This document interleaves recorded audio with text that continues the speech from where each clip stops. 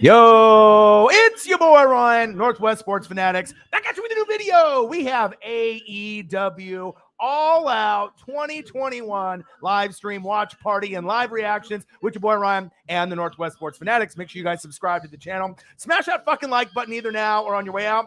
Donate to your boy if you can, either on here, the Cash App, $ ORION NWSF, or the YouTube Super Chat, or you know where to do it.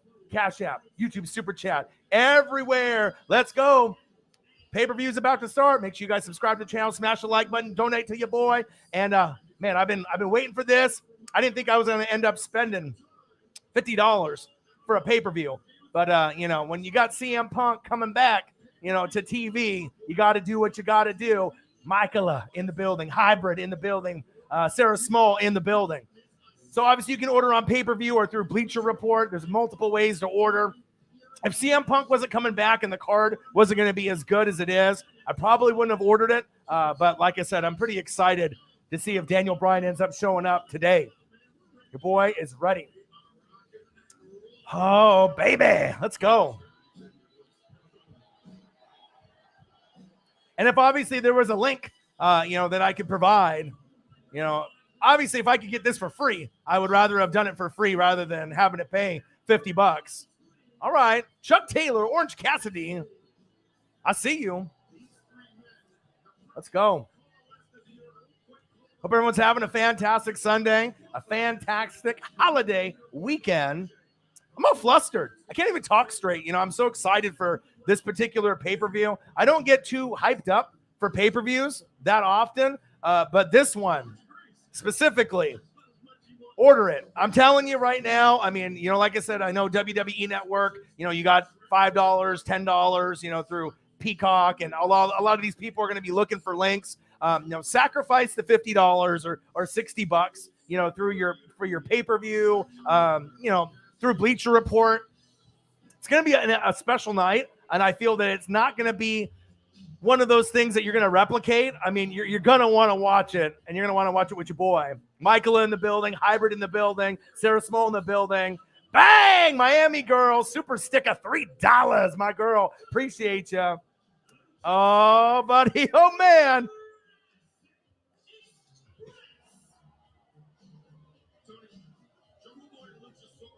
Let's go, Jungle Boy. Yes, sir. Dude, this pay-per-view is going to be litty. I can already tell.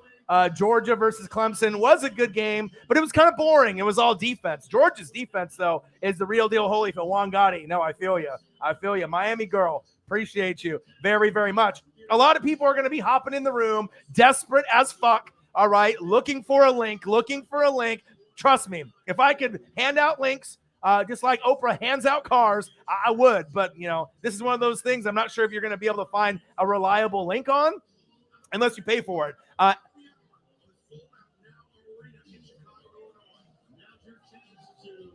Let's go, baby. This is going to be epic. I can already tell. And like I said, it came down to the last probably about hour and a half, and I'm like, you know what? I don't want to miss it. They only do 4 pay-per-views a year. Only 4. All right. So if you're spending $50, you know what I mean? And CM Punk's debuting. I mean, if you're a true wrestling fan, it's worth it. You know what I mean? It's definitely worth it to be able to not only hang out with your boy, but to watch something also with Daniel Bryan possibly showing up on AEW as well. So let's go, baby. AEW All Out 21 live stream watch party with your boy Ryan and the Northwest Sports Fanatics. Make sure you guys subscribe to the channel. Smash that fucking like button either now or on your way out. Donate to your boy if you can at the $ Cash App ORION NWSF or the YouTube Super Chat. And if you're looking for merch, Northwest Sports Fanatic merch, link is for every video on the YouTube page. Follow me. Facebook, YouTube, Twitter, Instagram, NW Sports Fanatics. Let's go. Sarah Small, AEW in November. Oh, man. The pay-per-views are going to be litty lit. I can't wait. I appreciate that. Yeah, I know, Hybrid. I know. Hybrid, I sent you a link for the fantasy football. You need to respond. If you didn't respond already, I think I only got 1 spot left. So with the fantasy football league, I did a show earlier today, and I had 8 spots available. So make sure anyone that ended up getting an email from me to respond. Hybrid, I sent you an email. You need to accept the email for the league. Luchasaurus. Get him. Woo! Okay. Dylan Rona in the building. What to do? This is going to be a special pay-per-view, like I said. WWE pay-per-views are one thing. You know, they come a dime a dozen. A lot of them disappoint. You know, you're paying $5 or $10 a month. AEW right now, all right, you're paying $50 per pay-per-view, but you're supporting the brand, and they only put out 4 a year. So you know it's going to be quality. And you're going to get CM Punk's debut, which is even better, right? And maybe even Daniel Bryan. You might get Daniel Bryan to show up, so that's what I'm hoping for. Let's go, Jungle Boy. Ooh, Kenny Omega, my favorite wrestler in the business, with them and the Young Bucks. And the roster is getting better and better and better. Very excited to see the direction of where AEW goes. You got AEW Dynamite, AEW Rampage. And like I said, this is the first time that I've paid $50 for a pay-per-view in a long, long time. We're talking maybe like NWO era, DX era. You know, a lot of times, you know, you'll get links to be able to watch it, but definitely very exciting, man. Don't know what to expect tonight, but I know it's going to be good. Ooh.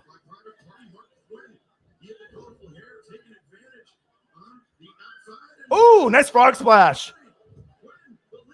2. Let's go. Appreciate you, Miami girl, very much. Gang. All right, AEW All Out. Should be #1 trending worldwide. Everyone's going to be trying to get a link, but like I said, the main show starts at 5 o'clock. I would encourage anyone, you know, if you got $50, even if you're a little bit broke, you know, times are tough. You got to pay a lot of things. Get the pay-per-view. Get the pay-per-view so you can watch it with me. And like I said, it's not like you're going to have another one, I believe, until November. So it's not like you're going to be paying $50 a month. But this is CM Punk's debut. I mean, what's more exciting than that, period? Ooh, look at this. My God, what's going on here? Oh, shit. Oh, shit. Luchasaurus, baby.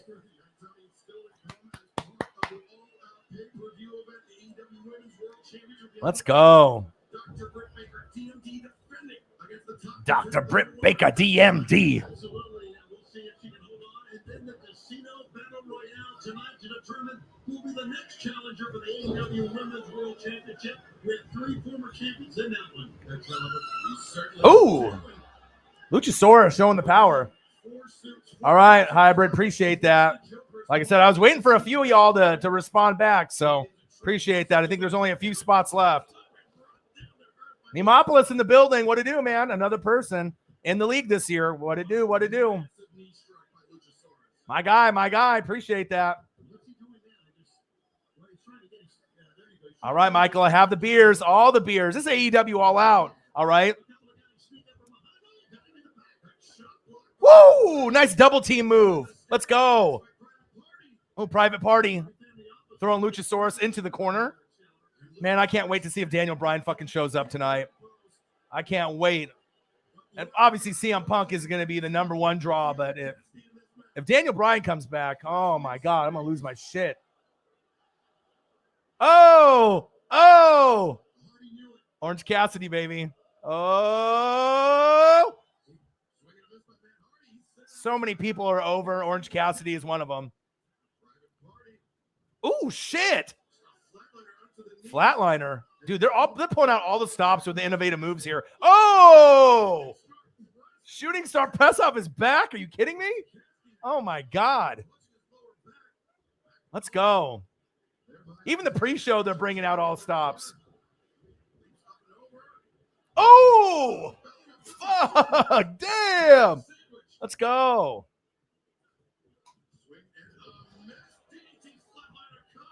Hell yeah. Woo! I'm stoked. Oh! Over the top. Oh, shit. Nice splash off the top. 2. Let's go. We got AEW All Out 2021 live stream, watch party, live reactions with your boy Ryan and the Northwest Sports Fanatics. Make sure you guys subscribe to the channel. Smash that fucking like button either now or on your way out. Donate to your boy if you can, either on here, $, ORION, NWSF on the Cash App, or the YouTube Super Chat right here. This has got me all flustered today. You know, I've been thinking about this pay-per-view for quite some time. I can't wait to see how this pay-per-view plays out. And hopefully Daniel Bryan shows up, and we'll see what CM Punk, if they'll chant, "You still got it." You know, they're going to chant that. But just to be able to see him in a ring wrestling on a pay-per-view. Oh, shit. Oh, my God. 2. Yeah, most of the card looks pretty solid. Andrade, Idolo versus the Bastard Pac. That got canceled, but that would have been another one to add to that. I would say probably on Tuesday, Hybrid. I got to wait for everyone to sign up. I got maybe one spot open. Nice Hurricane Karana while he's got his hands in the pockets.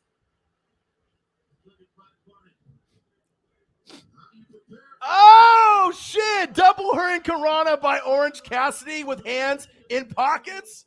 Oh. Hell yeah. Are you kidding me? If AJ Lee shows up, that would, I don't know. I mean, I think she's past her wrestling career at this point, though.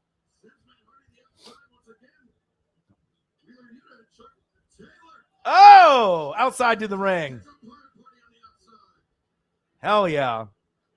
We got AEW All Out 2021 live stream watch party, live reactions with your boy Ryan and the Northwest Sports Fanatics. Make sure you guys subscribe to the channel. Smash the fucking like button either now or on your way out. Donate to your boy if you can. Cash App, $, ORION, NWSF, or the YouTube Super Chat. And if you look for merch, Northwest Sports Fanatic merch, link is below every video on the YouTube page. Follow me, Facebook, YouTube, Twitter, Instagram at NW Sports Fanatics. Gang. Let's go.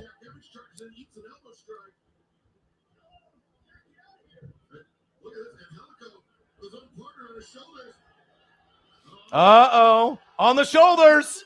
Shoulder to shoulder. Let's go. A slap. A slap. Who? Who? Oh, shit. You've already seen more moves in the pre-show match that are innovative than you'll see in a whole WWE pay-per-view. Let's go. Ooh. Pulled the Matrix. All right, Jungle Boy. See you. Oh, shit! Oh, shit! My God! Oh, my God! Oh, my God! Oh, shit! Marco! Yes!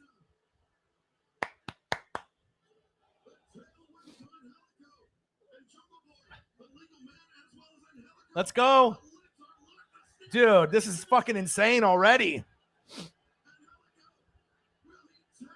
Oh, he tapped.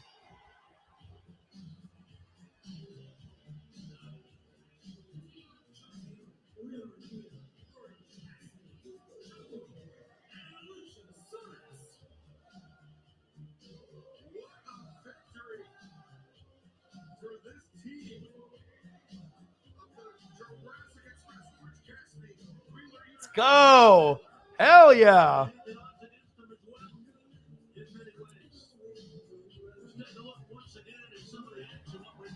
Yes, sir.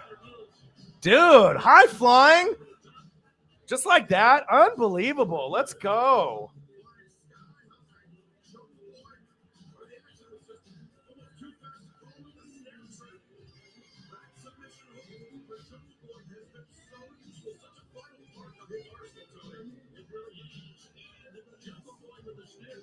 I knew it was going to be good, but I didn't think that pre-show was going to, I didn't know it was going to hit like that. I mean, they're pulling out all the stops here today.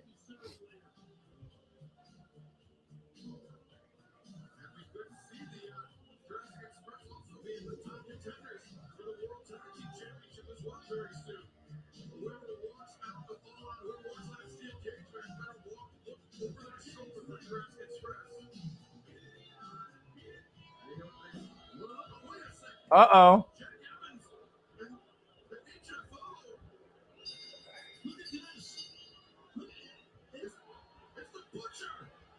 The Butcher. Oh, shit.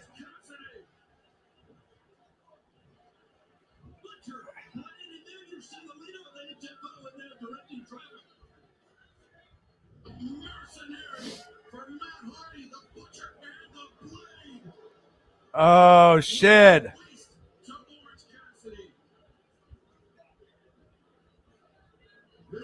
Man, I haven't seen him in quite some time.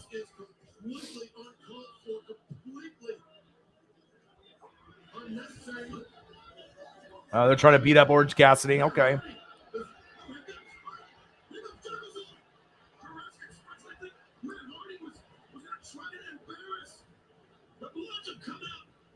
Everybody's coming out now.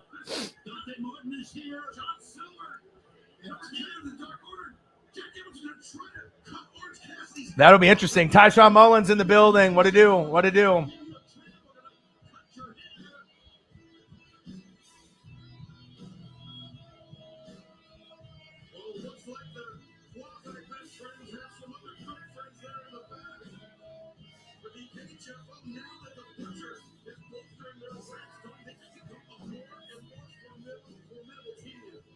Let's go. It was a great win and a great match. It was almost ruined by the antics of the Hardy family office. Wow. HFO Jack Evans, you see the shears in hands. Tony, this was an incredible start to an amazing night of action. Man, good pre-show match to, kind of get everything popping off. The card should be fantastic. I'm excited to see where everything goes tonight. For sure. Hey, best friends. Let's go.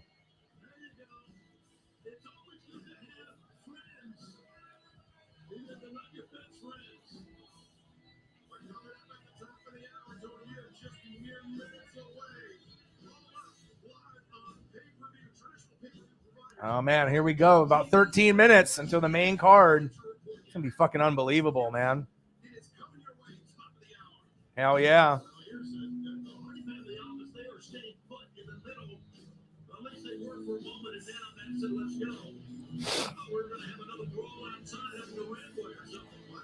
Hope everyone's having a fantastic weekend, man. It's AEW All Out 21. Live stream watch party with your boy Ryan and the Northwest Sports Fanatics. Make sure you guys subscribe to the channel. Smash that like button either now or on your way out. Donate to your boy if you can. $ORION NWSF on the Cash App or the YouTube Super Chat right here. And if you're looking for merch, Northwest Sports Fanatic merch, the link is for every video on the YouTube page. Follow me, Facebook, YouTube, Twitter, Instagram, NW Sports Fanatics. Oh, Jungle Boy. Put on the shades, my guy. That might have been one of the best pre-match shows to open a pay-per-view I've ever seen. Like, no cap. Like, if you end up watching a lot of pay-per-views or a lot of wrestling like your boy, that one had all the high flying. That one had everything that you would want in a pay-per-view. Man, we have to wait and see. I got to see it to believe it. I got to see it with Bray. I got to see it with Cole. I got to see it with Daniel Bryan. Too bad we don't get no Braun Strowman.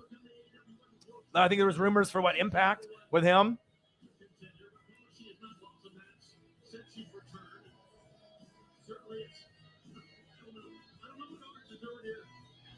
NWSF Big Jim Cruz, AEW. All you need on a Sunday night with your boy. Surprises, high flying. You know it's going to be a fire pay-per-view.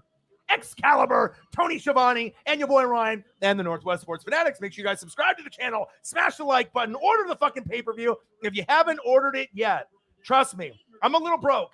It's not like I'm super rich or anything, right?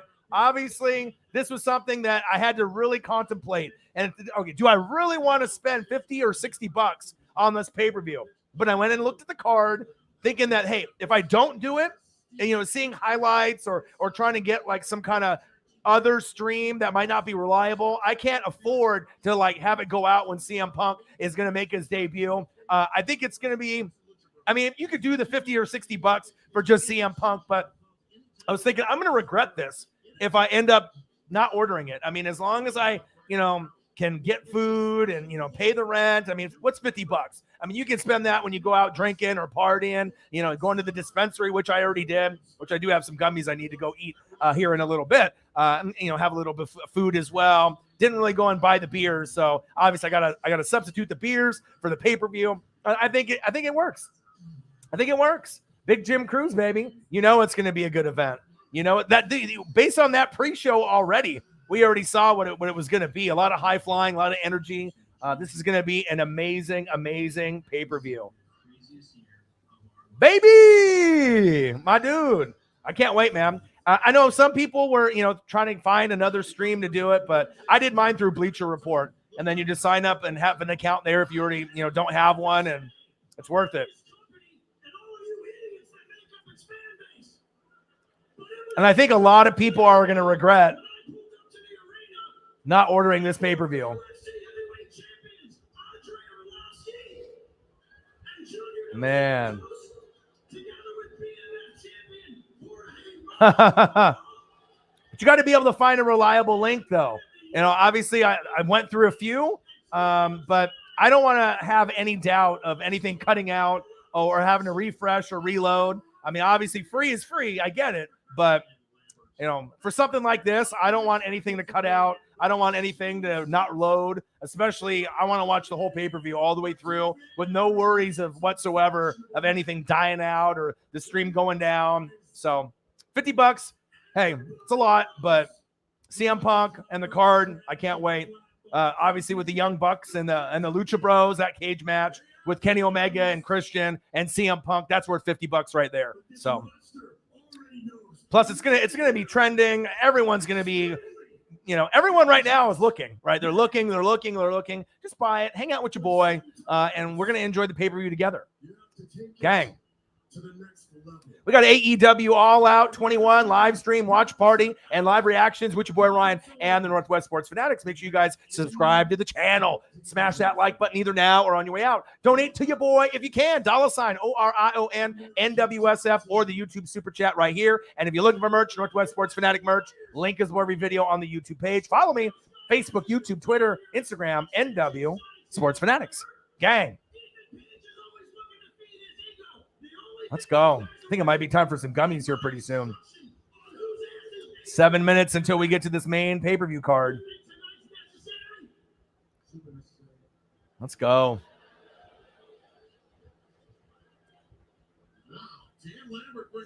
Hope everyone's having a fantastic holiday weekend.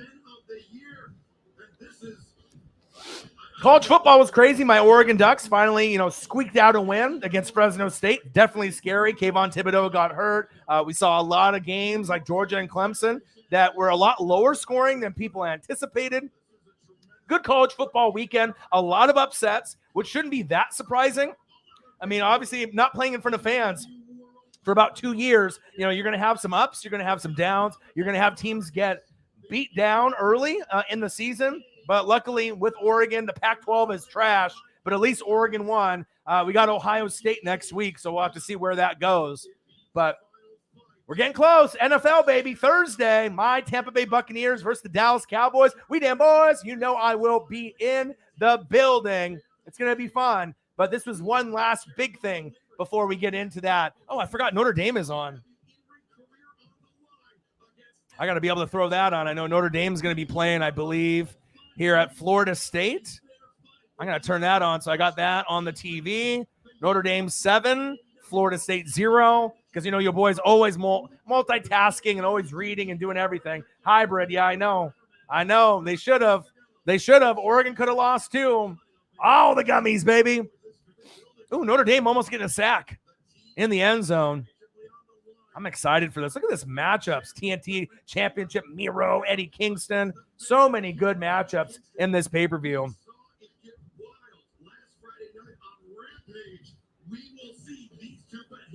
Let's go, baby.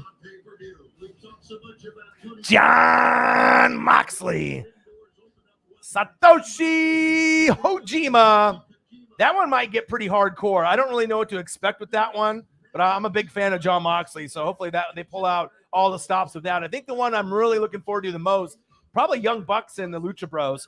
It just has that feel that it might steal the show. I know Kenny Omega and Christian will be at the very end. CM Punk, well, obviously he's going to steal the show because everyone's wanting to see him, but maybe Daniel Bryan shows up. Maybe there's more surprises. I don't really know what to expect. But as far as the wrestling is concerned, I imagine the Young Bucks and the Lucha Bros in the cage match, that one might be the most entertaining out of them all. At least that's what I'm thinking at this point.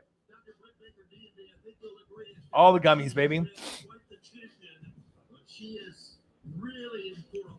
All right, I got 4 minutes. I probably should go grab them now before we get too crazy with everything. All right, I'm gonna go grab the gummies. I gotta go grab some stuff here real quick before we get going. 21 women are entering for a shot at the AEW World Championship, Women's World Championship. So many former world champions in that match. It's really anybody's game. And since he shockingly walked into the ring here in Chicago, downtown at the United Center on September 20th, the world has been waiting for this match. CM Punk returns to action. He said the one man he wanted to face would be Darby Allin, and he will face Darby Allin one-on-one, and that's coming up tonight on pay-per-view. CM Punk has arrived in All Elite Wrestling. Turn it up.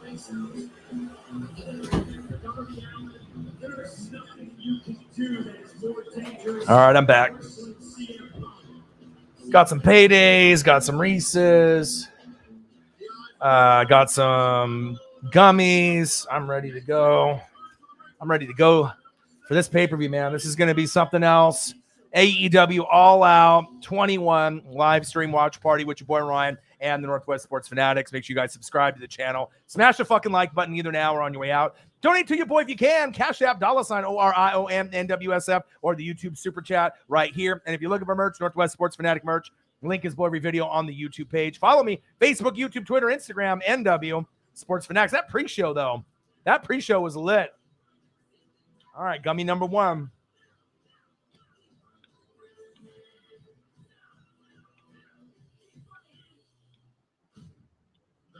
CM Punk, Darby Allin.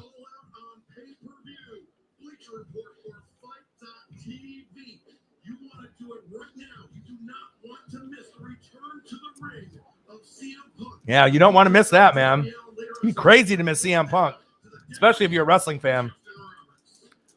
All right, gummy number 2.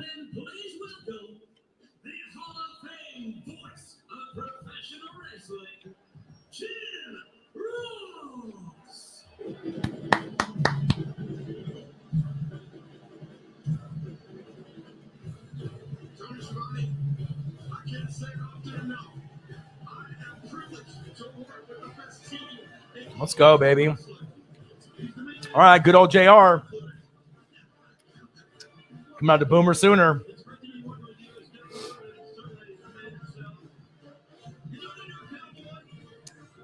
Man, I can't wait for this fucking pay-per-view. Shout out to everyone in the room. Appreciate every single one of y'all. Bleacher Report.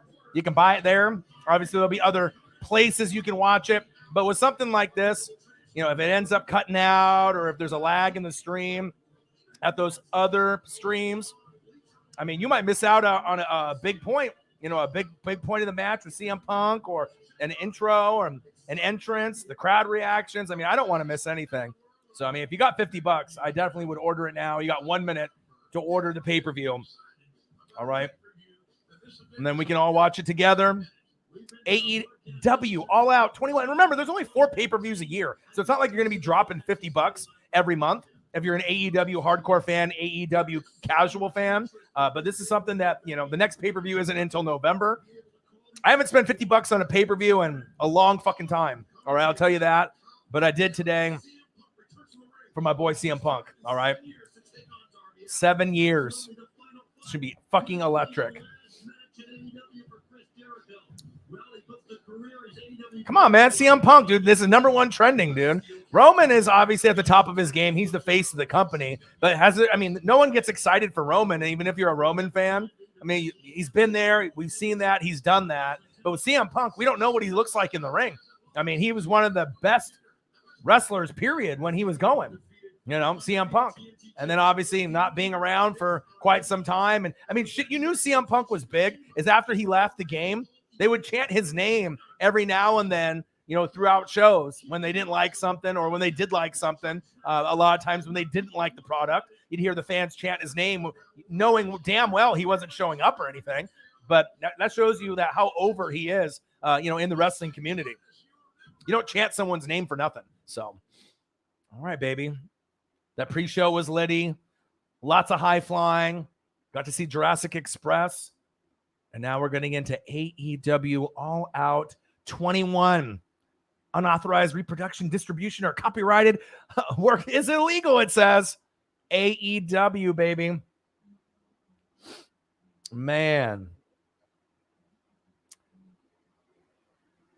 Jamie Todd, what's your biggest criticism of AEW? Well, I'm a big AEW guy first, more than WWE. I would say we need to ramp up the women's division. I think that's really the only thing that WWE has on AEW. I love Dr. Britt Baker, though. DMD, all right, but they need more. But obviously, they've only been around for a couple years. So once you start getting some more of the talent to come around, I think that the women's division will be better. Facts. Other than that, nothing.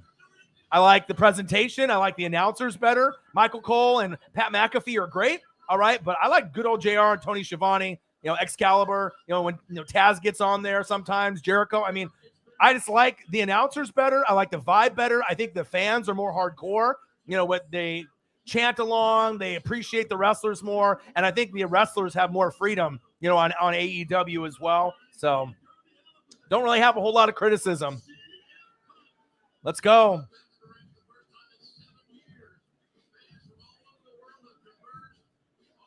I can't wait, man.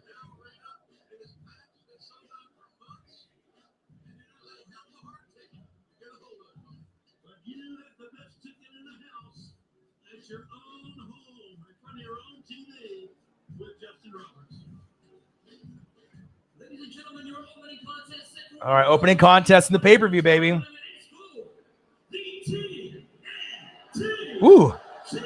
TNT Championship.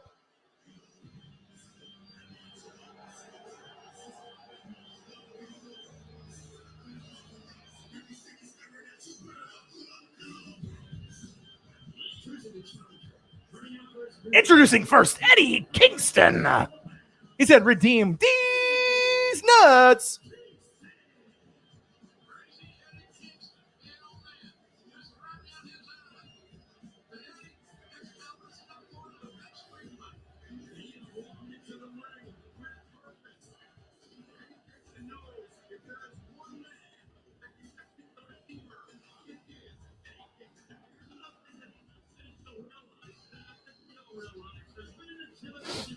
All right, let's go. AEW All Out 21. Pre-show was litty lit.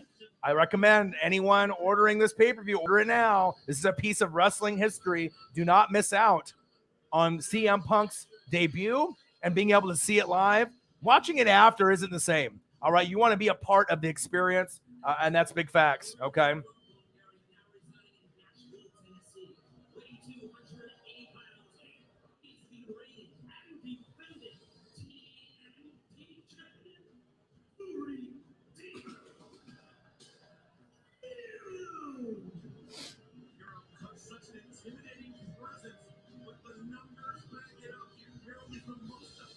All right, baby, here we go. TNT champion. I like the white strap on the belt. Miro, obviously, a.k.a. Rusev. Didn't really get as much push as he should have, I feel. In WWE, like, they have too many wrestlers, you know what I mean? And they obviously are very heavy on certain guys. In the WWE, they got their guys that they really, really fuck with, Roman, Brock Lesnar, and whatnot. It's kind of sad, but it gives an opportunity for guys, to go to shows like AEW to do their thing. I'm excited to see where this goes.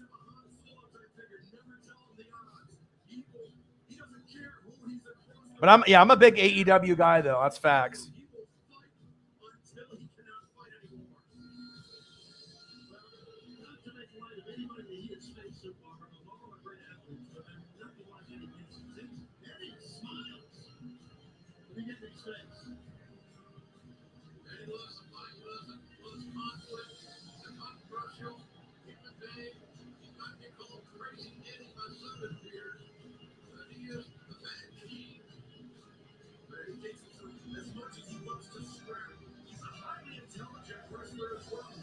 Let's go.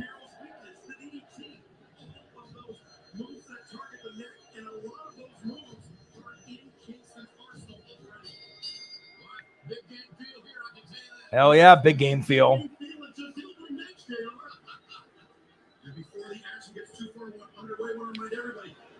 Let's go, baby.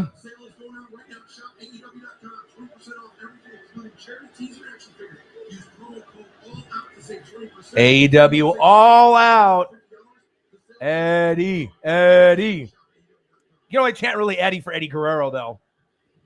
But, you know, Eddie Kingston doesn't have a good following. All right, we got Eddie Kingston and we got Miro for the TNT Championship. Awesome pre-show match. Lots of high flying. Miro and Kingston grappling it out in the middle of the ring. Nice little, rivalry Eddie Kingston and Moxley had. They were friends. Then they were, actually enemies first. Then they were friends. And then now they kind of got each other's back. And it's kind of cool, like the way the AEW does their storylines. They put things, together a little bit more complete. And with WWE, sometimes you just don't know what the hell they're doing. But I'm really excited to see who shows up tonight. Are we going to get Daniel Bryan? Are we going to get AJ Lee? Are we going to get Adam Cole, baby? Are we going to get Bray Wyatt? I mean, I have no idea. I'm really hoping Daniel Bryan. Big chop to Miro's chest. Another one.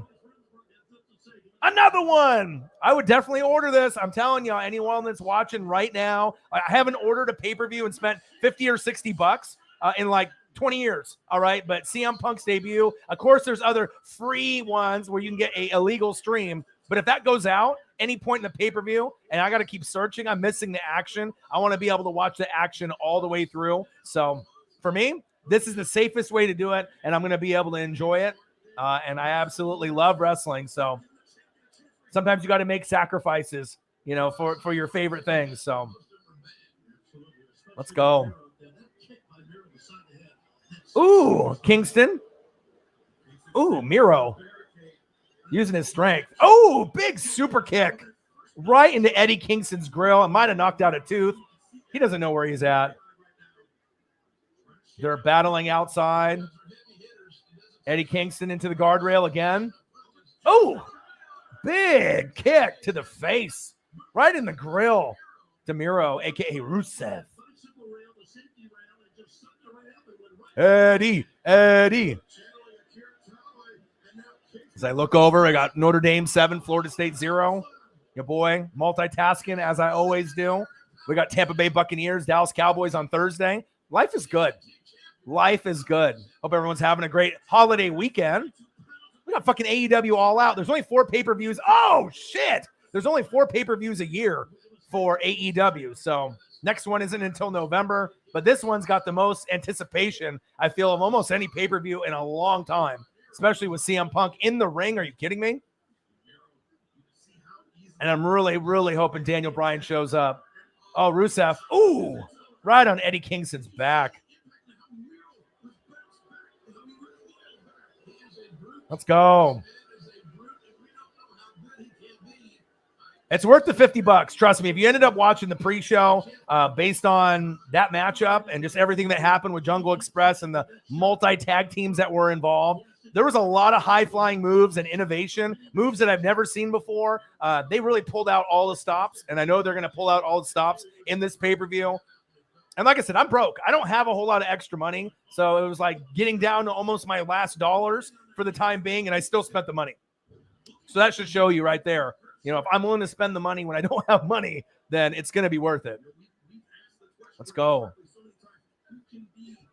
Rusev, big kick to the back to Eddie Kingston. NC Jolly, yo, what's up? I was at the Clemson, Georgia game yesterday. Man, lots of defense in that game. Georgia's the real deal Holyfield. Feel a little bit bad for Clemson, though. 3 points is not enough. But at least my Oregon Ducks got the win, and I'm ready for Tampa Bay and the Dallas Cowboys. Ooh, shit. Miro and Eddie Kingston going after it. Big elbow to the face. Miro, another big elbow. 2. Let's go.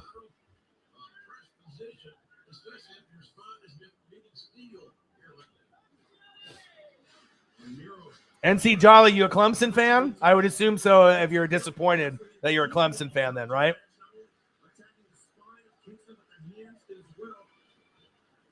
Trying to take those suplex throws out of Kingston's arsenal. And it's got to straighten up here. Ooh, that low back's going to continue to be a problematic matter. We have seen Eddie Kingston be susceptible to Eddie.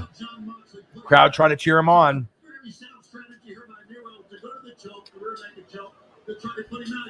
Woo! Come on, Eddie. Another big chop. Just about the only guy that's been able to stop Eddie Kingston via submission. And Miro, and a tremendous vertical leap. Eddie is staggered now. Now can Miro capitalize? The door is obviously open. The challenger, Eddie Kingston, is in a winning position. But Miro burning daylight here. He had a chance to put away Kingston, but instead, he charges into the corner. Miro's lucky he got by with that one because he wasted some time there, Tony, before he managed to cross to the corner. That just comes from abundance. Big chop. You can see these shots from Kingston maybe don't have quite as much on it, or maybe Miro's bravado is failing, but the cumulative effect has a negative effect. NC Jolly, how much were your tickets? There's that sense of urgency right now. Georgia, Clemson must have been hella expensive. Nice insecurity by Eddie Kingston right there. Ooh, nice shoulder check. 150. Hey, sometimes it's worth it though.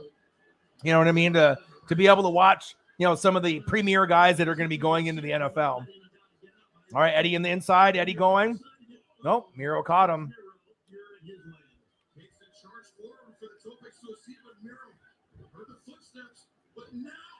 Ooh, nice suplex.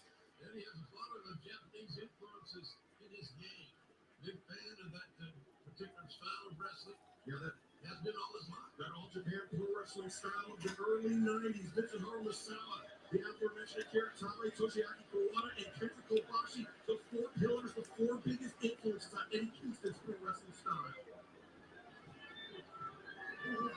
It's a personal choice. Okay? It's a personal choice. So most people don't draft them later. You know, some people will do them early, but running backs and wide receivers are usually taken first. And then you go into a quarterback when the time is right. So you just got to think of like what positions are the limited the most. Ooh, big forearm smash to Eddie Kingston as he smiles. Chop him. Hell yeah. Ooh, another big forearm smash by Miro. Ooh. I'm going to throw him bows out there.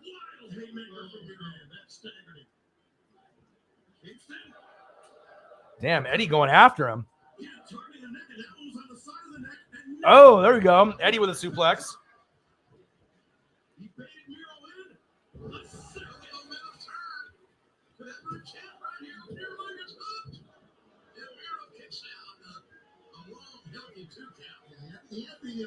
The weight across the midsection, not across the shoulders that time. Yeah, Tony, I think when Kingston goes back to watch the tape of this match, he's going to be kicking himself for that cover.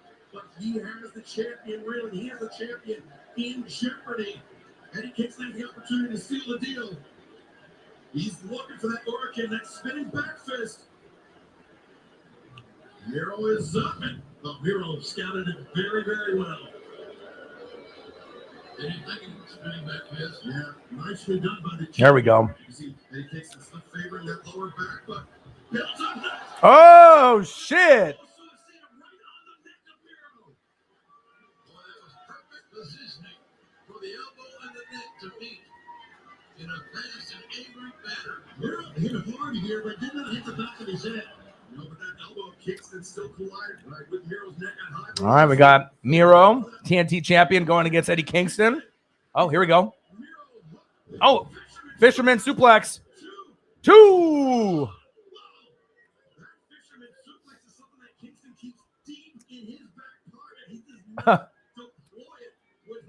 Eddie's in heaven, my guy.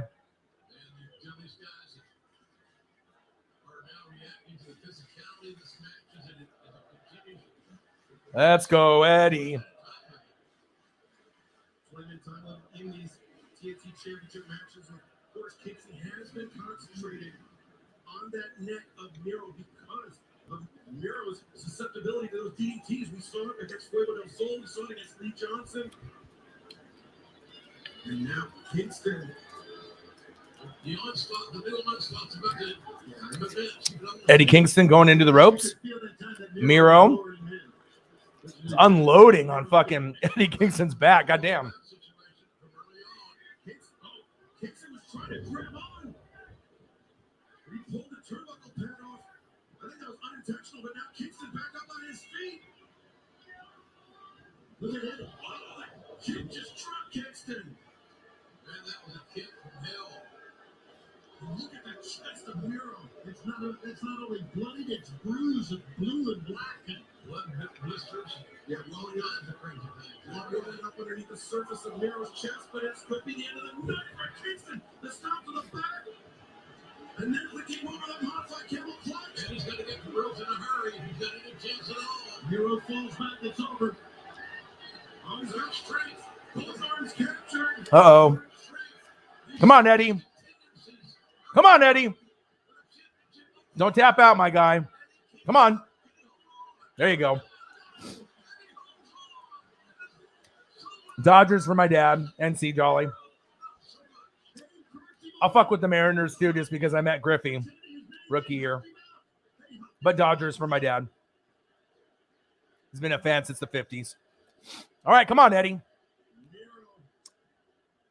Miro's been pounding away at Eddie Kingston. TNT Championship on the line. AEW All Out 21. Woo! Here we go. Oh! Oh! Get him! Come on! Hurry up, ref. 2 count. What the fuck was the ref doing there?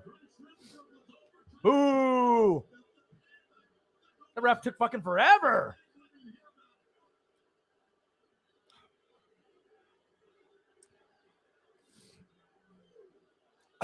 He's like, 2.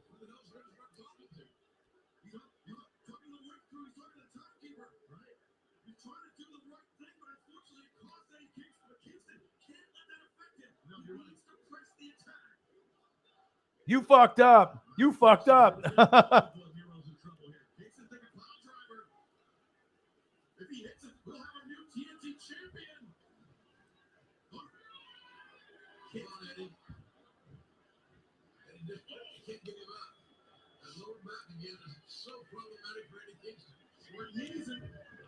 Oh.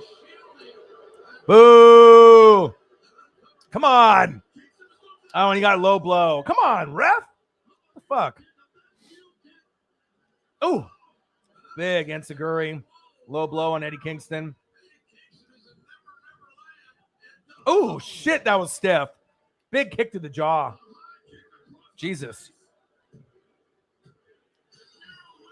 Boo.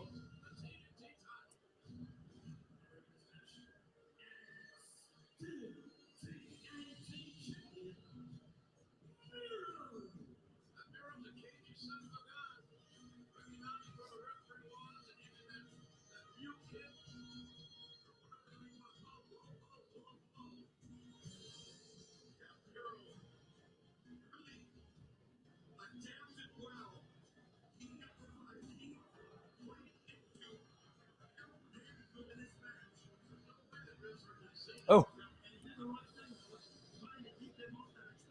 Big kick to the mouth. Miro retains the TNT Championship against Eddie Kingston. Kind of what I figured would happen.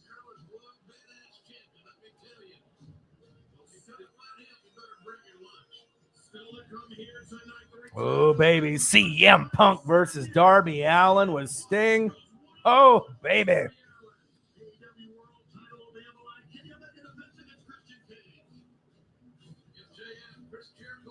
Oh, MJF and Chris Jericho. That'll be litty lit too. This is the one I'm looking forward to the most. Young Bucks and the Lucha Bros besides CM Punk and Darby Allin. That one might steal the show. I can just imagine the high-flying antics that they're going to be able to put together. That's facts.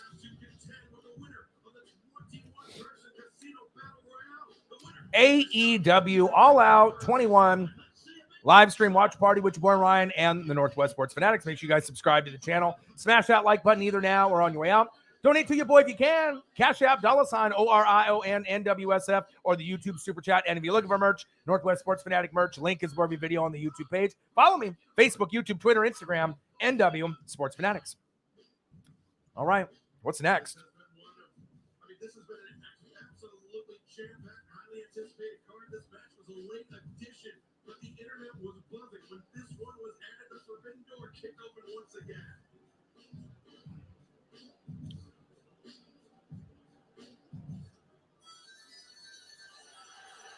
Oh shit, what's next?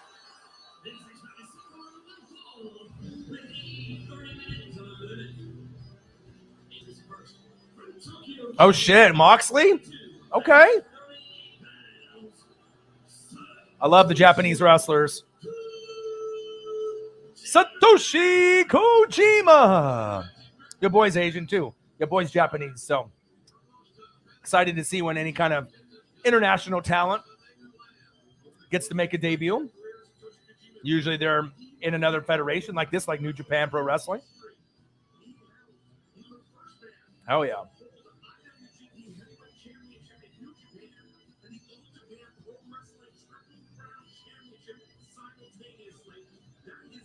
All right, Kojima, I see you.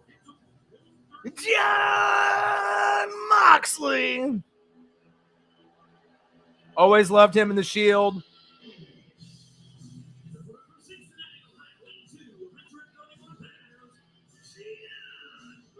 Moxley.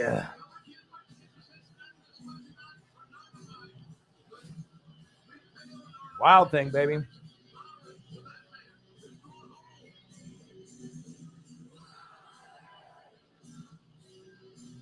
You made my heart sing. Everything. Wild Thing. Love me some Mox. Pay-per-view's been good so far. I recommend anyone that is trying to watch this pay-per-view, spend the $50. You're going to end up going to some kind of stream that will probably cut out, and you don't want to miss anything. $50 is a lot of money sometimes to some people, but, you know, you got to sacrifice. And like I said, they only do 4 pay-per-views a year. So let's go, Moxley.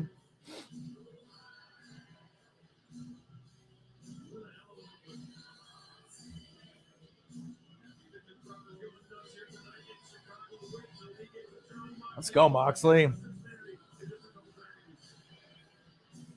God, I wish I had a ticket to this show. Fan base is ready. I can just imagine when CM Punk gets out there what's going to happen. AEW already has a fantastic product for Dynamite and Rampage. I mean, I watch every episode. I'm a day oneer. I've watched it from the very beginning. Got to pay the $50, my guys. Got to pay my $50. TJ in the building, Ricardo in the building, Donovan in the building. I know some people, I mean, you know, like I said, if you grow on your channel, you know, and you end up showing a pay-per-view or you show anything on TV, then, you know, all the hard work and, you know, all the energy that I put in, you know, and then they just eliminate my channel. So I show a little bit of the pay-per-view. It's not worth it. Okay. There's a lot of copyright issues. So with the copyright issues in hand, I mean, if I could show the pay-per-view, I fucking won. I had to fucking pay $50 for it. All right. Do you think I really wanted to pay $50 for the fucking pay-per-view? Fuck no. All right. First time I paid $50 for a fucking pay-per-view in like 20 years. But, you know, it's worth it. I'd recommend ordering it because a lot of the other streams that I was looking at, not really reliable. You might be able to watch a little bit of the pay-per-view. It might be delayed, but I can't trust some random live stream that may cut out at any point. So Moxley and Kojima face to face, elbow to elbow. Let's go. Moxley into the ropes. Nice kick to the gut by Kojima. Nice shoulder tap. Oh, Kojima flexing his titties. Flex those pecs, my guy. It's cool to see these guys, these Japanese wrestlers, from other federations come in. Pay-per-view has been fantastic so far. Kojima over the top. If you ended up seeing the pre-show with Jungle Boy, Luchasaurus, a lot of high flying, a lot of moves I've never even seen before. They're really bringing it all out, literally. All right, in the pay-per-view. Then we obviously saw Miro and some kind of shady refereeing bullshit. Keep his title, the TNT title. All right, versus Eddie Kingston. And now we got Moxley. Oh, shit. High flying move. Former NWA champion. Nice little suicide dive by Moxley. Let's go. We got AEW All Out 21 live stream watch party with your boy Ryan and the Northwest Sports Fanatics. Make sure you guys subscribe to the channel. Smash the fucking like button either now or on your way out. Donate to your boy if you can. Cash App, $ORION, NWSF, or the YouTube super chat right here. This bitch costs $50, and I am not rich. And if you're looking for merch, Northwest Sports Fanatic merch, link is below every video on the YouTube page. Follow me, Facebook, YouTube, Twitter, Instagram, NW Sports Fanatics. All right, Kojima, Moxley, we're gonna have a good pay-per-view. Like I said, I've been watching wrestling since around 1985. So I've been watching wrestling for a long, long time. And I figured, you know what? CM Punk's debut, Young Bucks, the Lucha Bros, cage match, right there, that alone is gonna be worth it to me. Even though I was close to being like, maybe I'll just try to find another stream. But if you don't get it through Bleacher or Fight TV, I mean, you're kind of fucked. I mean, you want to make sure that you don't miss anything. Because if you end up taking a chance, might miss something big.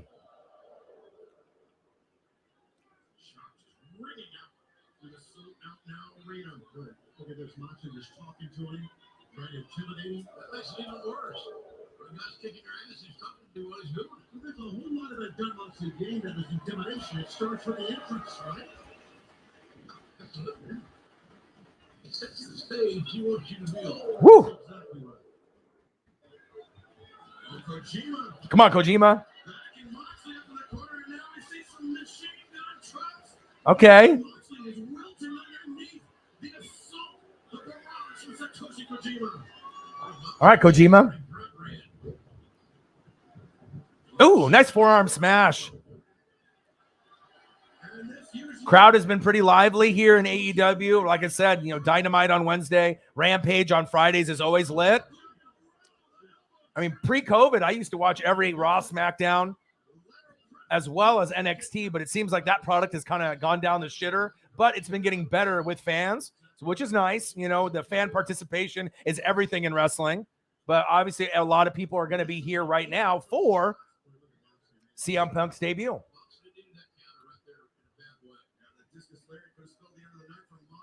StreamYard, yes. Yes, it is. Moxley, big clothesline. All right. Moxley has Kojima. Maybe some type of brainbuster or suplex here in the middle of the ring.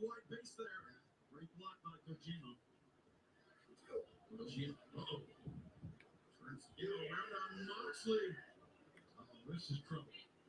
Anytime they go up top, it's trouble. Yeah, those turnbuckles are not ready to set up. No, you're right. Just ask Cash Wheeler. Moxley biting the face of Kojima. Oh, shit.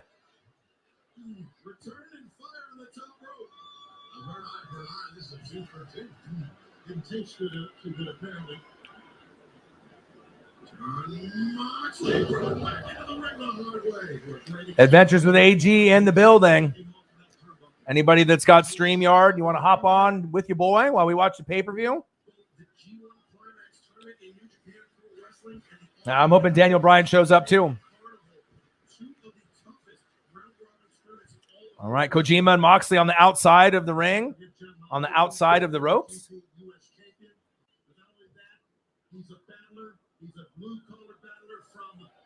Ohio from Cincinnati, the fans wanting to be there on Wednesday night. He represents the state of Chicago. How's your internet, man? Do you have fast enough internet? We'll have to kind of see how your internet connection is. So if it ends up being so-so, then obviously we'll have to probably cut it off. But we'll see what we can do here. Hold on one sec, my guy. Oh, what it do, my guy? Hello. What's up? Are you watching the pay-per-view? No, I can't. It's unless it's free. No, I'm gonna watch WWE. But So I posted the link. Anyone that's got StreamYard wants to join your boy. Like I said, this AEW pay-per-view, a lot of people didn't want to spend the $50 for it. But I mean, like I said, if you can find a link that's reliable, I would try, man. I would try to find a link because the pay-per-view so far has been lit, man.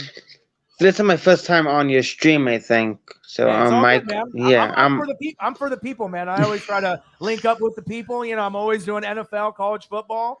Doesn't matter what age you are or where you're from. Where are you from, Michael? New Jersey. New Jersey. Okay. You an NFL fan as well? Yeah, I'm basically like, what's your team? Yeah, Buccaneers, my guy. Oh God. Yeah, but I've been a Bucs fan since '95, though. Mine, if I had to pick, would be Giants. Giants. So, okay. Yeah. Okay. All right. Looks like I got my boy Adventures with AG. Anybody that ends up having a StreamYard and some decent internet connection, hop in the room and join your boy. One sec here. Thank you for bringing me in. Yeah, no worries, man. Adventures with AG. What do you do? Yeah. Get your internet right, my guy. Yeah, I'm pumped for CM Punk's match. Yeah, I know. I think everyone is pumped for CM Punk, man. I probably won't be able to have too many people on. Adventures with AG, where are you? Can I call his match, if that's okay? Oh, I'm going to probably have to cut everybody off before then. Obviously, I would, because normally I don't have people on the stream that I don't know too well. But so you are a privileged one. So obviously with this, I will probably cut people off. I just wanted to bring a few people on, but like I said, I am for the people. So that's why I decided to let you on here. It looks like Adventures with AG, his stream. I don't know what's going on with that. So I'm going to end up cutting back so I can end up focusing on this. But hey, hope everything goes good for you tonight. And I might end up popping on you in a little bit later. Okay. All right. Thank you. All right, Michael. Have a great rest of your night, my guy. You too. All right. All right. Let's go, baby. Your boy's about the people. You know what I mean? All right, Moxley and Kojima.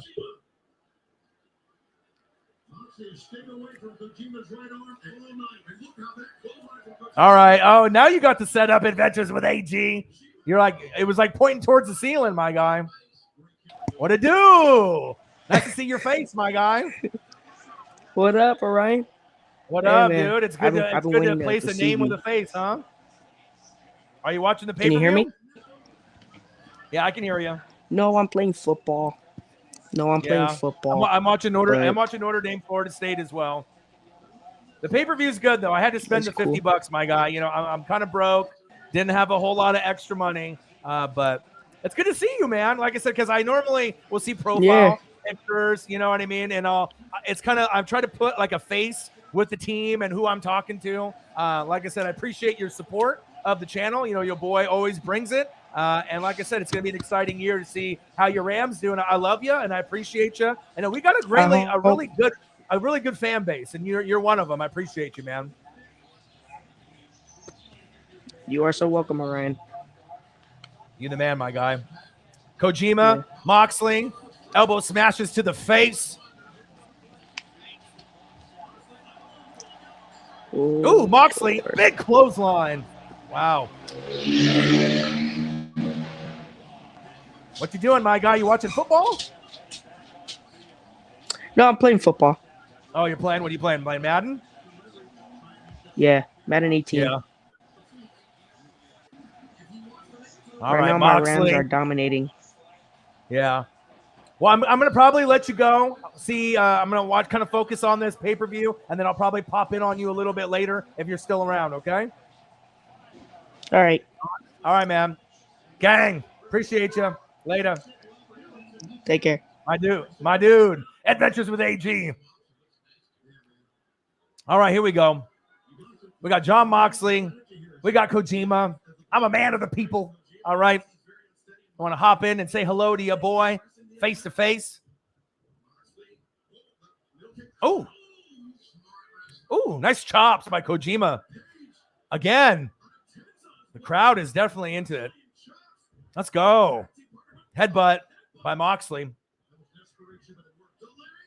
It's cool when you see, oh, dirty deeds.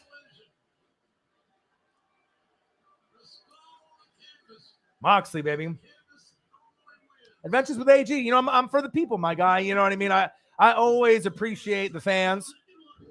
You know, and anytime, you know, if I can, you know, during the NFL season, I'll try to have people come on. Moxley's a little bloody on his arm already. All right, Moxley getting that dub. John Moxley just defeated Kojima. I'll update everything on the ticker as well.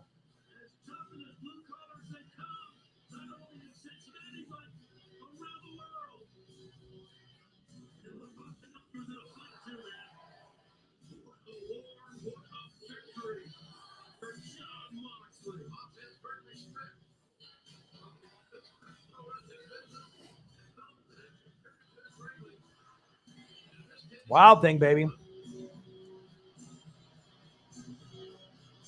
Yeah, I think a lot of other YouTubers, you know what I mean? They forget about the fans. You know, they don't appreciate them as much as I do. I mean, I really like to give back.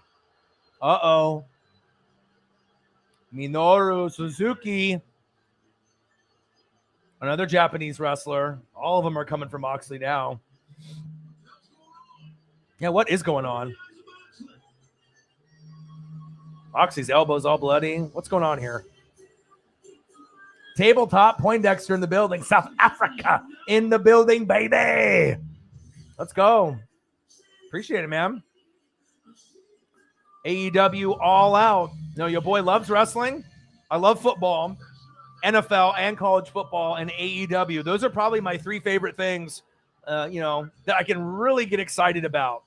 NFL, all the teams. College football, my Oregon Ducks, right? As well as all the other college football talent. And AEW. Dude, first kind of surprise so far. I know we're going to have many. Now, what is this about here? South Africa in the building. My guy, what'd it do? Minoru Suzuki. If you end up watching other federations of wrestling, some people stick to only WWE or only AEW. I mean, the Twitter universe for wrestling is kind of toxic, just like video games. You know, you get certain rooms that you go to, you know, it gets kind of toxic out there. But I'll tell you what, if you end up watching a number of federations, you really have a great appreciation. Yeah. The chat interactions are the best, eh, guy? Raiders in the building.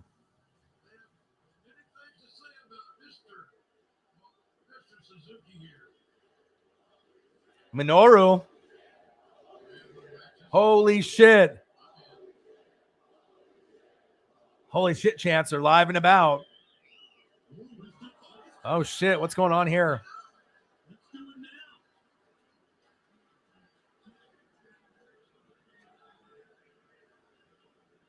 He has had a smile, kind of a wide smile on his face ever since he walked through the tunnel. He looks like an assist.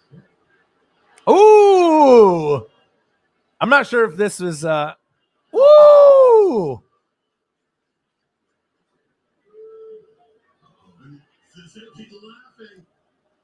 Ooh, they're hitting each other stiff right now. Moxley.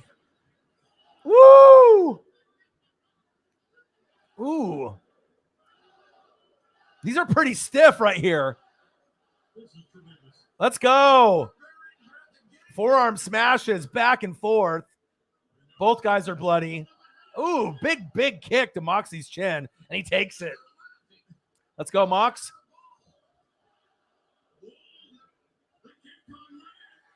Let's go. Oh. Got him in a chokehold. Moxley's elbow is just fucking ripped up.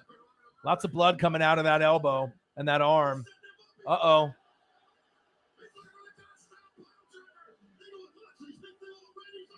Oh, shit. What is this? Pile driver on Moxley. Oh! Oh, shit.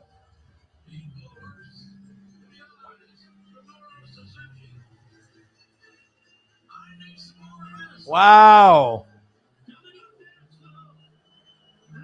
Let's go. AEW Women's World Championship, Dr. Britt Baker, DMD versus Chris Statlander. Britt Baker is great for AEW. They just need a little bit more talent. That's one thing that they're kind of lacking on as far as AEW in general. The only part is the female or the women's division. Hey, guy. So what's your opinion on KJ Wright to the Raiders, your team, and McCoy? I mean, both guys are a little bit older, but I think they have something to prove. McCoy just needs to stay fucking healthy. That's the main thing. McCoy just needs to be able to stay healthy. The question marks for your team are going to be obviously defense, offensive line. We already know that Carr's good. You got Josh Jacobs, Raiders. You got Darren Waller, top 3, tight end. So, I mean, you got weapons. The loss of Nelson Aguilar is one thing, all right, but you have other guys like Edwards that can step up. But I like KJ Wright. I always liked him on the Seahawks. He was no Bobby Wagner, but I mean, to compliment someone like a Bobby Wagner is tough. But KJ Wright did a great job. He was a vet on that team for quite some time. And then obviously with Gerald, I'm very familiar with him, and I'm hoping that he ends up doing good for you. But it all depends on injuries with McCoy. KJ Wright should find. I mean, he should be able to blend in right away and get a lot of playing time. So. Tabletop says Poindexter, Chris for the win. I'm telling you, Nightstar, I apologize, man, because the thing is you got to order it on Fight TV, right? Or through Bleacher Report. So if you're trying to find some kind of like illegal stream, I mean, good luck. That's the reason why I decided to pay for it. Because if you don't pay for it, you can be looking, or you have a good one and it cuts out. And then what if it cuts out like right before CM Punk? I'd lose my mind. I'd be like, I could have paid for this in the beginning. So, sometimes people have money for it. Sometimes people don't want to spend the money for it. I have not spent $50 on a pay-per-view probably in 20 years. Back in maybe longer. You know what I mean? Back when it was like NWO and DX and, back when they used to cost like $50. But I'm not missing this pay-per-view for nothing. So. But I do feel for a lot of the wrestling fans that like genuinely are excited for wrestling. So how dare you pay for great wrestling? Who do you think you are, Ted DiBiase? Like, for real.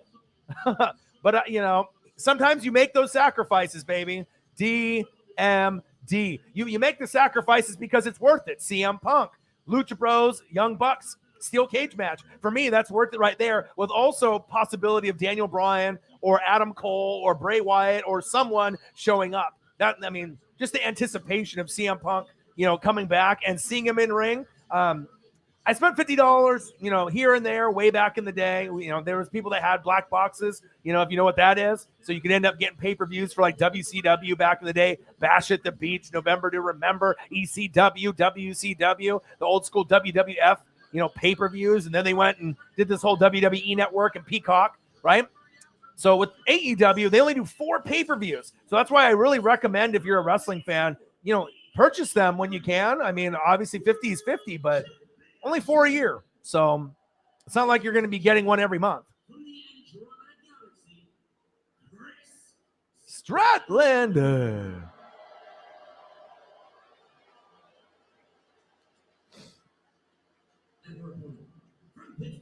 Dr. Britt Baker, the baddest bitch in wrestling. Baker, DMD. And obviously people know that Adam Cole, baby, might be coming over, joining the Bullet Club. And obviously they're together, Britt Baker and Adam Cole, if you didn't know. So I would love for, I mean, Adam Cole never really got, I think, the push that he wanted. You know, it's one thing to be on AEW, like on NXT, you know, and be champ there, but it's kind of a smaller wrestler compared to some of the bigger roided guys that they like to push, like Roman and Brock. So, I mean, if he does come over tonight or eventually, it'd be very exciting. AJ Styles Bullet Club reunion. For real. For real. Let's go. Let me take a quick peek on my fantasy football league that I had a video on earlier today.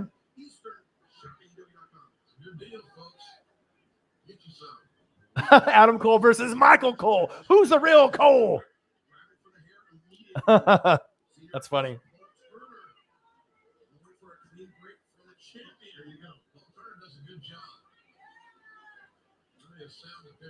Should have known Britt was going to get that shot in as they broke the ropes. Reversal, sunset flip attempted. Statlander rolls through.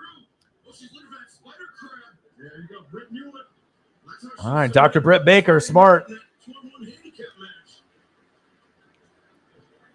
There's Rebel, Jamie Hayter. Hater. Hater in the building. I see her. All Out Fan Fest. I have the privilege of speaking with Jamie Hayter and Dr. Britt Baker.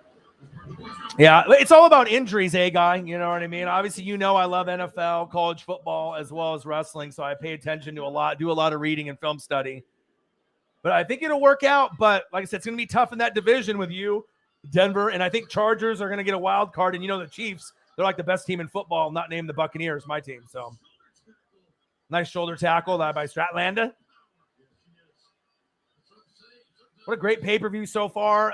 You know, even in the pre-show match, you know, with Jungle Express, Jungle Boy, Luchasaurus, and all the other wrestlers that were involved, Private Party, Matt Hardy, all of them.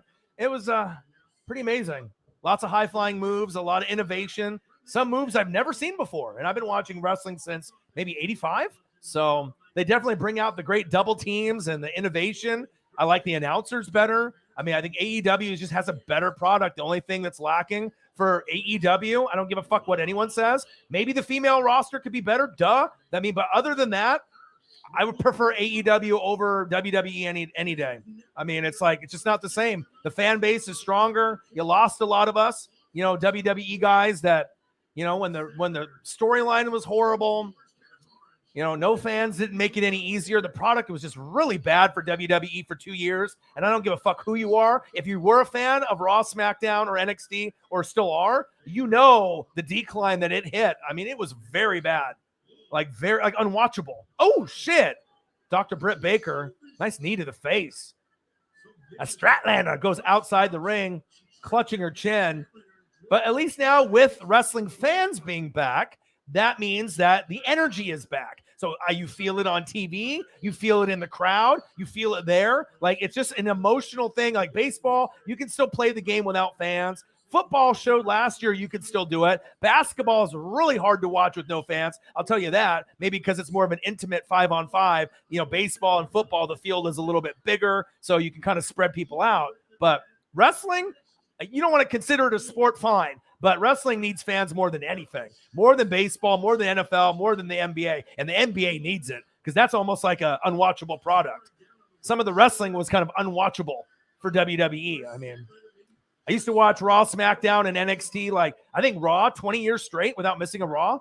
Maybe 20 years for SmackDown. Like, I didn't miss the shows, and it got to a point where I didn't care. That's bad for a wrestling fan. So God bless AEW and bringing it in. Tony Khan, you the man. Kenny Omega, you the man. Young Bucks, you the man. It's just nice. Cody Rhodes, you're the man. You know, everyone involved to get the bitch off the ground, and they're not going to sell to Vince. You know, Vince will probably sell if they want to go for some billions and billions of dollars. But even Peacock Network has problems. If you guys remember SummerSlam, it's like you're a $1 billion company. Get your fucking streams right. And then a lot of people like to do like the illegal streams. I get it. I mean, who doesn't want to pay $50 or $60 for something, you know? But every once in a while, you find a moment in your life and you cave because this is part of wrestling history. If you're watching CM Punk live, you watched it. anyone else is just you watched it after the fact. So you're not going to feel that energy. And that's what I'm about, as far as being a Northwest Sports Fanatic, sports, YouTuber, wrestling YouTuber. It's all about the energy, the emotion, that the connection that you have with the people that you're watching, whether that's wrestlers, female or male, NFL, your favorite NFL players, college football, that emotion. I live for that. You know what I mean? I live for the people. I live for the people in the chat. The Fanatic family are the best. And just the interactions that we have are just off the chain. I mean, I've been to a lot of different other YouTubes, chats, but they're not like this, especially during the NFL season. That's facts.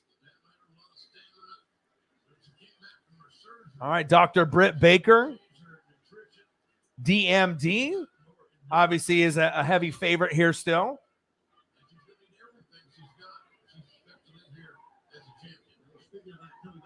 A guy, I'm asking for a top 18 defense. Yeah, top 18 defense. I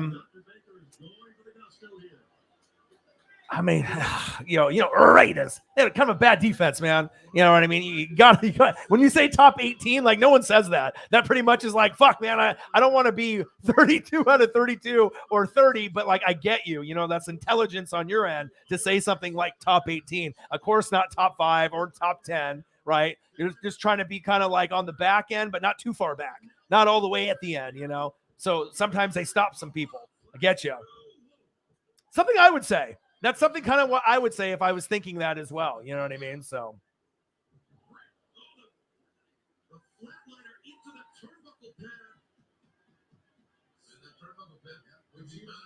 I'm hoping for you, though. I'm hoping it ends up being, a decent season for you. Going to be tough, though. Raiders, Broncos. I mean, that's tough because I think both your guys' teams have talent, but you don't have a complete team like the Chiefs, even though they have holes on their defense, too. On certain pieces that could be a little bit better, but they got, everything else. Mahomes and Kelsey and Tyreek and Bieniemy at OC and Tyrann Mathieu and Chris Jones.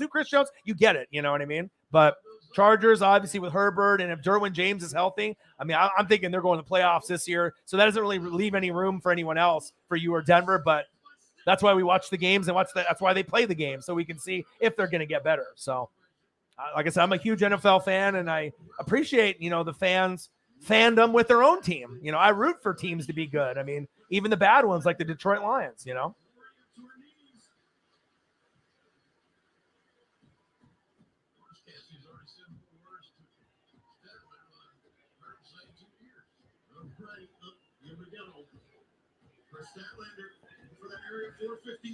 All right, Stratlander. Oh!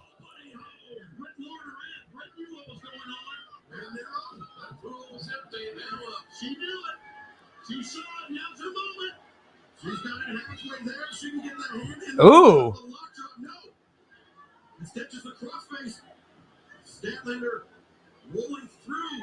Statlander is still up. All right, Stratlander picking up Dr. Britt Baker, DMD, in the middle of the ring. Oh, counter. Oh, right on the face. And it's cool for AEW, like when I watch the pay-per-views or when I'm watching the fans, like, you just see more energy, I feel like. With WWE fans, we're very critical of the product, especially if you've been someone like me that's been watching wrestling since 85. Like, I need to see, good wrestlers on the mic. I need to be able to see them in the ring. You got to have good feuds, good storylines, good buildup. You know what I mean? Like, fan appreciation is everything. If you're gearing it towards kids, that are like 12 and under, that's one thing. But who's buying the belts? Oh, shit! Stratlander going for high risk and falling face first outside the ring. Oh, my God. Wow. But, I mean, for me, it's like you want to see a good product. And sometimes these products are just not planned out, it seems like. Or it's just too micromanaged from Vince, So getting AEW is a blessing because I've always been more of a Nitro guy or an ECW guy, WCW or ECW. I preferred those over WWF or WWE, but I mean, I'll still watch for some of their, legends. You got Randy Orton out there, Cena out there, Roman out there. I mean, they still got talent out there. Seth Rollins, my boy. Oh, Orange Cassidy.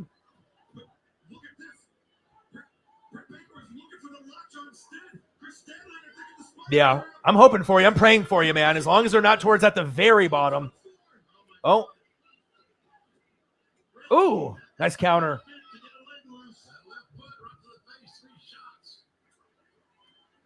I don't know. I don't really think AEW tabletop is going to really disappoint us, though. I mean, I'm an ECW guy. Rob Van Dam, Sabu, all right, just incredible. Masato Tanaka, Tajiri. I mean, I watched everything, Lance Storm. So it's like I'm ECW hardcore wrestling, okay? I'm also WCW with the NWO, new World Order 4 life, brother. All right, so it's like I expect a lot. I mean, I saw Hulk Hogan. I saw the birth of Hollywood Hogan, the biggest heel turn in wrestling, and heels are the thing that I love. I love great talkers like The Rock, all right, Stone Cold, Jericho, Miz, I mean, MJF. I mean, there's just certain guys that are on the mic that are great. You need to see it in the ring, but it just seems like the overall product in wrestling got to a really bad, stale point, and then AEW came, and it made everything better. Oh, shit!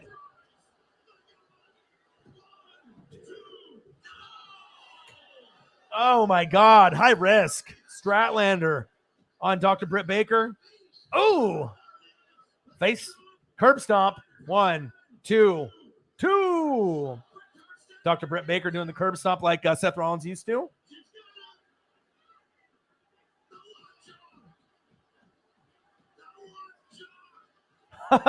Next generation games. Hey, you don't worry about that.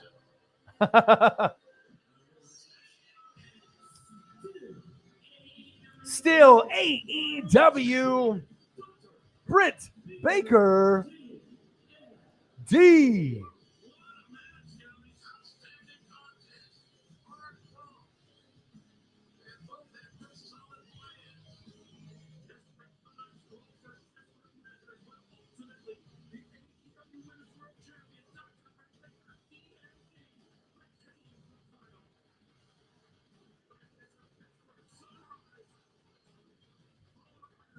Curb stomp. Then getting in or into the submission move. The submission move. Let's go. From that lockjaw, baby. And that's the perfect person that you want to have as champ. I feel some of the other champions that AEW started with prior to it actually eventually getting to Dr. Britt Baker, I think she represents what AEW wrestling should be and could be, right? And she would fit in right with WWE's, high-end female superstars that are there. We just need to bring some of those other ones over. Maybe bring Charlotte over. She's already accomplished everything that she can there. Obviously, the guy that's on TV right now, Andrade El Idolo. You bring his girlfriend over, his wifey over, and Charlotte. Can you imagine? A lot of people then would start Sasha Banks and some of these others. Some of them will be loyal to WWE because they're going to get paid maybe more. But if you want to be able to be more free with the storyline and not be micromanaged, it seems like the wrestlers' mental health has been increased when they go over to AEW. Sometimes they'll get some of the older talent, but it's not about can they wrestle anymore. It's their aura and the ambiance of just having those guys still on TV. Like, I used to watch Sting when, he had like the blue and the yellow face paint, where he had the blonde hair. I mean, we're talking Sting before a lot of people remember Sting, and then NWO Sting, and then NWO Wolfpack Sting. So for me, I mean, it's just kind of nice to be able to reminisce those times that you had when you were younger, when you were a kid or in your, teens or, going into adulthood. I mean, just seeing your favorites just kind of grow in front of you. It's kind of a cool thing. It's kind of why I don't want to think about never seeing Undertaker ever again. The Undertaker is one of those guys. It's like so eternal in wrestling on that side. It's like, I know he's getting old, and sometimes it gets harder and harder to watch a guy wrestle when he's so old and that he doesn't got a whole lot left. But sometimes, even if it's a short match, it's like you can kind of reminisce from, because I remember watching Undertaker back when I was 10, when he debuted in 92. So, wrestling is eternal. That's why us fans are very critical on Twitter and just in general. So, there we go. Almighty Rough. Everyone's here for CM Punk. This one, though, right here, this cage match right here, this might steal the show. This might steal the show right here because, I mean, if you think about it, you got the Young Bucks, the best tag team in the world. Kenny Omega, the best singles wrestler in the world. And you watch wrestling of any federation, right? Any federation, WWE, AEW, NJP, you go through all the different federations, ROH, Impact, okay? There is nobody on the Kenny Omega level right now. You know what I mean? I mean, you could say Roman Reigns, but it's not, all right? Even though he's getting the push from the company. Kenny's on a whole nother level. As far as a singles competitor, to me, the best in the world, and it's easy to see, right? He could go to the WWE side and be number one, but it's better that he's here. And the Young Bucks, I mean, we're talking Matt and Jeff Hardy, but in 2021, I mean, and we might be talking a little bit better. And Matt and Jeff Hardy are Hall of Fame legends. I mean, just the way that they wrestle, that's the comparison. Except this version, I think, is better with Matt and Nick. So if you're a fan of Matt and Nick Jackson, the Young Bucks, I mean, they are my favorite tag team. Kenny Omega, my favorite singles wrestler right now. I'm a big Seth Rollins guy too, even though he's in that other federation, I fuck with the New Day. No. The Shield. Let's go. I know I was hearing, the Demon Bala might be something that comes out for WWE, but we'll see. Young Bucks. I can't wait, man. Lucha Bros too. Lucha Bros is very underrated too. It's just cool for me to see like the Mexican Lucha Libres out there because they used to have them all the time in like WWF and WCW cruiserweight division, right? Remember back in the day with like La Parca and Psychosis and Juventud Guerrera, right? But it's going to be cool to be able to see them on a big spotlight. You don't really see Lucha Libre Mexican tag team wrestlers really on TV anymore, and these guys are amazing. They could go to WWE in a heartbeat and be stars out there in that, but they wouldn't really push them that way. So it's kind of nice to be able to see all different races of ages and all the demographics kind of coming out.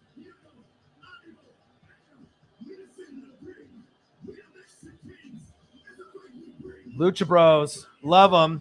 The best high-flying tag team possibly in the world right now, besides Young Bucks themselves.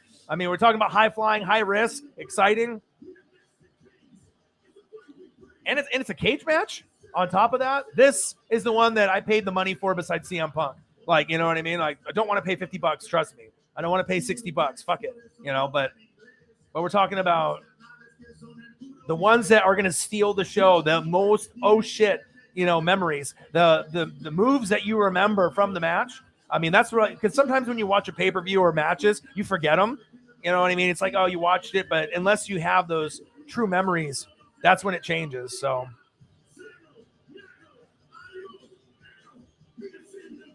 let's go.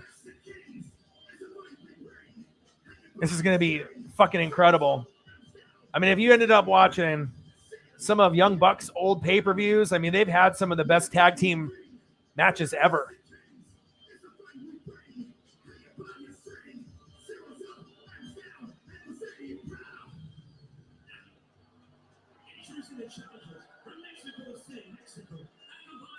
This is going to be showstopper right here, guaranteed.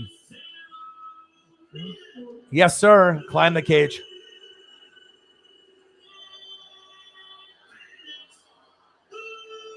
Lucha Bros.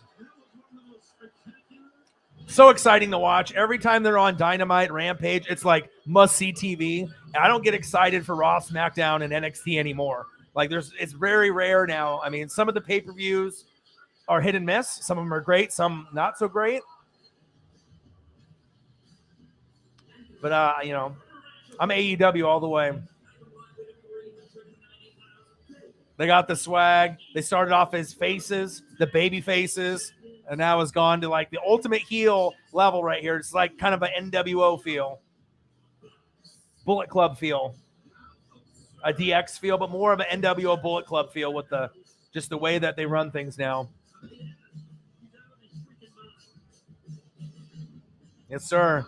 Young Bucks. My favorite tag team in the world. And like I said, I try to get my WWE friends to be like, just give AEW a shot. I was like, why are you being so loyal to a product that's not that great? Like, just because some of the guys are, I don't know. It's just weird, man. Like sometimes people are just so loyal to a fault. But if you're a fan of wrestling altogether, I was like, And then I think now they're finally, okay, CM Punk's there. Maybe that was the final straw they needed to be able to be like, okay, I'll give it a shot. But I mean, I've been a day one-er. I got the day one t-shirt. All right, I got the day one hoodie, the logo, black t-shirt, black hoodie. It's like, I'm not going anywhere. I'm never going to stop watching because I don't think they're going to end up putting up a bad product. And I really like that they have good old JR from Raw when I was a kid, and they got Tony Schiavone from Nitro when I was a kid. So you got the kind of the rival hosts going at each other, but they make a great duo. Excalibur's good. Fan base, though. I mean, it's about that energy. Hey, guy. Yeah. McGregor.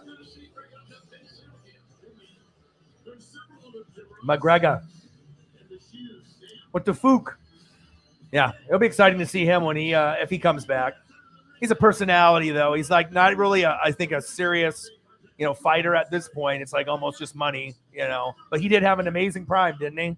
Really fun to watch. It was like you had to buy the pay-per-view. Another example where people can, try to find the illegal stream or whatever, but usually those streams crap out at some point or another, so.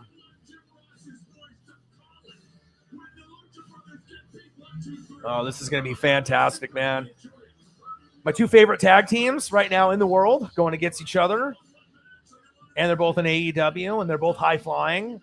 They're kind of like Matt and Jeff Hardy, but better, which is saying a lot. So, tabletop. You got it. All right, face-to-face. And it's a cage match?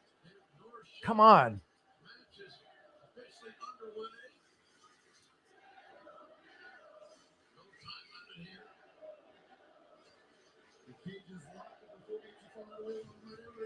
Let's go. Both of them are battling in the ring.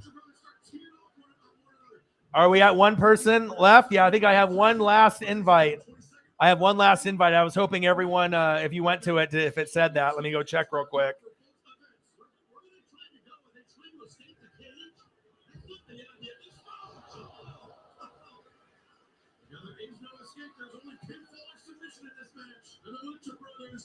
All right. Come on, Lucha Bros. Come on. This is going to be high-flying and exciting. Yeah, it looks like I got one spot left. I held on to that.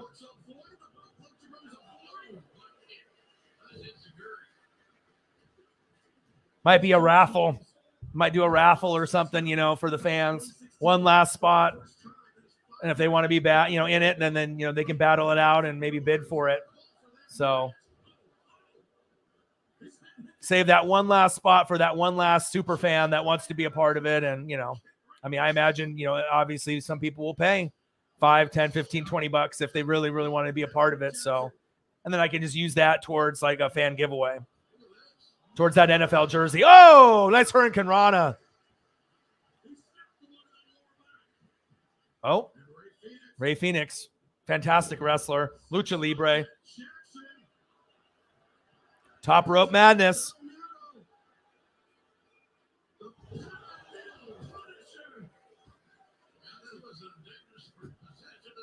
Two. Zero miedo. Let's go, man. Like I said, I was the type of guy that when I was younger, in my childhood, we're talking about I could watch like 6, 7, 8, 9, 10, 12 hours of wrestling straight. Like no problem. So tabletop, let them know.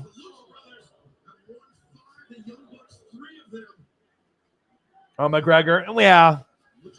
Because they just try to go for personalities now. I want to see good wrestling. I'm more about like the double team moves, the innovation, better announcing. But I just want to be excited again when I watch my favorite thing. You know what I mean? Like when I watch NFL, I can get that way about my team, but just overall everyone, right? College football, my Ducks, and I'm watching other great college talent. I get excited. It's like I shouldn't have to like watch wrestling as a chore and be like WWE is like forcing me to watch, not just because I pay for the Peacock for the pay-per-views, but it's just like, don't let us down. Like at least try to put out a halfway decent product. So, that's just my personal opinion. Everyone's got an opinion about what they think, but I feel what I say is kind of what millions of people feel. So, oh, nice kick to the face. Oh, nice double team move.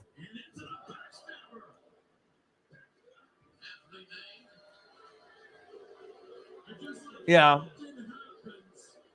But Mr. Bunny, right? Mr. Bunny, Bad Bunny, right? So you could be celebrity. You could be like rapper, singer, WrestleMania. I mean, pretty crazy. Some guys end up doing a little bit better than you think.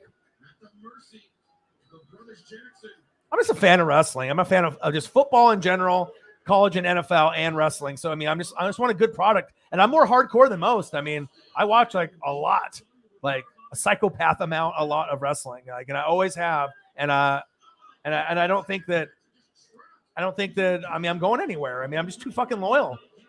But we expect a lot. We're very critical when we see bad shit. Like, you know what I mean? Like, we're investing our time, you know, hoping that you're going to at least be entertained. But the fans being back in everyone, being in both federations, all of them, things are getting better, at least on that end. Writing needs to get a lot better for WWE, though. Yeah, tabletop. I think a lot of people were like, I mean, he stole the show. And we're talking about he didn't just do like good or average, you know, like for an entertainer, you know, piece coming on. Like he wrestled like he was a wrestler. Like he actually was that good. Like you're like, whoa, this guy could be like a developmental guy. Like on NXT, you could bring him up or something, you know. But obviously being a rapper, singer, I mean, that's what he is. So doesn't need to do that. He's already making the millions. So very impressed. Not too impressed very often, but that time definitely. Oh, nice counter. Nice sling blade. Another one. Double sling blade right there. Oh, backstabber. Right in the corner. 2.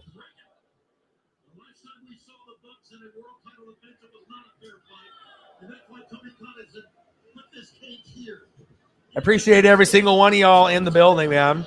A lot of y'all know me for obviously NFL and college football. But, you know, I'll do a little NBA, a little MLB sprinkled in at times. Maybe some, you know, March Madness. But, ooh, super kick, countered. Oh, shit. Nice cutter. Counter cutter. Another one.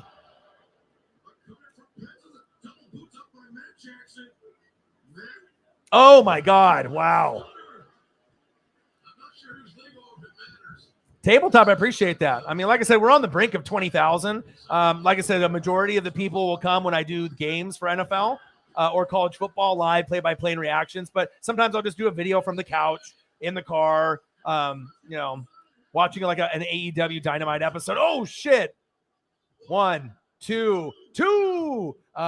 But the fan base and the chat, that's what makes it amazing. Because, like I said, I'm always going to have the energy. You know, I'm going to be real with it. I don't really ignore anybody. Like, I really acknowledge everyone as much as I possibly can. And we got a great Fanatic family in the chat. People from all over the world. And we only are a couple of hundred away from 20,000. So appreciate that. Sub to the channel if you haven't subbed already. And see, this is what I like to see right here, tabletop. Appreciate that, man. Very much. I appreciate every single one of my subs, man. Like for real. Thank you, man. Appreciate you. Tabletop Poindexter in the building, my dude. Oh, here we go. Oh, we got a sharpshooter on one side. Oh, shit. My Lord. Fucking a German suplex on the outside of the ring next to the cage on the outside. Really stiff.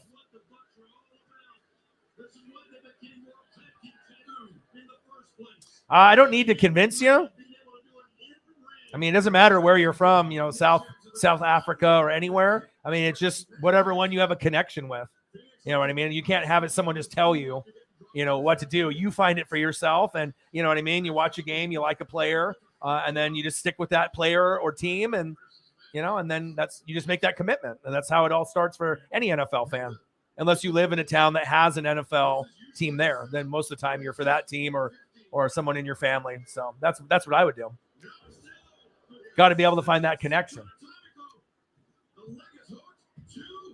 2. It's all good, my guy, because you probably never thought that I would put you on the channel. You know what I mean? But like I said, I mean, like I'm going to have a lot of co-hosts, and I like to be interactive with the fans more than the average channel. So, I mean, shit, if I can put you on and you can hang out and see my face and we can talk to each other and I can get you know, I know the screenshot, the name, and then like the logo and the emoji for the picture, but seeing someone face to face is cool, you know, to being able to have that interaction and let you know how much I appreciate everybody. And I mean, we're going to have fun this season. I mean, I'm just trying to do as much content as possible for the things that I love. And then obviously some other extra content too. 2. Double pin for the Young Bucks.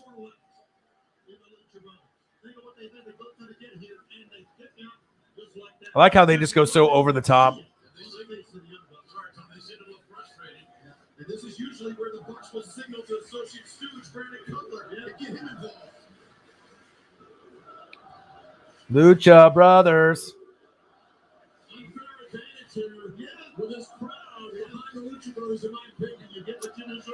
Good question. Anybody? I mean, I guess it just depends on if you like the whole Roman Lashley thing. I mean, they had McIntyre there with the belt for a little while. I mean, nice. Oh, Young Bucks. Watch this. Watch this. They got him in the pile driver position. Nice counter by the Lucha Bros. Oh, big low blow.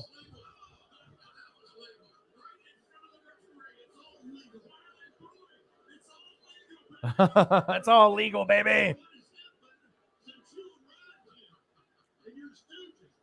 I mean, Lashley's not a bad wrestler, but it's not like I'm going to pay money to see him. You know, that's not like he doesn't bring that type of match. It's like you're a big guy. You remind me of like an Ahmed Johnson build. You're huge, you know, from back in the day. If you know who that is in like the 90s, you know, he was a wrestler that wore red and super ripped, brother. Oh, nice 450 splash. Oh,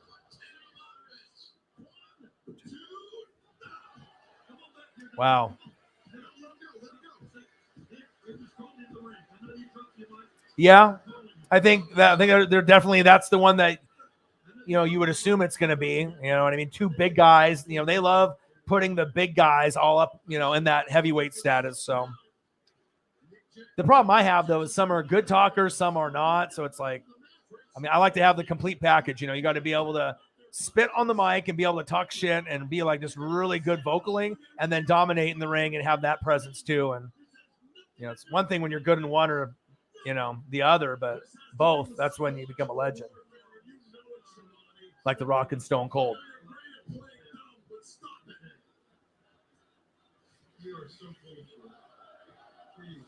All right, Young Bucks.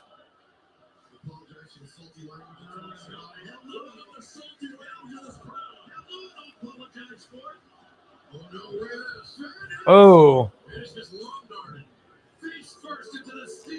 Face first into the steel cage.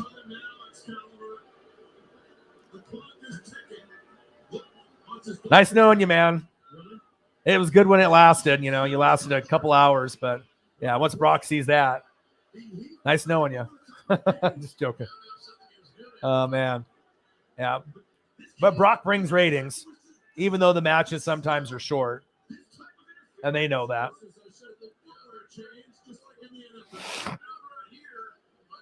All right, what's going on here? Nick and Matt Jackson, they got some kind of duffel bag.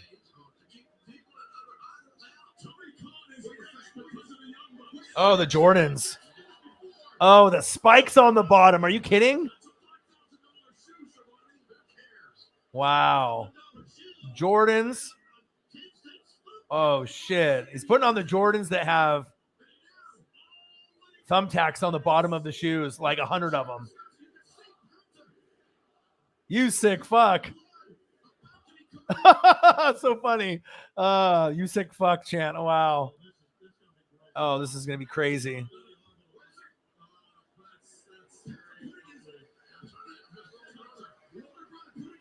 The Shield manager. Not right now.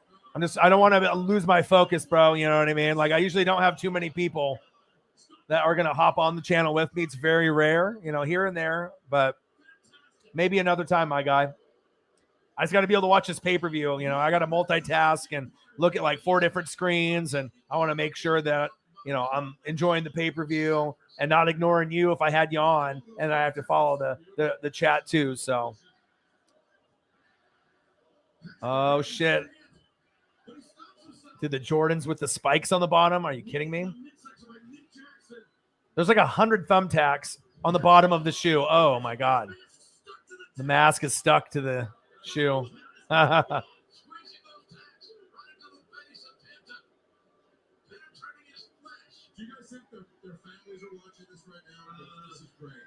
Adventures with AG, man. I don't know, for hardcore blood, so you can see blood.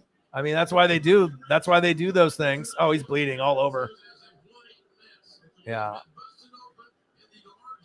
I mean, imagine like with Jordans that have thumbtacks sticking out of the bottom, like 100 of them. If that pierces your skin, it's gonna hurt a little bit.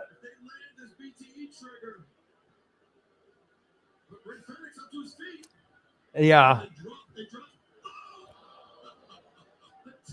Damn, the tax. Oh, shit. Young Bucks taking over. V-trigger. 1, 2. He saved him at the last minute. Oh, shit.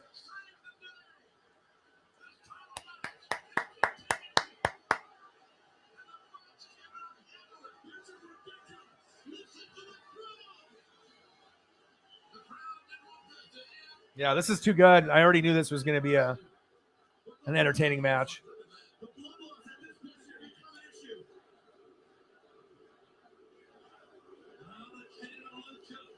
Show him, man.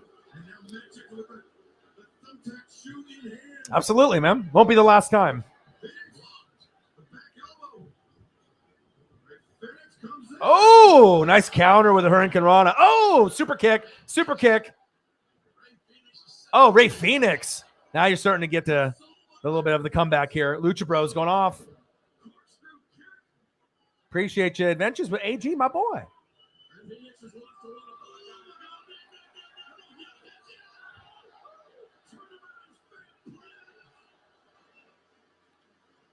Oh, shit. Oh, shit.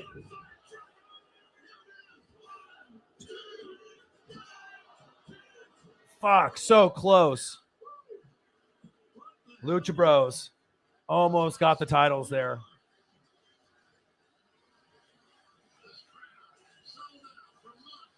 It's like, you know, you're going to get it at some point. It just depends on what big spot, what big move are they going to end it on. And sometimes they'll be like 3, so you just got to be patient.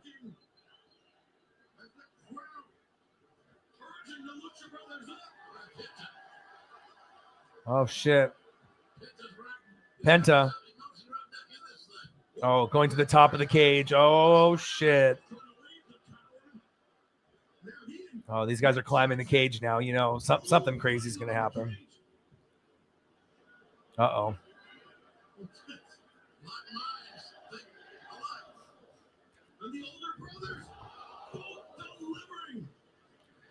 Wow, that was cool. Vintage pile drivers.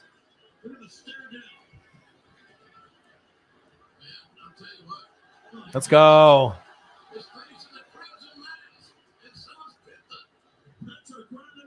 Penta. Oof.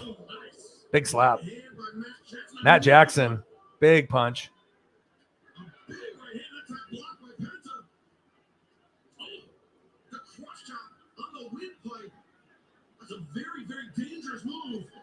I think one thing that I really love about the Young Bucks compared to a lot of other tag teams in the business is that they never disappoint. It's always a good, memorable match. Oh, shit. What's going on here? Oh!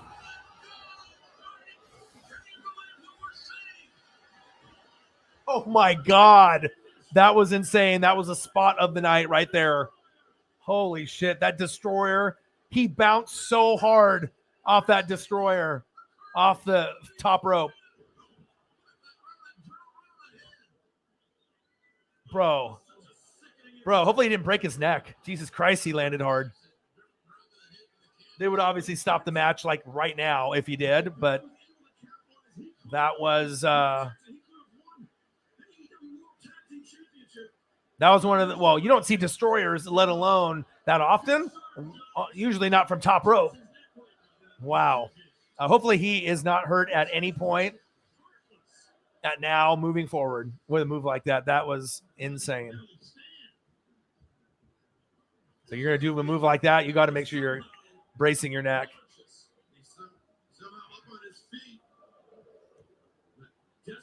Ooh. Yeah, but he's okay because obviously he wouldn't be able to keep going with a broken neck.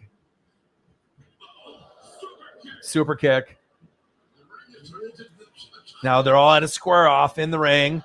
One guy super kicks another guy. That guy super kicks another guy. And then that guy super kicks the other guy. Ooh, and they're so clean, right on the chin. Teeth a flying, spit a spewing. Fourth super kick. Oh, shit. Now they're dropping each other. Wow. 7 straight super kicks. Woo! Out of nowhere. Oh, dude, they are super kicking the shit out of each other. That was awesome.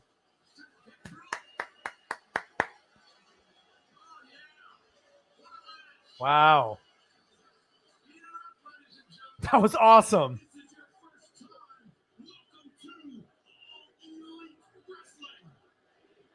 AEW. For real. I knew this match was going to be one of the best.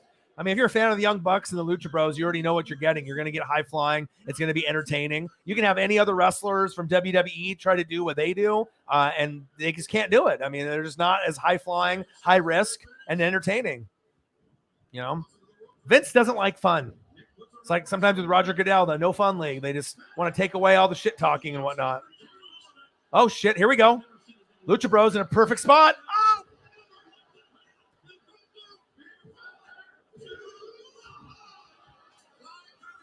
Wow. So close. Lucha Bros. Title is like, I'd be very shocked if Lucha Bros actually get it. I mean, I know they're really pushing Matt Nick Jackson. Got that NWO Bullet Club feel. But would it be something, though? They could, I mean, if they're going to drop it, this would be the team to drop it to. You know what I mean? It's like still a very popular, fun tag team to watch that they could, you know, have some kind of angle for. What are we going here? We got, yeah, it's always EC Dub. It's always EC Dub. But look at this. Look at AEW doing their thing. You know, not doing, you know, you don't see WWE doing some of the stuff that AEW doing. You feel me? Look at this. He's on the top of the cage. Oh, I thought we were going to, maybe we still will. Oh, shit. Oh no. Oh, no. He's at the top of the cage too now. Oh, big kick. Big kick. Drop from the top of the cage. Uh-oh. Top of the cage. Top of the cage. Wow. That was like a 20-foot drop. Oh, Lucha Bros for the pin. 1, 2. Yes.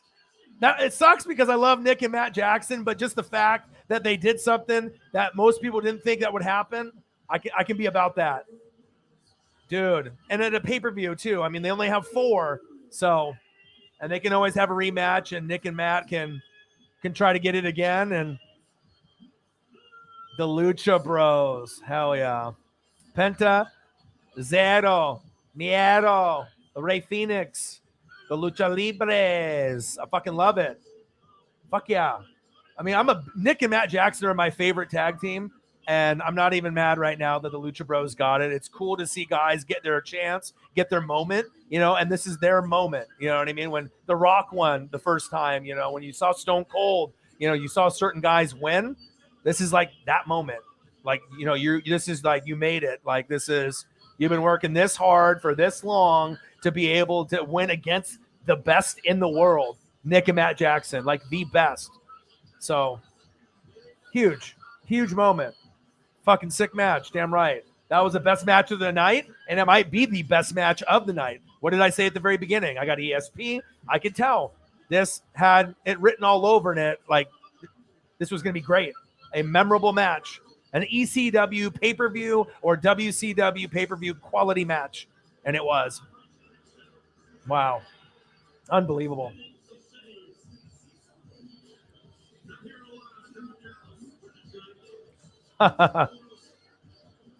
Man. Hey, it's true excitement, man. True excitement. Wow. That was crazy.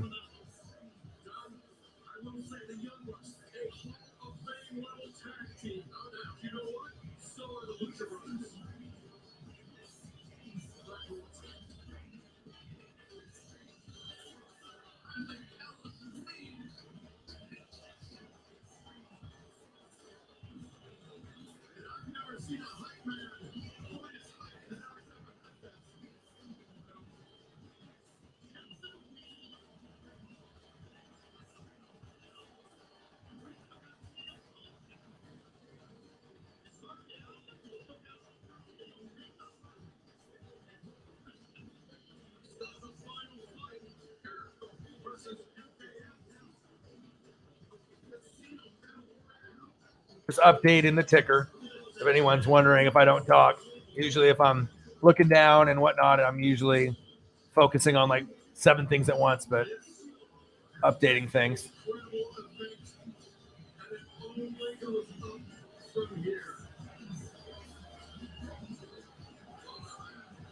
Wow. Just updating the ticker that the Lucha Bros won. And the thing is, if the Young Bucks, win that match, right, it doesn't mean as much as like Lucha Bros winning it now. Like they've already had their moments where they've already been on the show. They were the show. This is like their coming out party. Like if you didn't know who Rey Fenix and Penta were, right? If you didn't know, if you were a WWE fan and you just tuned in, you're like, whoa, like these guys are dope. Like, and then they win the title. Very memorable. Awesome. I got a lot of Eddie Guerrero moments. Some of the Latino wrestlers too. Moving to Guerrera, La Parca, Psychosis. A lot of those WCW cruiserweight matches I used to love because you saw things in those matches like the high flying and the cool moves that you wouldn't see anyone else doing. Tabletop, appreciate that. I'll follow you back. Yeah, man.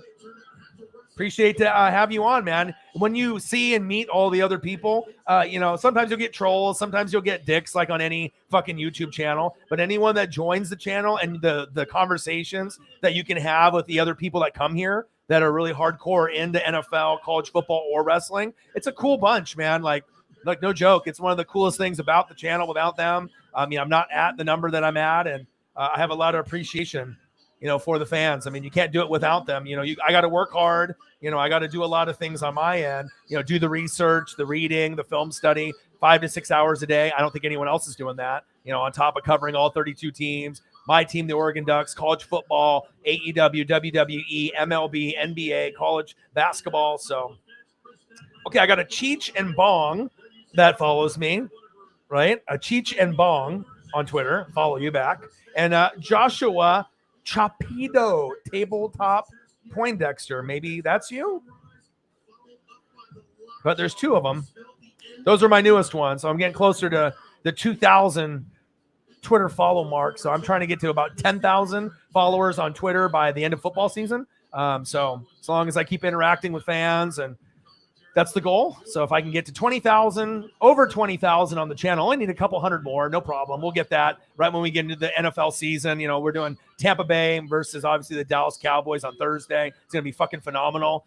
Anyone that's ever watched this channel for NFL, they know I am Mr. NFL live play-by-play and reactions. There's a few other channels that do it, but no one does it the way that I do it. So I think that's the difference. I can interact with the fans. I have great energy. And obviously I'm not going to, learn something new. You know what I mean? I'm not going to ignore anybody, but you're going to have fun. And then the fan base and the chat is fun. Sometimes you'll get a toxic person here and there, but we got enough mods on the channel to handle business if needed. But, it's fun, man. Everyone's got an opinion, and it's cool to get the hardcore fan bases of wrestling and football in the same room together. It's it's a cool bunch. You got some gamers in here too. You got the car guys in here. You know, a little bit of everything, but a lot of gamers and obviously a lot of football streamers and just, you know, people in general, you know, that just love football or wrestling. Those are my favorite things. I mean, it's always been that way for me since I was, I don't know, fucking 4, 5 years old. So amazing match though. Young Bucks. I mean, they're my favorite tag team in the world. Kenny Omega is my favorite wrestler. And to watch them drop that belt opportunity to the Lucha Bros. If it's like, you know, Lucha Bros have already had their moment, then, you know, but that's like the top dogs in the business right now as far as entertainment is concerned for the tag team division. There's other tag teams on WWE side that are entertaining, but it's just a different type of entertainment over here on AEW. I just think there's more appreciation for everyone on the AEW side instead of just a few guys from the crowd on WWE side. We just appreciate, I think this is more raw realness. Like we just appreciate the product that we're getting. And that's why AEW fans are fucking sweet, dude. They're hardcore. We appreciate, you know, every single wrestler, girl or guy, you know, you're going against WWE and you just want to see, you know, them be happy and go after it. And, you know, you can see the freedom. It's not like Tony Khan is like Vince or he's micromanaging. I mean, that's what we want to see. We want to see WCW Nitro again. We want to see ECW like when Rob Van Dam and Sabu were there, or when WWF was good, or, you know, Rock and Stone Cold, DX, or, you know, if it ends up being better, you know, let's see it. Sky Blue. But this is the one, you know, part of AEW that definitely needs to get better is the women's division. Obviously, you know, it's plain and simple. They got Dr. Baker, Dr. Britt Baker, DMD. All right. She's fantastic. She's got that swag that's real, just like Adam Cole, baby, right? But they need other big, you know, you can get some people from Japan and Mexico and some people that they drop, you know, from WWE. But until you end up getting names like Sasha Banks, you know, to come over, you get like a Charlotte to come over, a Becky Lynch, you know, to come over, something like that. Charlotte would be my preferred choice. If I could have one female to come over to buck the trend, I think that would be amazing. I would love to see Charlotte over in AEW. She's already proven everything that she can on that end, but she is the face of the female, you know, division with, you know, obviously Becky Lynch, the man. Those are the two faces of the female side. And then obviously on AEW, it's Dr. Britt Baker. So, I mean, for me, it's like some people will watch just based off the looks of the female wrestlers, you know what I mean? Obviously, you could do that too. But I mean, I'm a fan of the game. You know, I'm a fan of just watching wrestling. Show me something I haven't seen before. You know, make it entertaining. Get the fans involved. You know what I mean? Here we go. There's everybody's favorite girl in wrestling. Got the Bray Wyatt kind of look, but way more grotesque. Abandon. You got blood on her face. Looks like a psychopath in a horror movie. That's it. Creepy look. Probably the creepiest wrestler in wrestling. Even creepier than Bray Wyatt when he was The Fiend. If you haven't seen Abandon, look it up. ABADON. Look that up. You look at that. Yeah, that's what we're watching right now. One of 5 females in the ring right now.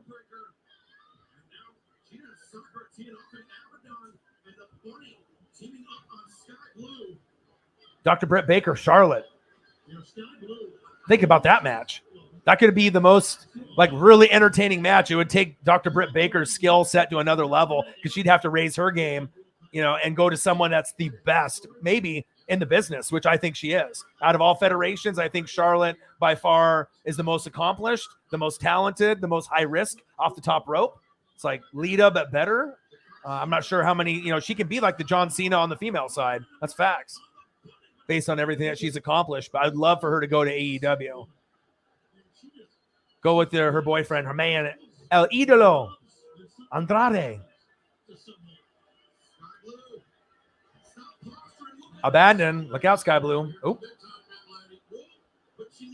I always wished that she came back, but obviously her being with CM Punk and, you know, her being a little bit older, I doubt that that's going to happen. But it'd be cool just to have her there. You know what I mean? Like you could be like a manager. You know, I think the fans would be like, hell yeah, they would love that, you know.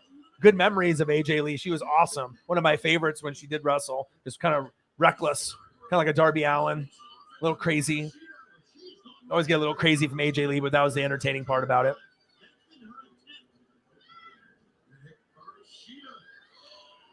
Yes, sir. Yes, sir. I mean, I watch. I mean, even though WWE pissed me off, I mean, I watch still a bunch. I mean, those are the two things that I do more than probably anything. Watch wrestling and the football side, NFL, college football, the reading and the film study. But those are the main things that, I mean, occasionally some NBA and some MLB, Dodgers for my dad, but little Blazers here. But it's really about the NFL, college football, my Ducks, and AEW, anything. And I have a feeling something will happen, like where they are going to get a couple big signings that decide to leave, that want more freedom. And then once they go to AEW, then they can get appreciated better, I think, because I mean, there are certain people that are, you know, our favorites out there for the female side, you know, from the fans' standpoint. They'll cheer for Becky Lynch and, you know, there's Sasha Banks. There's certain ones that are popular. So, Battle Royal, 3, 2, 1. Let's see who's next. Yeah, I'm here in Oregon, so it's Blazers, Ducks. I'm a Tampa Bay Buccaneer fan because I just didn't connect to Seattle when I was a kid. It was Warren Sapp, Derek Brooks, John Lynch, Rondé Barber, Mike Allstott. Those are the guys I fell in love with, so that's why I stuck with being a Buck fan since 95. And then Dodgers for my dad for MLB. And then Blazers. Well, Clyde Drexler, Terry Porter, Jerome Kersey, Buck Williams, Kevin Duckworth, Cliff Robinson, Danny Young, you know, that old school era when I was a kid. And then obviously we went through, you know, Brandon Roy and Greg Oden, LaMarcus. I mean, we've had, you know, some good, the bad, the ugly, Zach Randolph. You're familiar with that. So the basketball needs to get better as a product for me to get excited again. It's hard to watch baseball and basketball at times for me. Like wrestling, I can enjoy. NFL, college football, no problem. But when it comes to the NBA, it's like sometimes it's really hard to watch for me. WWE as well. MLB, but not when it's the playoffs. But my dad's a super fan of the Dodgers, so when I'm with him or when the Dodgers are on, that's like an easy watch for me because my dad cares about it, so I care about it. So, and they're one of the best teams in baseball, so that's always nice. Not like my Mariners, so they can't win anything. All right, Battle Royal. All kinds of girls in the ring, slapping each other, pulling hair. I don't even know how many girls are in the ring right now. 1, 2, 3, 4, 5. Oh, one just flopped out. Flopped out of the ring.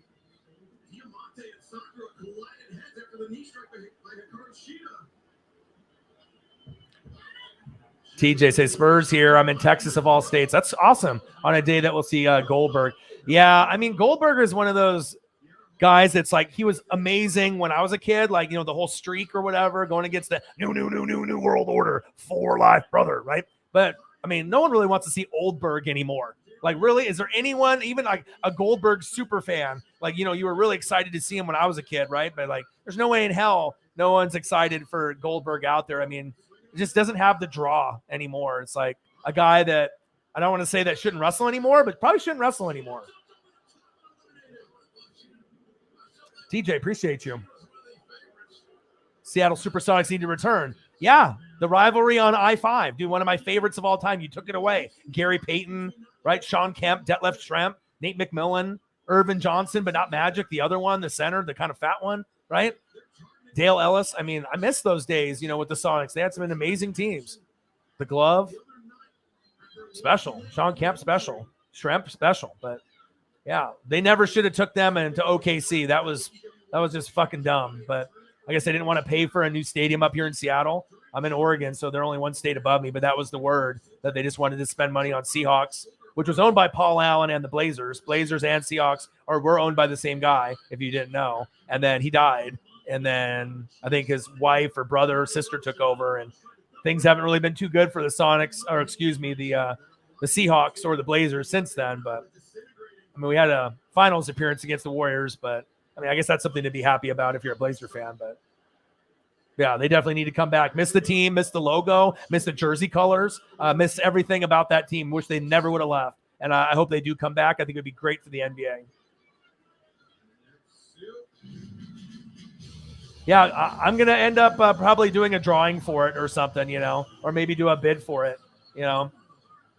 Maybe do a bid if someone wants to pay, 5, 10, 15, 20 bucks or whoever wants to be in that league. I mean, I imagine there's hundreds of people that want that last spot. So, I'll figure out some maybe auction or something, and then we'll have the one spot, or if I just decide someone that should be in it, and then we'll probably do the draft on Tuesday.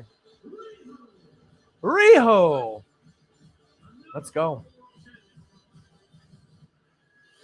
Yeah, they're going to win it again. They're going to do it for my dad. Dodgers are going back to back.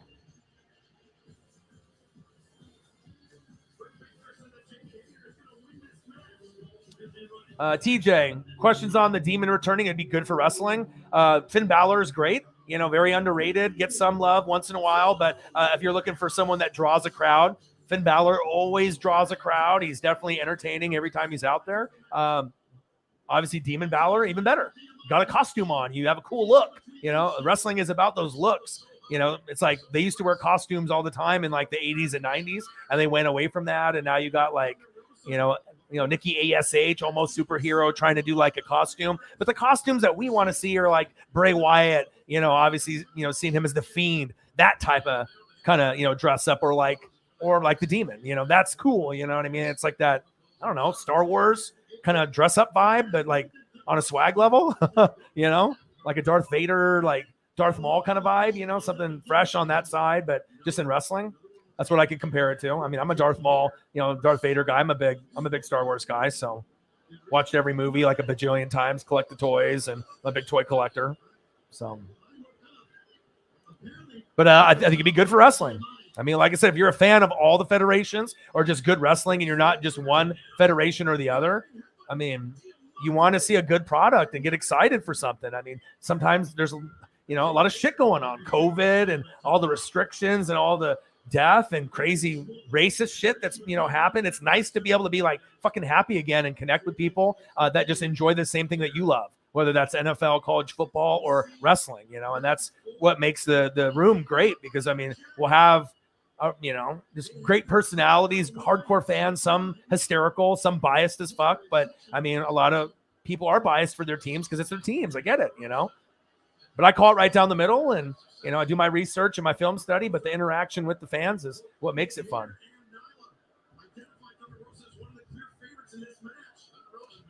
Yeah, Bray Wyatt with the Fiend, with the control, if you were smart, right, and wrestling, if it was me, like if I was running it, I'm not Vince McMahon, right, but I would have given the Fiend, based on his popularity with the masks and just the fan base, that's the guy that you give the belt, not Roman. You give the top belt to the Fiend. You know what I mean? That's how you draw the kids in. That's how you draw the adults in. It's like everyone can agree, like, this is a cool character, an Undertaker kind of vibe. You would have not ever thought about letting him go, but that's me. You would have got more ratings that way. Or like John Cena in 2010, if he would have went heel and went back to Thugonomics, Word Life, right? And he went heel against the hustle, loyalty, respect, and went heel. That would have been the biggest heel turn since Hogan went to Hollywood Hogan in the NWO. I mean, I like shit like that.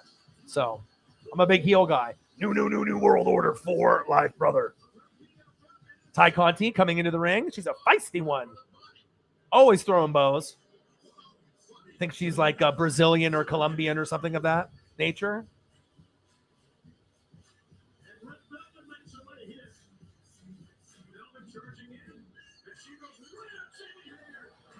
Wow. Girls are just beating the shit out of each other. I would try to do a like play-by-play, like wrestling play-by-play, but there's way too much going on. I mean, there's 2 girls in one corner, 2 girls beating the shit out of each other in the middle, 3 of them hanging off the ropes, barely. There's way too much going on right now.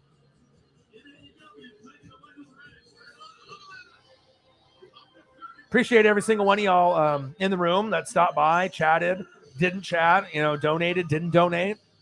This is a channel where the fan base is rabid. We all love the same 3 things, and some of us will like more, on the sports side, but NFL, college football, wrestling, they all go kind of hand in hand. And I still got some love for NBA, basketball, and baseball for sure. But Not ahead of wrestling and football, though. I mean, Jesus, I spent $50 on this pay-per-view for CM Punk. I mean, if you don't really fucking love wrestling, like you like wrestling, you're not spending $50. You love that shit. Like, I'm married to this shit. You know what I mean? Like, it's a lot of money for anybody. I don't care even if you're rich. Like, I'm not rich. It's like, I barely had enough to get the pay-per-view. I was like, do I want to eat dinner tonight or drink beer or AEW All Out with CM Punk and watch the Young Bucks and Lucha Bros? Yeah, let's go AEW. This is going to be a memory I'll never forget, and I don't want to miss it. So that's what it's about with wrestling too, because the special moments are very far few between. AEW's first show, AEW's first pay-per-view, things like CM Punk coming back. I mean, those aren't things you replicate again. So it's like if you're there, you remember. Besides your WrestleMania moment or your SummerSlam Royal Rumble moment, you know what I'm saying? Nowadays, it seems like there's less highs. It's not like you got Stone Cold with the beer truck, beering everyone down with Coors Light, where you have like those crazy, moments with The Rock and Stone Cold. I mean, those don't exist anymore. Yeah. Wow. Jade Cargill. My God. She's ripped like China. Like, if you can imagine China as a black chick with like white superhero hair, right? Just ripped, right? But it's like the physique, dude. She's like, China was imposing, because she had that bodybuilder, when she was with DX and Triple H and X-Pac and Road Dogg and Badass Billy Gunn, right? China was just like special. You know what I mean? If you want to just, throw out like the way that she looked, because some people thought she looked weird, whatever. You know what I mean? Like, dude, she was awesome for wrestling. So with China, with that big physique, Jade Cargill, I mean, you got a couple other wrestlers that, kind of got the muscles, but I'm not sure like this though. Bianca Belair's got a hell of a lot of strength too. Charlotte's got some strength. Bianca Belair's got strength, but Jade Cargill look like, I don't know. But she don't really look like super roided up, but definitely more etched and chiseled than any other female. Oh, shit. Ruby Riott just came out. Holy shit. Hell yeah. Ruby Soho. Another surprise. So we had a Japanese wrestler stop by earlier. Now you're getting Ruby Riott to AEW, which was rumored anyways. Cool. Destination. Ruby Soho, Ruby Riott. Fuck yeah. You know what I mean? And the thing is she doesn't have to be your favorite wrestler. You're just happy when a wrestler gets another chance. And then when they hear the reaction that we fuck with you. You know what I mean? Like, it didn't work out in WWE, but we're going to root you on because we love everyone in AEW. And that's what we do. You know what I mean? That's what makes AEW fans different. Like, we really root for anyone. Like, Cody Rhodes and WWE would never be like in the spotlight, in here, you could be in the spotlight. And that's what makes it special for those mid card and lower card men and women that never got a big shot or a big push in WWE. It's like cool to see that in AEW. And that's why the fans are so rabid and we're so passionate, The average fans like Ruby Riott, who gives a shit? But for us hardcore fans, we're like, dude, you're not working there anymore. You're probably depressed, but you shouldn't be, right? You actually had a blessing happen. Now you go somewhere where you can be you and be appreciated more by the fans. Facts. Your boy's been watching since 85, so I should know all the ins and outs. I'm not in the business directly, but I mean, the amount of reading and interactions that I've had. It's like they need like another opinion on like, Vince likes to do it his way though. AEW is free. WWE is just micromanaged. So,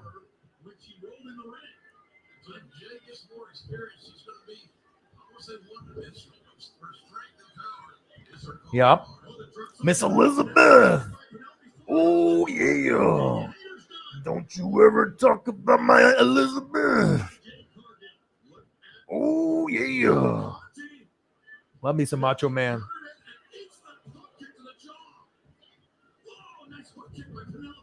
Every promo sounded like he just was yacked out on like 3 8-balls or something. I mean, but just his mic skills were just off the chain. The most entertaining on the mic ever. Macho Man Randy Savage. Nobody more entertaining than that. Rock, Stone Cold, definitely elite. top, you know. Wow, she just got rolled out of the ring. Jade Cargill gone. Macho Man, cream of the crop, baby. Oh, yeah. Stephanie did. That was the rumor. That's probably why Vince didn't like him. I always love Macho, though. He's always one of my favorites, like top 5. You can always put in other guys like, Undertaker and, Ric Flair, if you're a little bit older like me. But, I mean, if I had to go with my top 5, like my favorite, Hollywood Hogan, because obviously his wrestling skill set, but it's not about that. It's about his mic skills and, making wrestling what it is today. Hulkamaniacs, Hulk Hogan, the birth of the Hulkamaniacs. I saw it. I lived it. I breathed it. And then when he went like heel, it was the biggest heel turn where you had people like pissed, like throwing shit, you know what I mean? Kids crying and shit. And it was awesome. It was fucking awesome. So, that heel turn to Hollywood Hogan, NWO, my favorite thing of all time. I'm NWO for life. I got the jackets. I got the shirts still. I still wear them. But Hollywood Hogan's definitely there. Randy Macho Man Savage is there. The Rock and Stone Cold are there. And that only leaves one spot. And if I had to go with my last spot, I'd probably go, a tie between probably RVD, Sabu, Chris Jericho. There's just so many guys that are right there. I mean, Undertaker. I mean, there's just so many legends for that last spot. But if I had to choose one, it'd probably be RVD to show my range that I did ECW. I fucked with that. And ECW's prime, nobody was better than RVD. RVD was just insane. So entertaining. The innovation, the Van Daminator, the Van Terminator. Love Sabu too, but RVD definitely. Hollywood Hogan, Macho Man. And obviously I love Kevin Nash and Scott Hall too, don't get me wrong. There's only so many spots. I'm a big Jericho guy too. Brian Pillman, nice. Benoit, even though with the craziness that happened, so extreme, and I'm a big Eddie Guerrero guy. Well, you got no love for Dean Malenko? They used to all wrestle together. Eddie, Benoit, Dean Malenko, the man of 1,001 moves. Yeah, that's cool to have. I mean, I can always go kind of deep too, And my favorite tag team was Legion of Doom, the Road Warriors. So that was my favorite tag team, hands down. And it still is to this date. Like, I mean, the Young Bucks, that's my team now, like the ones I love. But I don't know if anything will ever be better than the Road Warriors for me as a kid. Animal and Hawk. That's really fun.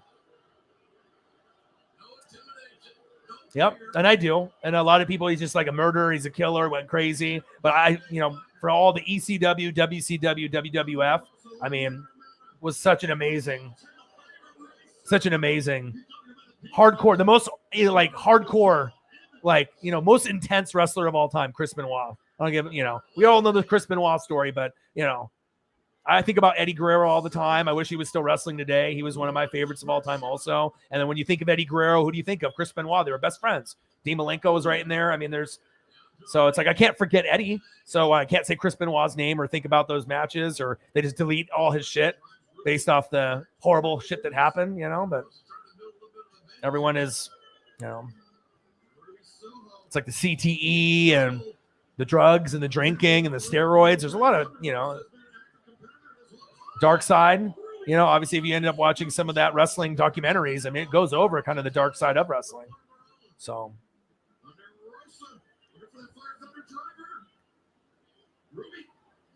Dude, that's cool. Ruby Riott is in AEW. So that's cool to bring in people, you know what I mean? It's like she doesn't have to win the belt. She doesn't have to even really do anything like super significant. It's just the fact that she's there. And that's the difference, I think, with the AEW fans. Just knowing that, she's got an opportunity to wrestle somewhere.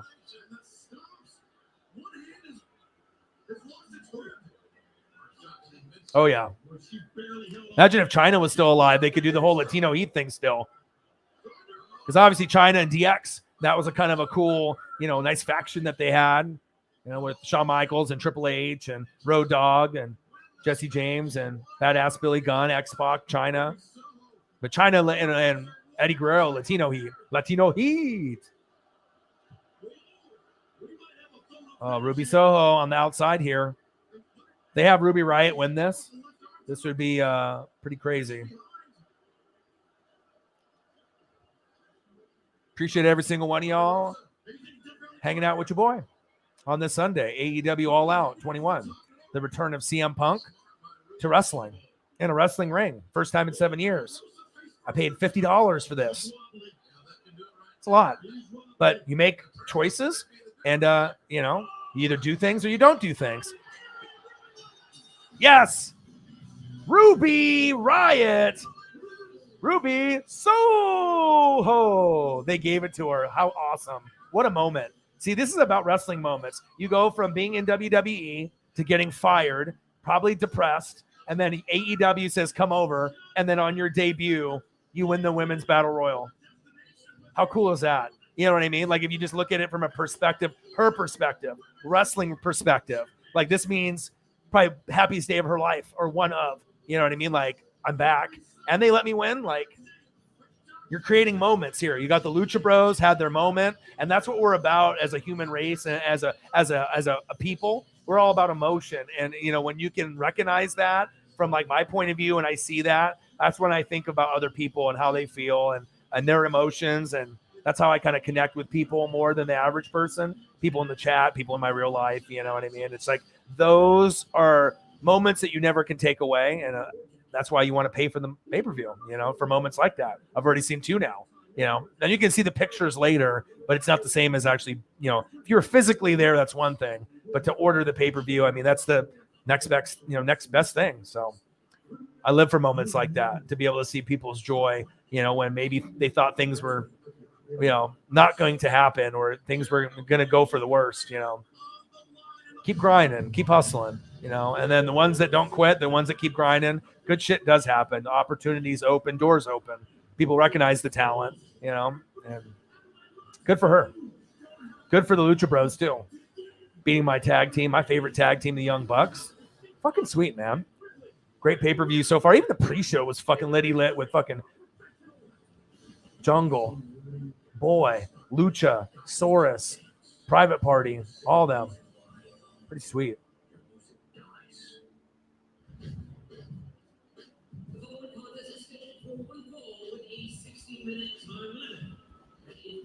Jericho loses, he will never wrestle in AEW again.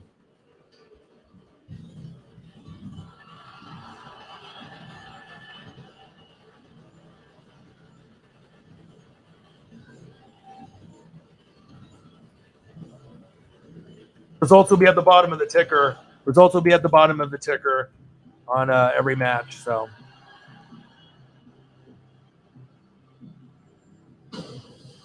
This is Jericho. This right here, the Judas. The Judas. Oh, now they got MJF, unless they have Judas on after. But Judas, if you're thinking about a theme song, right? In wrestling, that's more over than any song right now by the fans. It's Judas, like hands down. Like fans sing it word for word, usually in the great arenas. I mean, it's strong. I mean, you can feel the presence and the energy when they have thousands, 10,000, however many fans that are in the building, all singing together. You don't really get memories like that unless you're like go back in time with like the Rock and Stone Cold era, where you'd see fan participation like that. MJF right now, as me being like a wrestling, I feel like connoisseur, a wrestling specialist. I feel like I'm a wrestling expert, just like the NFL and college football. MJF is the best heel in wrestling right now. The best heel in the business. MJF. The best talker, I feel, in the business, like, is MJF right now. Like, I don't think there's anyone better. And, I watch a lot of wrestling. I'm not biased towards AEW or WWE or NJPW or ROH or Impact. But if you just look at certain guys, I'm a heel guy. That's my favorite. You got to be hated, right? You got to be hated. You got to be booed. That's great. That's a part of wrestling, man. You need those guys. MJF, the best heel in wrestling, the best talker. And I'm, there's some good talkers out there. But you just got to compare. Like, I mean, Jericho to me is a top 5 talker. Stone Cold, top 5 talker. Macho Man obviously is a top 5 talker. I mean, you have just certain guys. Hollywood Hogan, top 5 talker. And maybe that's why I have a lot of those guys are my favorites, because I like the guys that talk. The Miz, very underrated at spitting on the mic. The Miz is a legend. People don't realize that. You know, he was a face, a heel, a face, like, you know, coming from MTV and then doing what he's done. It's not like any guy could have done that. Special. You know what I mean? He could be an announcer down the road if he wanted to be. Jericho coming out. Listen to the crowd. This is amazing right here.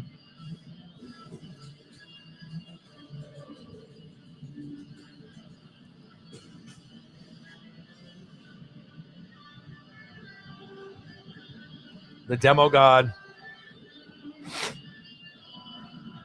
It's cool that they got a live band member, but I almost would rather hear the theme music so I can hear the fans chant it more.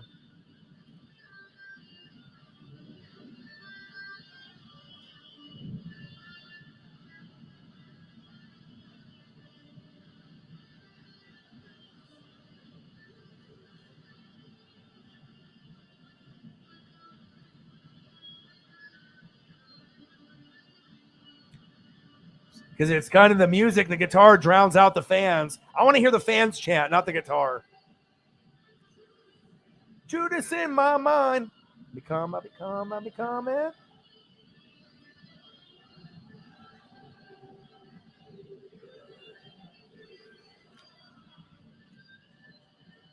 The guitar was just too loud. I mean, I get it, live performance, you know what I mean? But you're talking about the best fan participation song in wrestling. Hear the fans. I don't want to hear the fucking guitar. I want to hear the fans. I want to hear them chanting together. You don't hear that in sports or in wrestling, you know what I mean, when you get that energy. This is my personal feeling. Give me them singing along. That gets me more hyped up, you know, than hearing a guitar blasting and I can barely hear the fans chanting it together. Crowd participation is very special in wrestling. Anyone knows that. All right. Now we got Jericho, MJF. It should be interesting.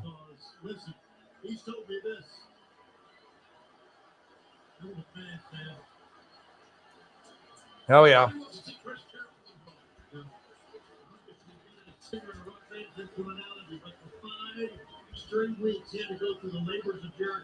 Labors of Jericho.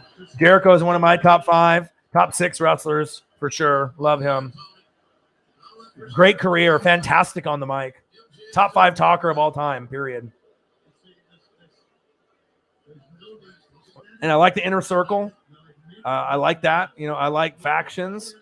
Vince obviously does not. MJF just, you know, doing everything a great heel does.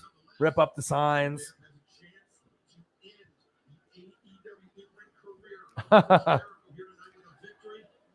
I mean, I can really respect a guitar solo. I can really respect a guitar performance or a singing performance. I get it, but you know, you have to understand. It's like, for me and a lot of fans, we want to hear the fans chanting. That's the energy.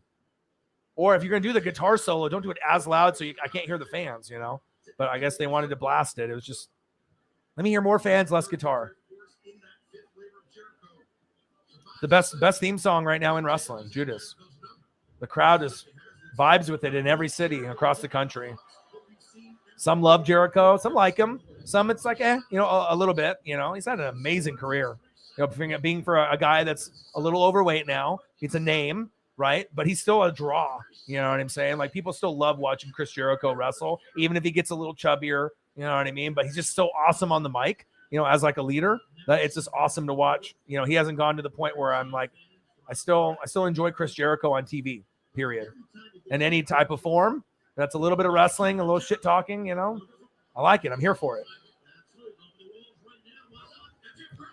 I mean, I can't hate on someone that gets a little bit chubbier. Fuck, we all get chubbier. We all get fatter. It happens. It's life. You eat food.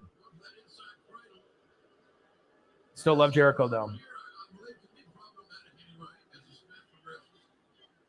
But I think the talking aspect of wrestling, you know, has also helped me, you know, in what I'm doing on YouTube. You know, me being on, you know, phone sales for half of my life, you know, it kind of helped me being able to know how to talk to every race of every age of person, the interactions that I've had. But I like talkers. I like the guys that can spit, just like people that, you know, can spit bars and they can be a great rapper or a singer, you know, of any genre. But the talkers, The great talkers are far and few between. Got to be very creative. Got to have a good voice, good delivery, good tonality.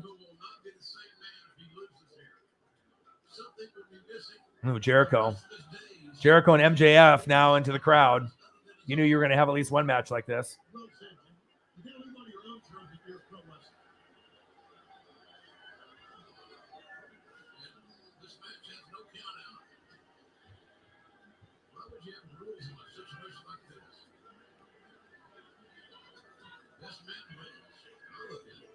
For sure. Jericho and MJF. God, I wish I was, MJF has won like 3 straight. So if he wins, then Jericho can't wrestle anymore. So do I want to see Jericho not wrestle anymore? No. You know what I mean? But MJF is the up and coming star, the guy that will have the belt at some point. He's that good. Like if you don't recognize it, he's an amazing talker and he's got the wrestling skills. He will get that Kenny Omega belt at some point and he will be the man. And then it just depends on how many reigns he has, but he's got the potential to be like the face of the company after some of these other guys. You can see it. Got to have a good heel in wrestling. And I mean, when you're getting booed everywhere and you're not even really trying, you know, to be someone that you're not, you know, it's awesome. Oh, Jericho sliding into the apron on the outside. Jericho as a manager. Jericho on Raw as a talker. Can you imagine if you had Miz and Jericho on Raw or SmackDown or NXT? I mean, it would be amazing. You know what I mean? There's just certain guys that have personality where you're like, okay, I can watch him on YouTube. That guy right there. That guy you're looking at right there, I can watch this guy on YouTube. I like this guy. He's got a unique voice, passionate, fucks with the fans. You know what I mean? Like there's certain, you know, things that you like about the things that you watch. It's like, you know, on TV, Gus Johnson, I like that energy for college football, NFL. Gus Johnson got that energy, you know. On football, you got Tony Romo. You know, he comes up with the predictions. He's, you know, some people love him, some people hate him. It's entertaining. I'll watch it. So, yeah, managers in wrestling are almost a dying art now. I mean, you got to think, who's the biggest manager in wrestling right now? There's only one guy. My name is Paul Heyman. I mean, they don't really exist anymore. MJF, Jericho, going after it in the middle of the ring. Little elbow smash by MJF. Panning to the crowd, just like heels would do in their elite greats in the 60s, 70s, 80s, 90s. As a heel, you always have to play to the crowd. You know, you have to get that booze out of the crowd. That's when you know you're really over as a heel. And there's going to be people down the road. They're like, I hate MJF. I hate MJF. I hate MJF, right? They'll say that. And then once maybe he retires or he gets to a point where, you know, he's almost done, you'll go back and be like, wow, he was an amazing heel. You know what I mean? Like you can respect guys maybe later than some. Some people can recognize it early. Some people cannot. MJF biting Jericho's finger off.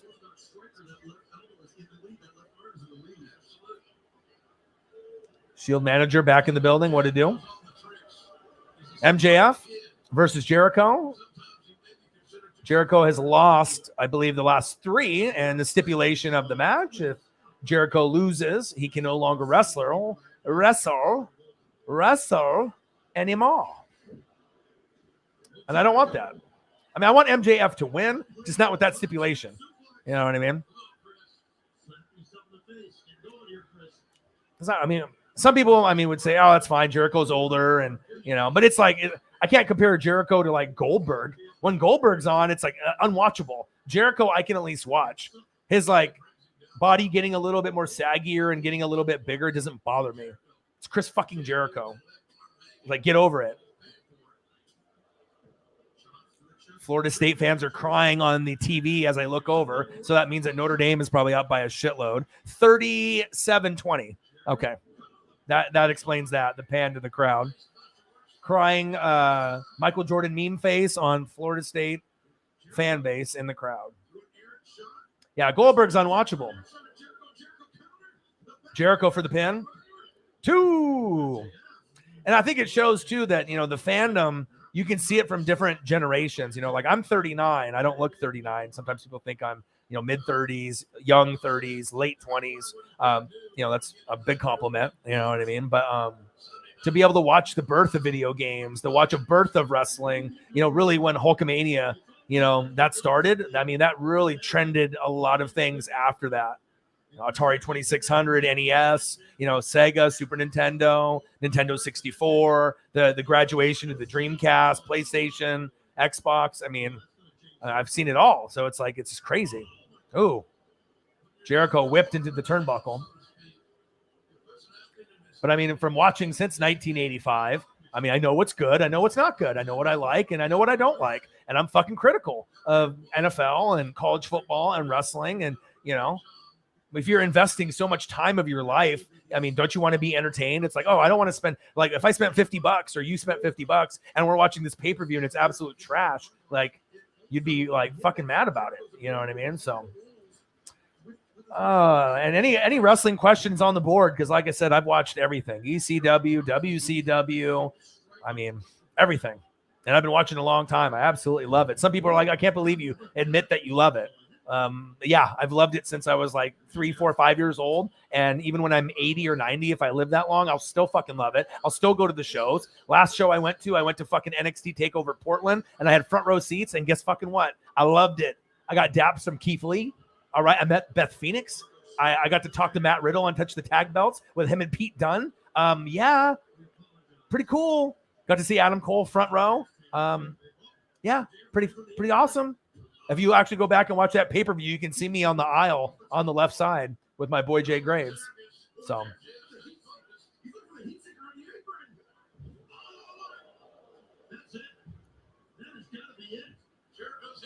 let him know, tabletop.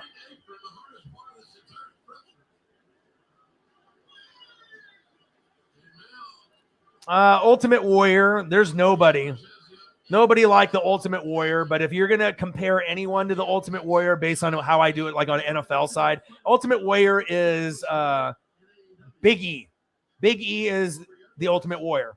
I mean, obviously one's Caucasian, one's white, one's black, right? But that energy that you would see Big E shaking his hips and sometimes having that high energy, that's but they're nowhere near the same athlete. I mean, Ultimate Warrior was at the top of his game, beating Hogan and, getting championship belts and intercontinental belts, one of the most memorable. I mean, he was one of my favorites too growing up. I had an Ultimate Warrior figure, Hulk Hogan figure, Ultimate Warrior figure. I had Big Boss Man figure with the nightstick, the old Hasbro toy. I had the Bushwhackers, right? Luke and Butch, had both of them.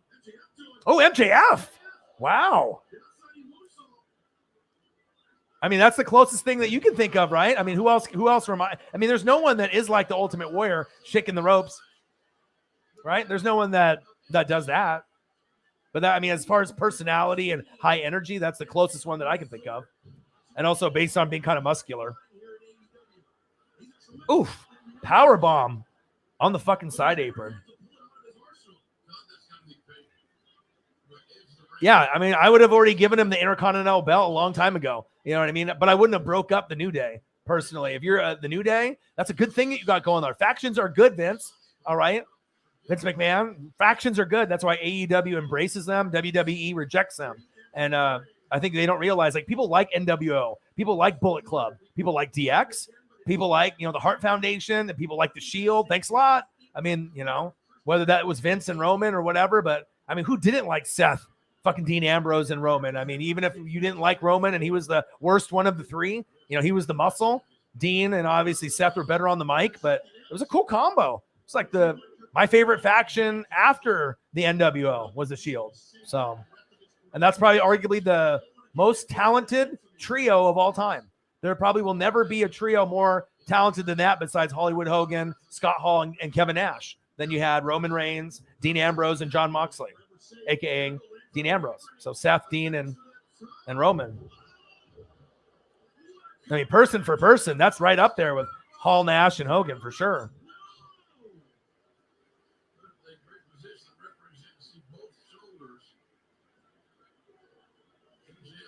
Yeah, I just don't like it when they break shit up that I like. I mean, you can have feuds, but you can still have the group together while they go do their single competition. Like if they want to do like single and not have the other guys come down with the faction, fine. Just keep them as a team. You know what I mean? Unless they have like an angle for it, but.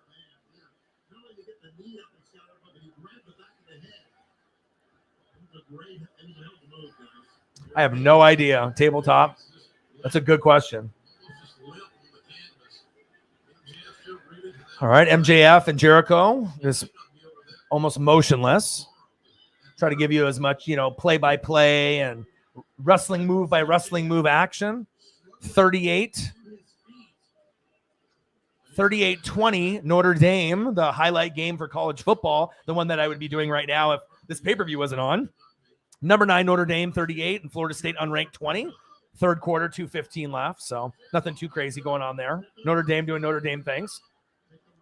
Jericho trying to get the walls of Jericho on MJF here in the middle of the ring. Kick to the face.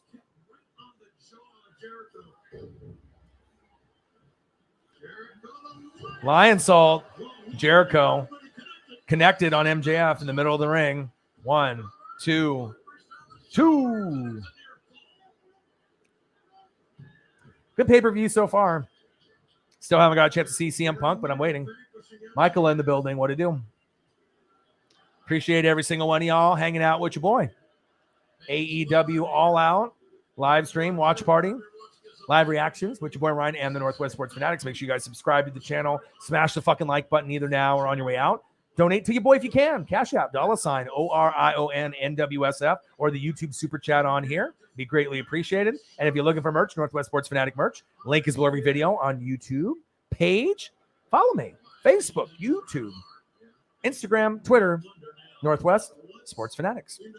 Got one spot left in my fantasy football league. Very excited about that. So we'll do some type of selection process probably tomorrow. It's going to be a fun year. We got football on Thursday. I'm going to be doing Tampa Bay Buccaneers, my Tampa Bay Buccaneers, and the Best Buccaneers live stream on YouTube. All right, for NFL games. I'm going to do that on Thursday against the Dallas Cowboys. It's going to be exciting. They have MJF here crying like a baby in the corner.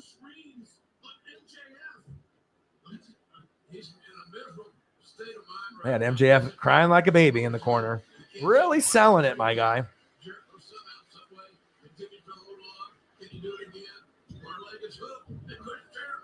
Sarah Small, if you're a good person in life, you'd be happy for Ruby. Just understanding what happened. I mean, there's been people that have been fired from a job, and when you're sad or depressed, I've been there. You know what I mean? And then you get a new opportunity and you bounce back. You know what I mean? And in the wrestling business, it's not like, at a grocery store where you have like 5 options from Albertsons to Safeway to Thriftway to, Winco to, Costco, and you can hop around if you get fired from one. In the wrestling business, I mean, there's a couple spots, and some of the spots may not want you, because it's in like another country or something like Japan. So I feel for anyone that has their moment. And Ruby Riott, Ruby Soho had a moment. We saw Lucha Bros beat the Young Bucks. They had their moment. And sports wrestling moments are special, and that's what makes, you paying for a pay-per-view worth it for those moments. Those are at least the ones that I remember. That's how I feel. So, yeah, I'm so excited for Tampa Bay. Michael, I appreciate that. The boy's always hustling. I'm always grinding. If I'm not on here, I'm reading and doing the film study. I got another full-time job. I'm always hustling, and I always like taking advantage of special moments in life. You know what I mean? There's far and few between, few in between things where it's like you can't really go to concerts a lot, at least out here in the Northwest. Or if you go, you got to wear a mask. And 2, we want to get back to normal. So in the meantime, when I can't go see the Seahawks or the Ducks or Beavers or Blazers or any sporting events, I mean, there'll be some I'll go to, but I'm going to enjoy the good ones on pay-per-view or TV. Uh-oh. Wardlow. Oh, Hager and Wardlow are coming down the aisle. Oh, hell yeah. I love Inner Circle. The Pinnacle and the Inner Circle. Cool, man. It's like, I just love fucking factions, the Elite, it's just the Dark Order. It's cool, man. Like, I just don't get why Vince doesn't like it. The fans love that. We like it when there's groups of people and you have like a gang of wrestlers together, It's cool, man. Why can't they realize that? MJF right in the head of Jericho with a belt. I don't know what the fuck that was. A belt, or was that the belt? It wasn't the bell. I think it was the belt.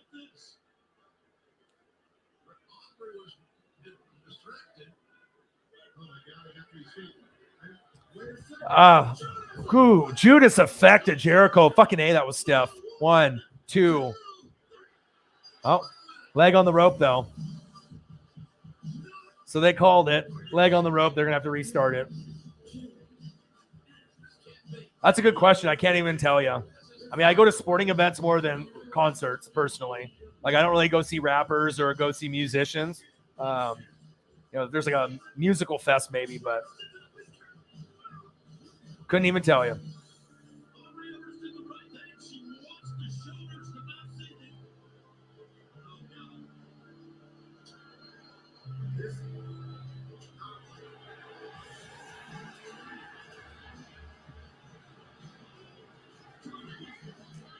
All right, restart the match, baby. But I live for times like this. You know what I mean? Because it's like, it's hard to be entertained. I mean, you want to go to those concerts. You want to go to see sporting events. Sometimes, I'm vaccinated, so it's like I can go. You know what I mean? But it's like wearing a mask.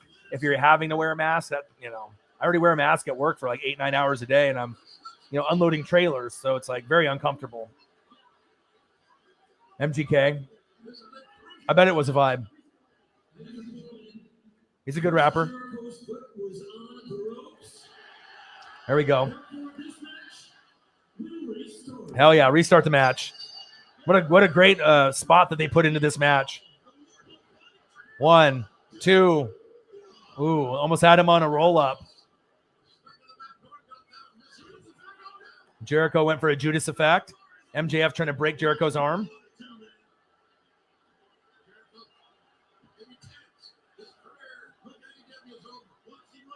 So we had 10 people last year, and 10 people obviously every year. I'm going to do a PPR league, but first year she didn't know how to play, and I taught her, and then she ended up getting second place and did really well. And then she drafted all on her own and then won it last year.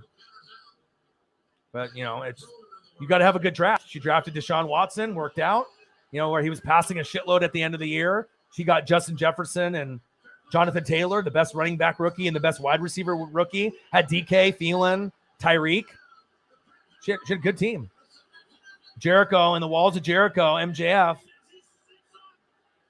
No, I got third. I tried to get to that second place game. I got third. I usually get top 3 every year, but obviously the goal is to win.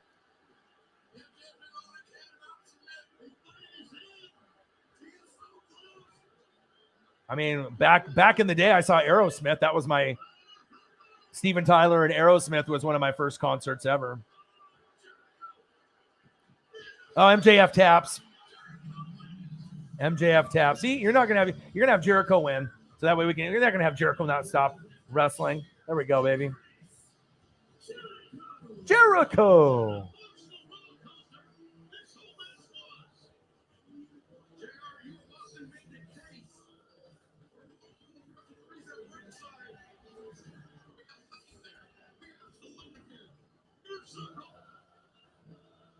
Now you can hear the fans sing. I love it. I love fans singing and chanting. That's a big part of wrestling.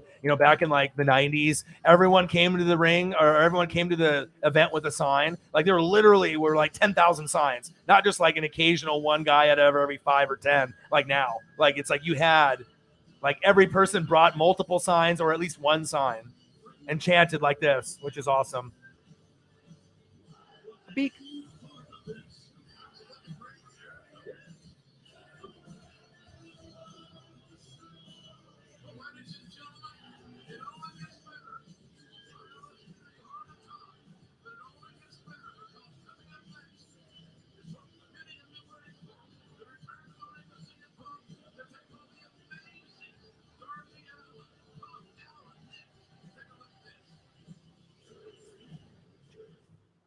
Hell yeah. Love it. Finally got to hear the crowd sing. Wish I would have been able to hear that in the beginning, though.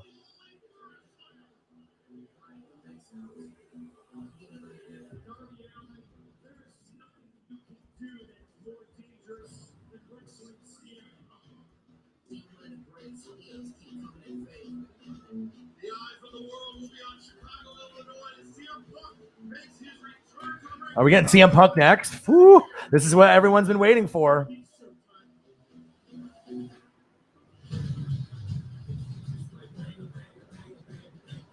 Oh my God. CM Punk, is this next? I mean, they're putting him on, so obviously we're getting CM Punk, Darby Allin next. My God. I'm so excited right now. I could just like shit myself. Man. Love Darby Allin. Like I said, if it was in WWE, they would never give a push to a guy like a Darby Allin or like an Orange Cassidy. But that's what makes AEW awesome. You could be a smaller wrestler and the crowd can still love you. You can still, have a lot of passion and energy and be a good wrestler, be entertaining. Everyone's different. And AEW fans appreciate those lower guys. And those are actually kind of bigger guys in the business. Maybe smaller to some WWE fans. But, I mean, the fan base for AEW loves those guys. That's facts. Oh, CM Punk, man. Darby Allin. Let's see, I wonder how many more matches. Do we have just like this match and Kenny Omega versus Christian for the main event? Wrestling quality Punk, not UFC. Yeah, I mean, you got to think that was like something he tried. You know what I mean? So it's like I feel wrestling is his passion. Wrestling is his soul. He's got AJ Lee at home. You know what I mean? Like they were both, amazing. They were good on the mic and they were good wrestlers. They were well loved. And CM Punk is a legend, man. He's like the only guy in wrestling that left, and people would chant his name during shows. Just on maybe they disagreed with something or wanted him to come back. I've never seen that in wrestling ever. That's when you got someone that is like a legend, like a top 10 wrestler of all time. You know what I mean? Like you could definitely argue CM Punk is one.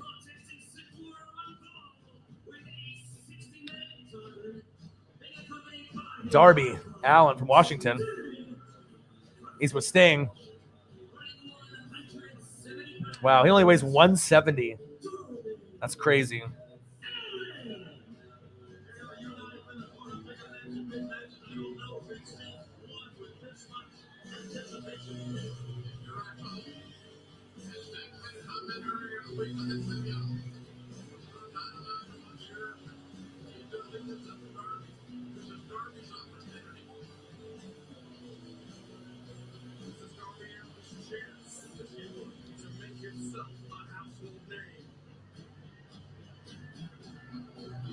Yeah, Darby's really light, you know what I mean? But that's why I think I love him, is because he's reckless with his body, and he's 170. He's literally like the skinniest. It's like Marco Stunt looks like a little midget kid, right? He's super small, but he's not like an active wrestler. Jungle Boy is small, super entertaining with his hurricanranas and high-flying style. Darby Allin is a little bit more reckless. If I had to compare him to someone, he's Dean Ambrose, but lighter. He's a Dean Ambrose, John Moxley, crazy, using your body, being physical, and just, being reckless, throws his body around like a bullet, what I mean? And I love it, a lot of suicide dives, and just Darby is a legend. But now you got CM Punk. You hear that?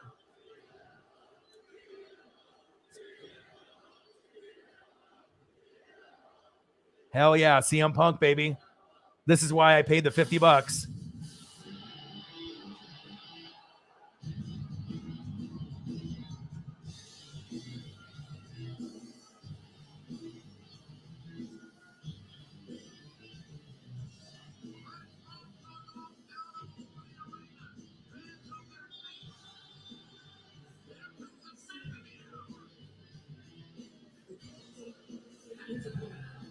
Hell yeah. Illinois. 218 pounds. CM Punk. Yes. Yes. For me, this is like, you don't have too many moments like this. It's like you can have moments like this in the NFL draft. You can have moments like this, Super Bowl, winning the pennant, NBA championship, having memories of your favorite team. But if you just have any memory of CM Punk at all, this is a really special moment. Best in the world. Best in the world.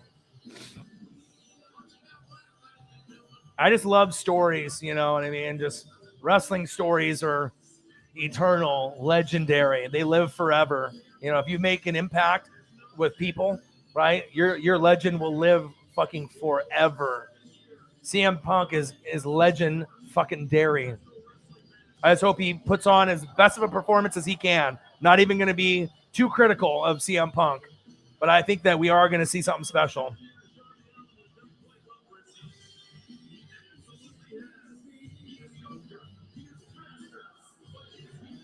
Exactly. He would be a Tony Hawk ripoff, and the fans wouldn't even like cheer for him. He'd just be some guy that they would just have wrestle like on like a Sunday Night Heat type of show, or like Saturday night, or he would be on like SmackDown, you know, against someone like Otis for like 1 minute and then get squashed. Like, you know, that's not what I want to see.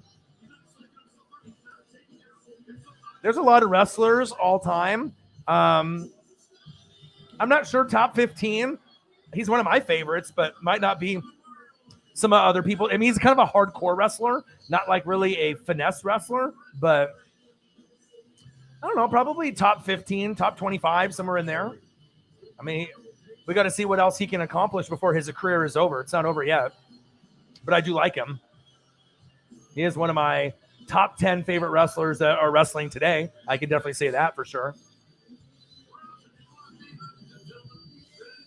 CM Punk looking like he's in pretty good shape.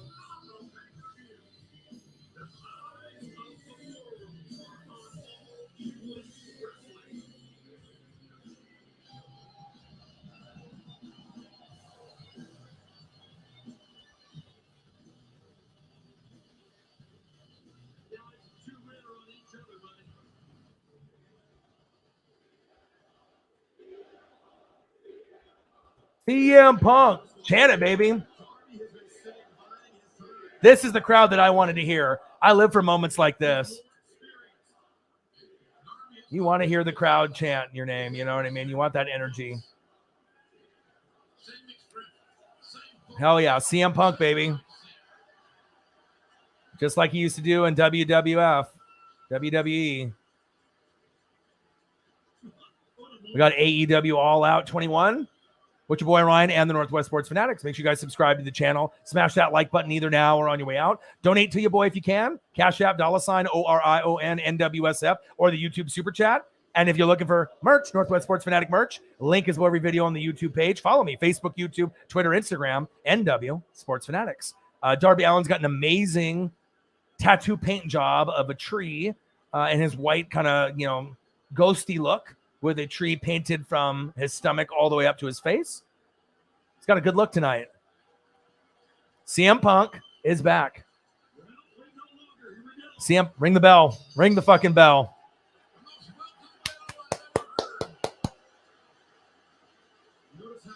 Let's go. Nice little stare down. I was really wanting CM Punk to debut against Kenny Omega, but they probably want him to have a couple people to get the rust off, you know what I mean, to build up to that. But I imagine we are going to get CM Punk versus Kenny Omega at some point. MJF will be up there at some point. Maybe CM Punk versus MJF next. I don't know. Maybe they go that route.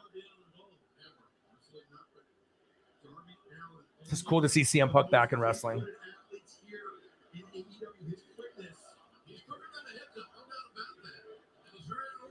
And we want to be able to see if he wrestles like he did in WWE or if he's doing anything new and different, new moves.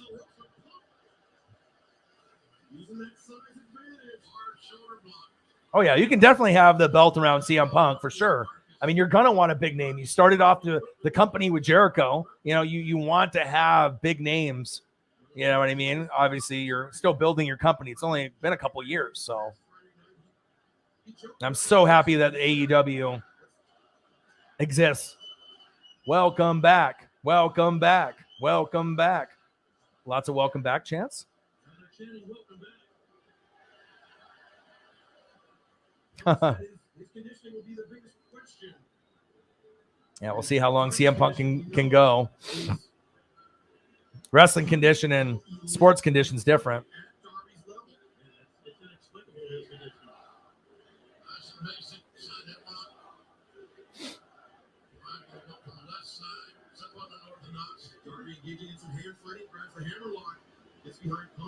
We already saw Lucha Bros have their moment. their shining moment, right, tonight, beating the Young Bucks, my favorite tag team. Okay? And then you saw Ruby Riott, a.k.a. Ruby Soho, have her moment after being fired from WWE and winning the Women's Battle Royal. Special. CM Punk. And we still got Kenny Omega versus Christian, so.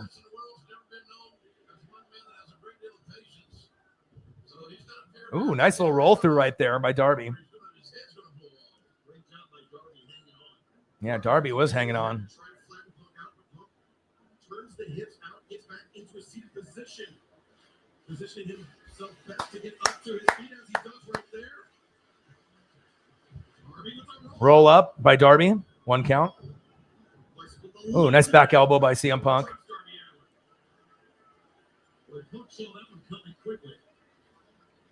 You can almost hear Darby's feet start to run towards him, pound towards him, and he got that back elbow in. Hard slam.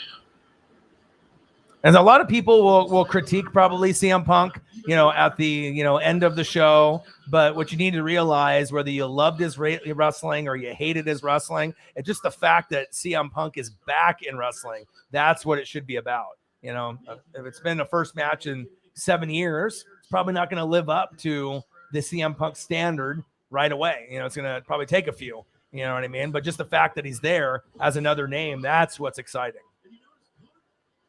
Michaela, have 10 for me. I appreciate that. Drink one. Michaela, drink one for your boy. Oh, Darby got up there.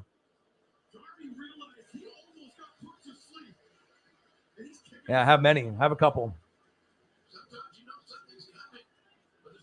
That was kind of, hey, I get some food and beer or, watch this pay-per-view. So sometimes, the stomach's got to wait. Beer is good. Food is good. Food is delicious, right? But CM Punk is watching it live. That's once in a lifetime, and I knew that Lucha Bros and the Young Bucks, I knew that would steal the show. And moving forward, I'll probably buy every single AEW pay-per-view, to be honest, just because even though this one was special with CM Punk, I want to support, the company that I do love. I rock with them and I will forever. As long as the card is good, then I will pay.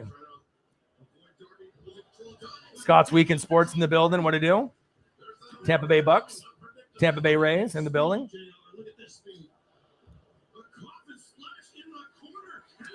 Big splash by Darby Allin. Yeah, it's awesome that CM Punk is back. Love it, man. I'm a big fan. Watched him a lot when I was younger. Tabletop, that sounds awesome. I'm down.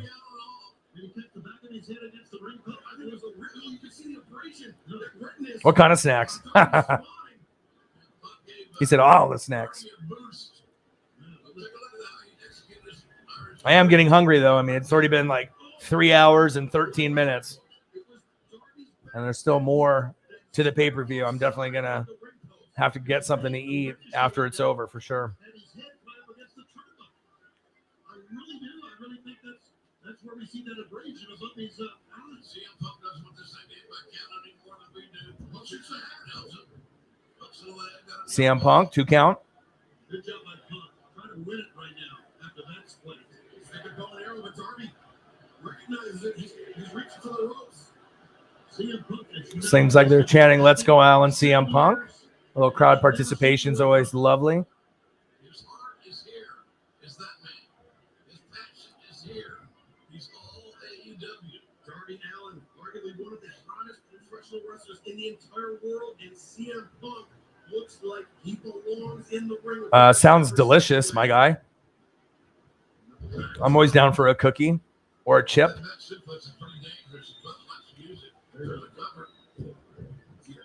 I'm all about the snacks. Sometimes my problem, there's too many snacks. You know what I mean? You can never have too many snacks, but can you though? It's you can always do the fruit thing, or smoothie thing, or try to eat, vegetables and, dip with ranch or whatever. But sometimes fucking, hey man, you just want some chips or you just want to eat some cookies or something, crackers, whatever it is. So I get it. And then you just can't eat one. You eat the fucking whole bag or the whole box, right? And you're like, oh, well, it happened.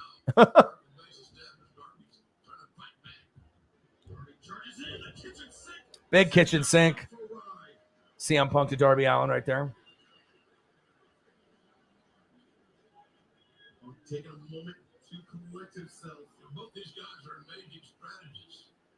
As Tony mentioned, students of the game. They both sincerely had that opportunity to talk to CM Punk. And the feature that we did. All right, submission move by CM Punk. It looks like he's in pretty good shape. I mean, obviously you have to have that preparation, with him and AJ Lee to get him mentally and physically ready, to be able to compete, on a high level. It's cool to see, man. It's cool that he's back. And AEW is growing, and it's going to keep getting bigger and bigger, and they'll be able to have more shows. And the wrestlers and the fans, will appreciate each other, and they'll have more freedom there.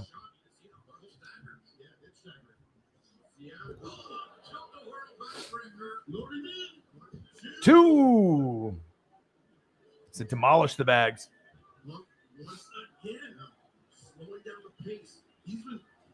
All right, CM Punk, Darby Allin in the middle of the ring. Got Darby Allin in a headlock.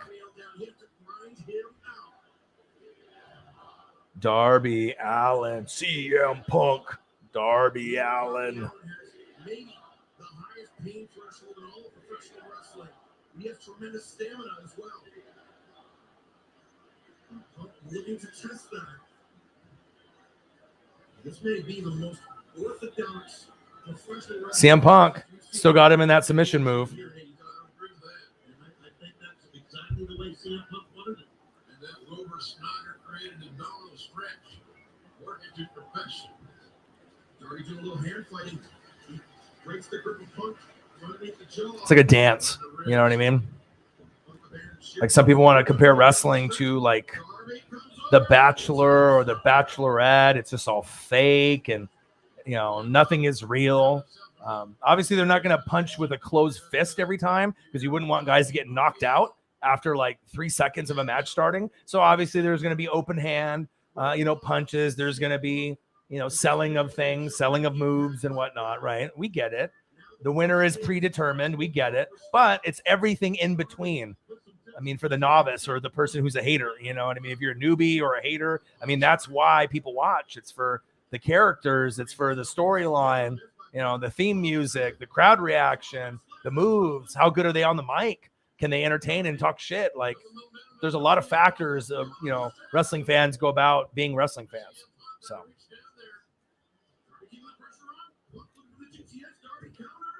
Yeah, no Bachelor or Bachelorette for me, man. I can't watch a lot of the shows that are fake. A lot of shows are fake on TV. Oh, wow. 2. Good sell by CM Punk and Darby with a... Wow, what a destroyer. I mean, I vibe with wrestling fans and football fans because I think like outside the box. I don't just think of what I would think. I kind of try to feel what other people would feel.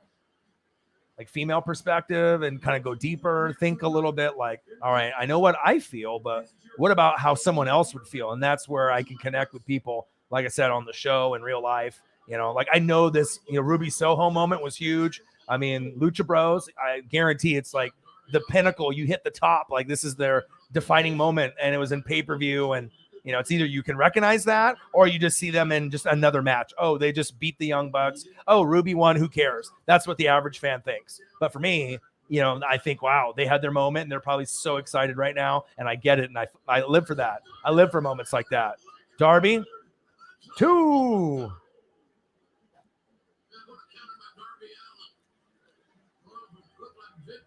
I mean, I do NFL and, college football. Right. I do those things, MLB, NBA, March Madness. I mean, I do all sports, football, soccer, rugby. I mean, I pretty much do anything that's out there. And just the fact that, I mean, I like wrestling. I'm not ashamed of it one bit. Like it's a big part of who I am in my life, like fun fact, The Rock. Oh, fucking GTS, but he came out of the ring. Wow. Like The Rock has the same birthday as me. May 2nd, 1972 for him, me in 82. So I'm a bull, you know, and I'm a grinder. I got the work ethic. You know, if you're a Taurus, you got that work ethic, and you know, Tauruses are a special breed. That's facts. Very loyal, but very hardworking. Whoa, that GTS was crazy. CM Punk got it, and fucking Darby just rolled out of there like a fucking bowling ball. Appreciate every single one of you, newbies or the old vets. Part of the Fanatic family. If you haven't subscribed, please do. I think you guys will enjoy it here. Like I said, I do all kinds of content, and I love you. Appreciate you. Anyone that came in, still in the room, donated, didn't donate, chatted, interacted with people in the room and me. Love you. I mean, that's what it's about. Enjoying things together. Wrestling moments, football. That's what life's about, man. CM Punk, baby. Might choke him out here. Let's see what happens next. CM Punk. Darby Allin. Ooh, big forearm smash by CM Punk. Jesus. All right, CM. There we go.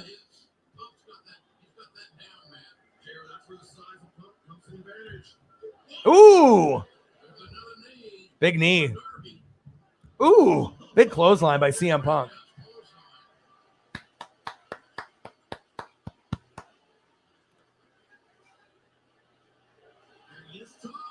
Uh-oh, let's go to sleep time. Uh-oh. I know, I love it too. Especially if I paid money, you know what I mean? It's like I want to be entertained. I mean, I can do it for the fans, but I mean, bottom line is like if you're paying money for something, you must love it. When people donate to me, it means a lot. They love me. They love the channel. I mean, that's awesome. I mean, it is. I love AEW. You know, CM Punk return and Young Bucks and Kenny Omega. Yeah, you love it. You know, you pay. You love something, you work hard. Like me on the channel. Facts.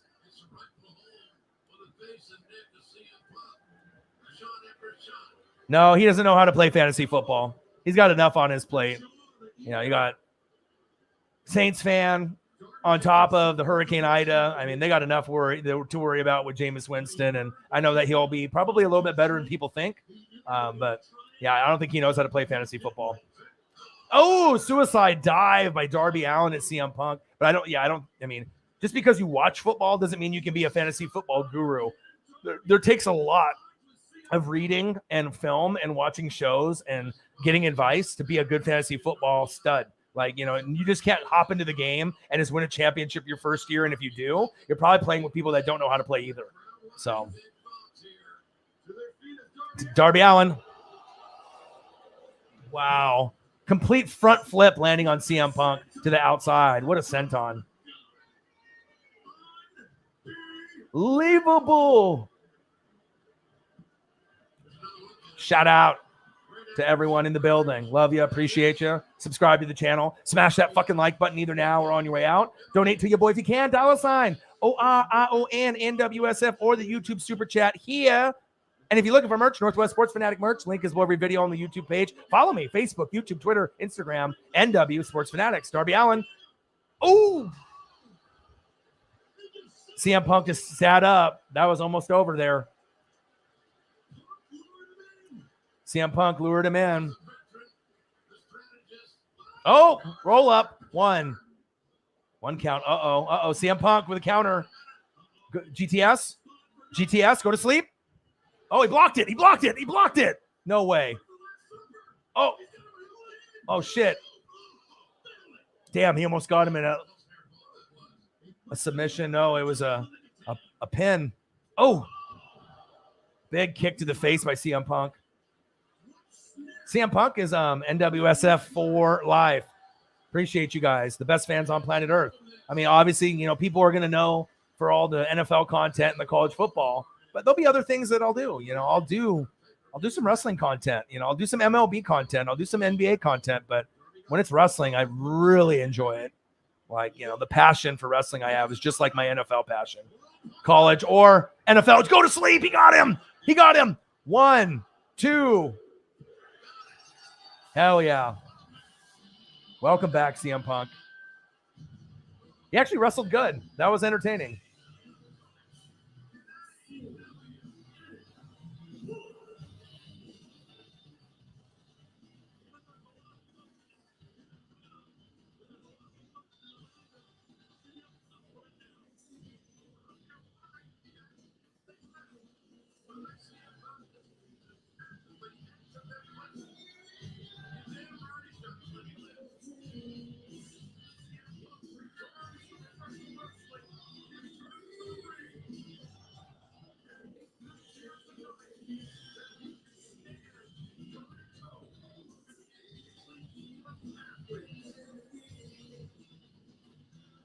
I'm updating everything in the ticker too, so you can kind of see little thoughts that I have and just kind of who's been wrestling. And so you kind of have an update on the card. If you miss some of it, obviously you can pop up on your phone and you can look, you can look at, different results and whatnot.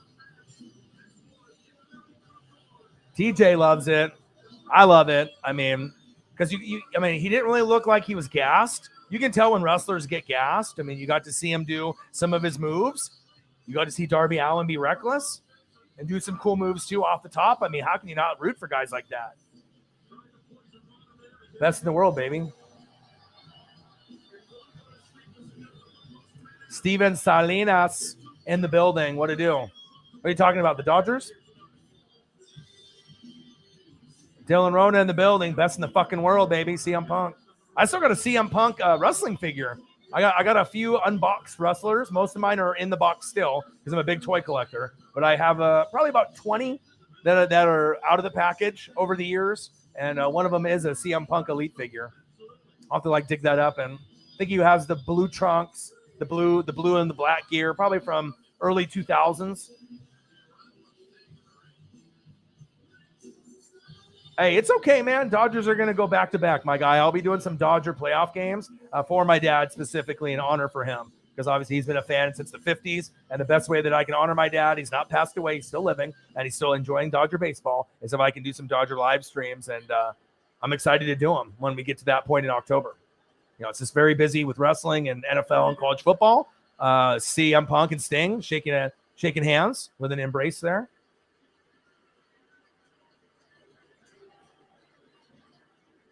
CM Punk still figuring that leg, man. What a beautiful match. Walker Buehler, one of the best pitchers in baseball. You got Kershaw and Buehler. They traded for Scherzer. They'll be okay. I'm excited for, that's when baseball gets really good. We got Notre Dame 38, Florida State 35. I'm not sure if that's what you're talking about, but as soon as you just mentioned that, I looked over. How the hell did Florida State come back? They were getting mollywopped by 20 plus. I know Odin's Child is a big fan of this channel, and he's always in the chat. He is a Notre Dame fan. So for his sake, let's see if Notre Dame will hold on. Darby Allin gets to his feet, handshakes with CM Punk. CM Punk handshakes with Sting.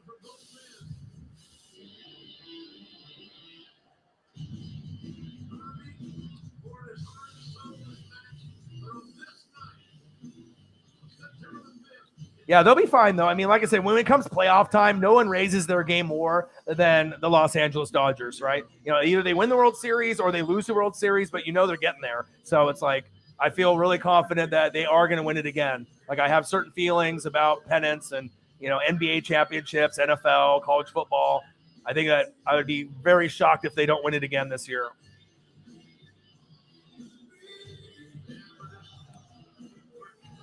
Well, they could say that for a lot of teams. Hybrid. I mean, or my Oregon Ducks barely won against Fresno State. I mean, Oklahoma almost lost to Tulane, right? I mean, there was a lot of games. Shit, fucking look at the Georgia and the Clemson game score. That was unreal. I'm what, 10-3? What? I mean, these are teams that normally score a shitload of points. I know Trevor Lawrence isn't there, but a field goal, showed you how good that Georgia defense was. So that's why I watch so much college football, so that way I get a gauge on talent going to the next level. That's how I'm able to process information and be right a lot of the times on my predictions coming true. Just watching a lot of film and reading a lot and kind of gauging tendencies and patterns and hoping that they continue on the next level. CM Punk with the dub.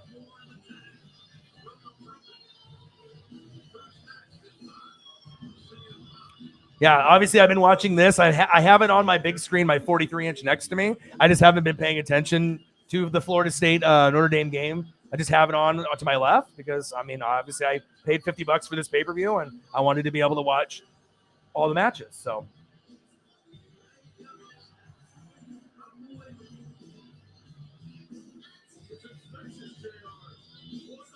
hell yeah, CM Punk back.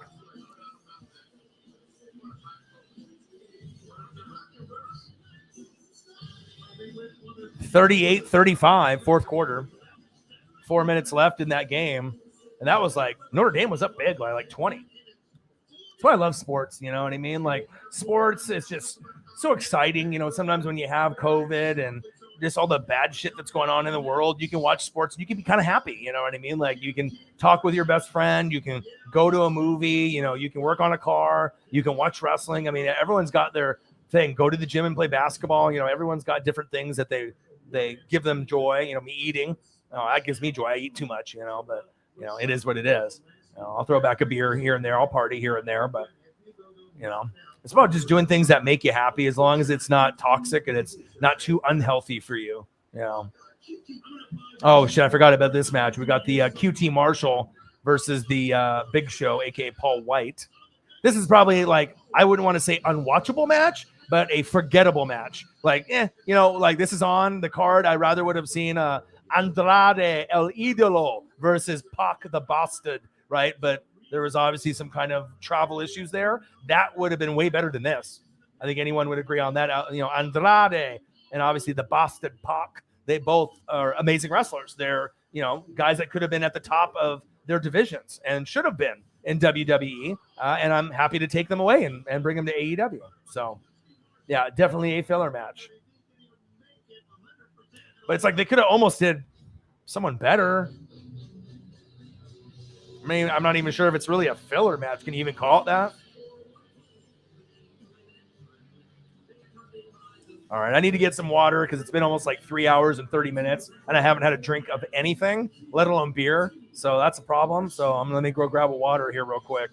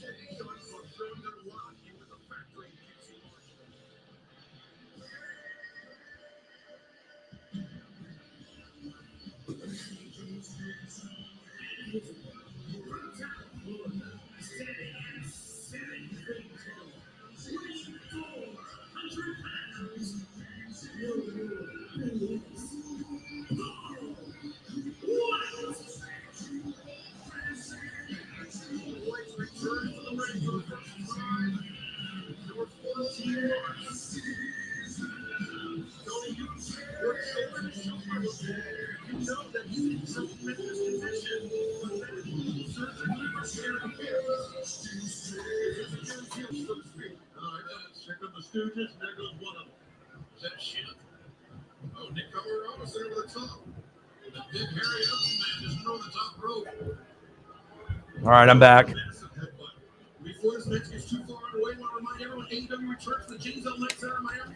That might have been the longest I've ever gone without drinking anything.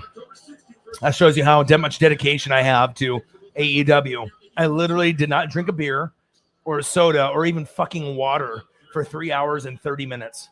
That's a record on planet Earth. Like, that shows you you're focused.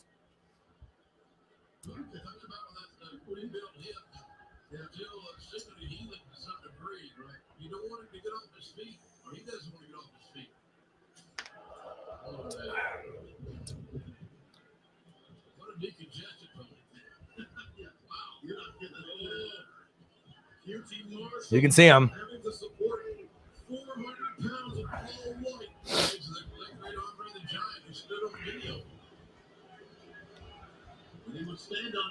All right.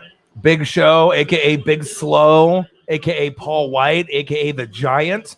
I mean, when he was in WCW and he joined Scott Hall, Kevin Nash, and Hollywood Hogan as The Giant, I mean, he was a big name in WCW with Goldberg at the time. I mean, it was a big deal.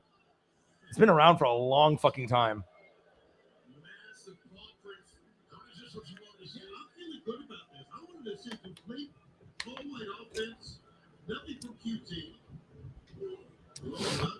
It might be a Taco Bell night.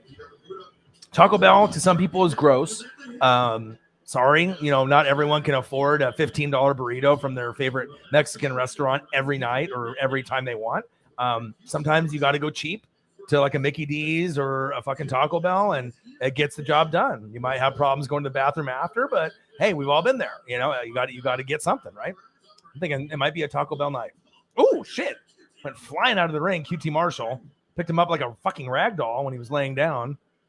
Chicken quesadilla kind of sounds good. You know, maybe a nacho or some kind of taco or something. QT Marshall going for a RKO cutter. Paul White says, get out of here with that, and throws him away. Appreciate every single one of y'all in the building, hanging out with your boy for AEW All Out. This should be trending worldwide #1. I don't think anything else would be bigger than this going on right now. I mean, you got Notre Dame and Florida State, 38-35. Notre Dame ranked 9th. If they lose this game, huge upset. College football has been a lot of upsets this weekend, and it is week 1. First time with fans in 2 years. Shit's going to happen. Big slap by fucking Big Slow, Paul White. Ooh. Big punch to the fucking chin. Ooh, big spear.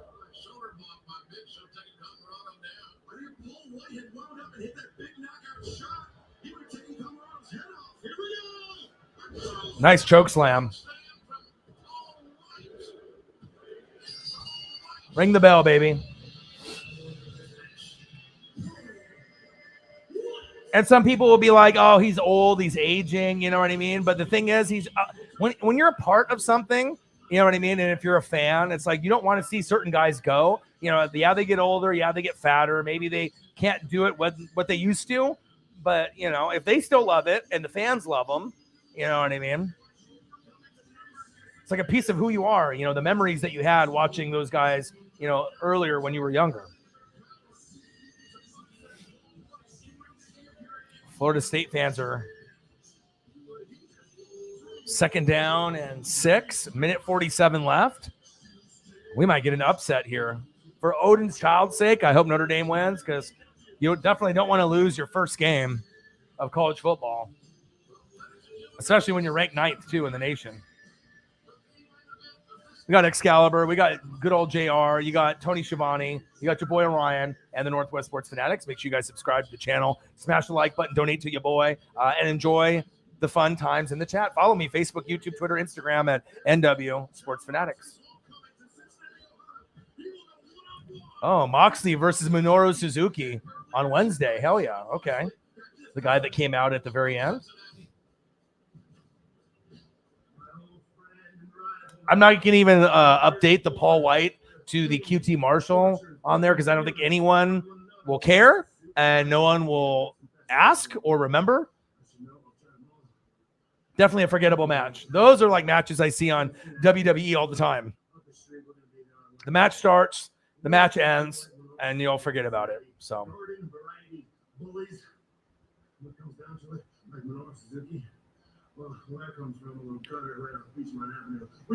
Yeah, but I mean, he's been gone for 7 years, so I mean, he's going to have new attire, a new beginning. You know, you can't be someone that you were back then. You got to evolve and be a little bit different, you know. Welcome to the jungle, motherfucker. CM Punk. No, John Moxley talking shit to Minoru Suzuki.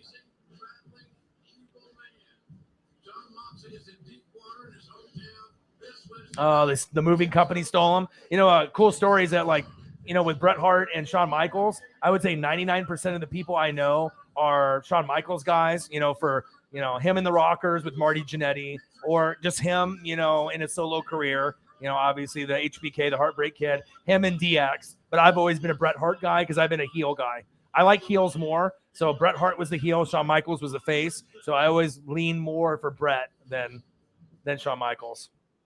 They had some epic matches, Bret and Shawn. So Dustin, I want you to be as mad as you want. Oh, that water's good. Because the angrier you get, the more predictable you are. Alistair Black on the TV right now. Michael Black. Sorry that your figures got stolen. My boy Swaggy P that comes on the show, he did the NFC Championship game. He did the Super Bowl with me, and he recently did the last pay-per-view with me on the WWE side. And yeah, he was the king of figures. I mean, this guy would work extra jobs when he was a kid. He literally had over 100 loose figures. I've never known anyone that's had that kind of dedication. You know, he had even figures that no one would buy, like Viscera, you know, just to have Viscera. Because, I mean, you know, you don't have to have them, but with him, when you collect everyone, I mean, and those are the ones that usually are worth the most because nobody bought them. I think it's cool. You know what I mean? I handpicked some of his, you know, loose figures to buy for my collection because he had so many. Had to go in there and get a Rock and a Stone Cold and a few other ones that I thought were pretty special. But he had like 8 Stone Cold, like 8 Rocks. It was unbelievable. Like I collected a lot of wrestling figures myself too, but I never met anyone that was like on my level, like collecting wise. It's pretty cool to see. Yes, this should have been on the pay-per-view. That should have been on the pay-per-view.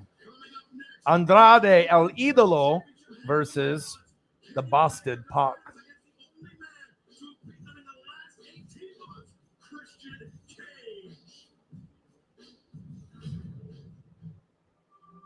For years, Kenny Omega was known as one of the best wrestlers in the world, if not the best wrestler in the world. One of the reasons Kenny Omega has been able to maintain a quote-unquote stranglehold on the AEW World Title because he's just that damn good. Kenny Omega and Don Callis have made history. I think Kenny Omega is the best one-on-one wrestler. Yeah, collecting is something that I've done from, you know, a very young age. Me and my dad are big collectors. I got a lot of sports cards, a lot of toys in the package. I've been collecting since 85. So it's 2021. I started in 1985. So you can just imagine. Lots of collectibles for sure. Now we got Christian Cage and Kenny Omega. So we're down to the main event, the last match. I don't. I mean, I'm doing so much time on my own channel, to be honest, with reading and film study for the NFL because I cover all 32 teams with no bias and, you know, college football and wrestling and everything else in sports. So yeah, I don't have time to play video games or go to other podcasts, unfortunately.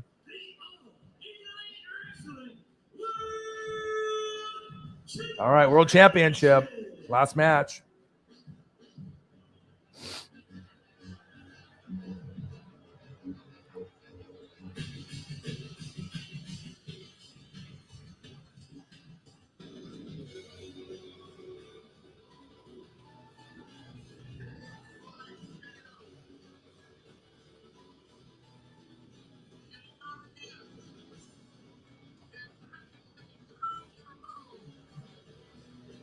All right, Christian Cage.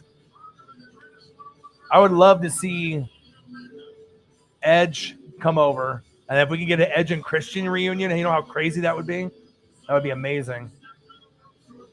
But I'm not sure what the contract is for Edge. And, you know, Edge is getting older. But it shows you, even when guys get older, you still can see them through their second part of their career or third part or fourth part. I mean, not anything is ever going to be in their elite years.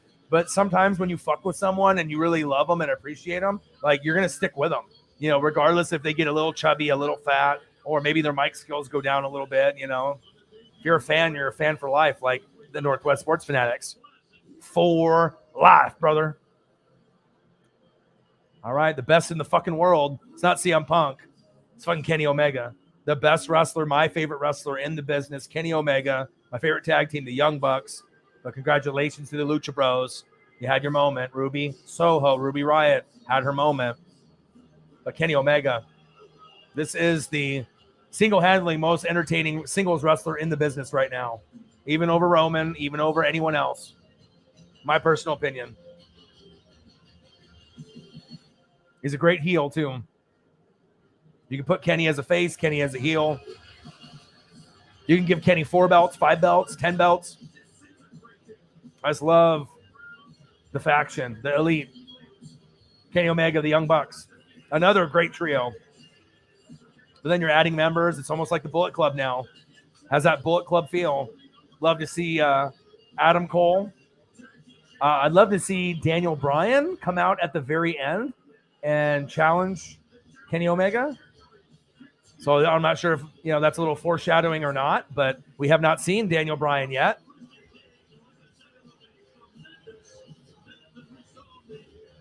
We haven't seen Daniel Bryan yet. All right? But we might.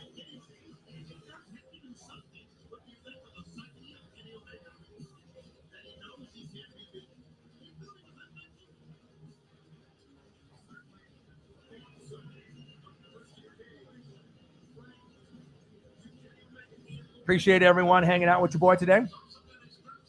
Special moment, AEW All Out. First time I've spent $50 on a pay-per-view in probably 20 years, 30 years. But, sometimes you do things that you want to make a memory. And if I can share the memory with some of y'all, whether you are watching the pay-per-view right now on Bleacher, Fight TV, a legal stream, or you're not even watching the pay-per-view at all and you're just watching me watch the pay-per-view. Salute. Love you guys. Appreciate you guys. And you guys are the best fans on planet Earth, the Fanatic family. Love you. The Impact Champion.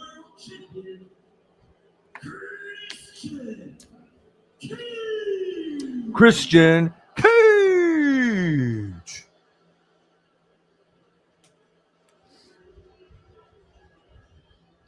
No. As great as the AEW belt is, I am a stickler on belts, and I've grown up watching, the Smoking Skull belt from Stone Cold and the Rock Spinner belt and John Cena belt and spinners and Rated Edge, Rated R Superstar belt. I just think the belt for AEW could be a little bit better, but I like the unique design. It's different than WWE, so I guess I can't complain too much. Omega!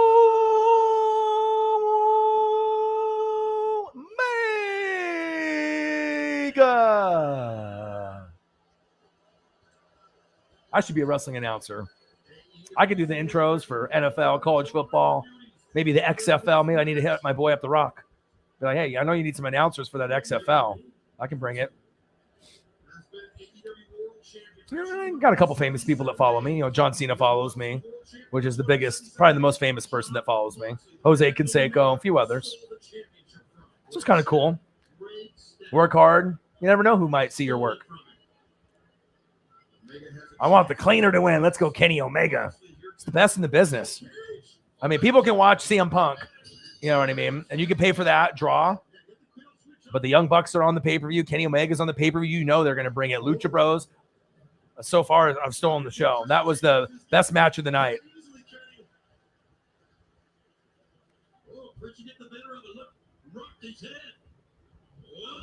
Ooh, Kenny. Kenny can do everything. I mean, a lot of people haven't watched Kenny if they're straight like AEW haters and they're only like WWE guys, right? They have no idea. They're like, oh, Randy Orton and Roman and all these guys are so much better. They obviously have never watched Kenny Omega wrestle ever.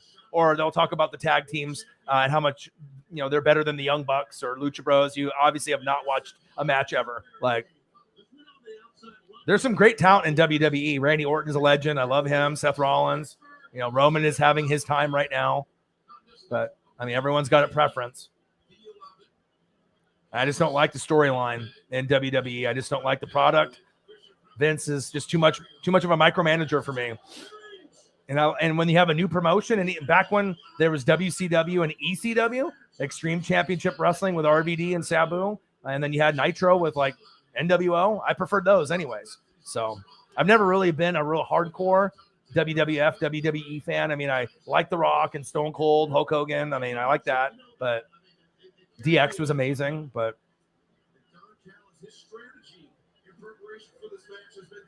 yeah, let him know, Tabletop. Kenny got it all. High risk. He can do the, groundwork moves. You know what I mean? He could be physical. Work the crowd. Good on the mic. He could be a face. He could be a heel. I know WWE was trying to get him for a long fucking time. Thank God he didn't go over there. So now you can actually be appreciated where you need to be. Not just be some guy that they use for a little bit and spit out like Bray Wyatt and The Fiend. Oh, shit. Look at this. Ooh, Kenny. Jesus. Jumped on the fucking table right through his chest.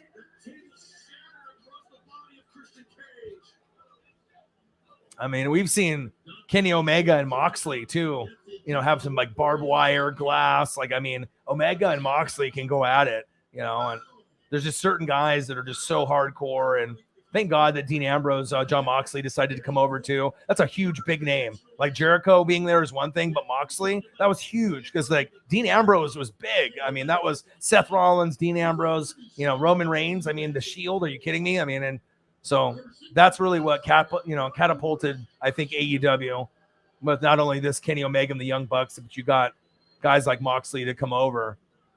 Love it. Surrogate stage parent of Kenny Omega and Christian Cage sensing the imminent danger. What up, Lenny D? It's been an amazing fucking pay-per-view, bro. Amazing. I can't afford it either, but I found a way. You know what I mean? I found a way. And dinner's going to have to be cheap tonight, probably Taco Bell, bro. Like, you know, I could have bought beer. I could have bought food, got something really good for food, like restaurant. But I was like, you know what? I haven't bought an AEW pay-per-view, recently. I haven't spent money on $50 on a pay-per-view in 20, 30 years. But CM Punk is back. I'm a hardcore fan. So you know what? Fuck it. I am going to pay the $49.99. Because if you do an illegal stream, you're probably not going to find one that's going to last the whole pay-per-view. And I don't want to miss anything. So it's like, yes, I'd rather go the free route. I can go the free route for other sports, baseball, basketball, football, hockey. But for wrestling pay-per-views, it gets a little bit more trickier with those streams. So appreciate Lenny D. Can't wait for the Eagles this season. I'm going to need you as a mod, just like last year. And we're going to have a lot of fun, man. Hope your job is going well. Hope you're mentally doing great. You need anything, you hit me up on Twitter anytime or email. Love you. Appreciate you. Fly, Eagles, fly, my guy. Thanks for popping in, dude. Yeah, but it's been a great pay-per-view. Even the pre-show match was amazing. Like, the whole pay-per-view has been good, which I knew it would be. But who stole the show? Lucha Bros, Young Bucks. That really, really fucking stole the show, and I knew it would. Cage match too. Fuck out of here with that.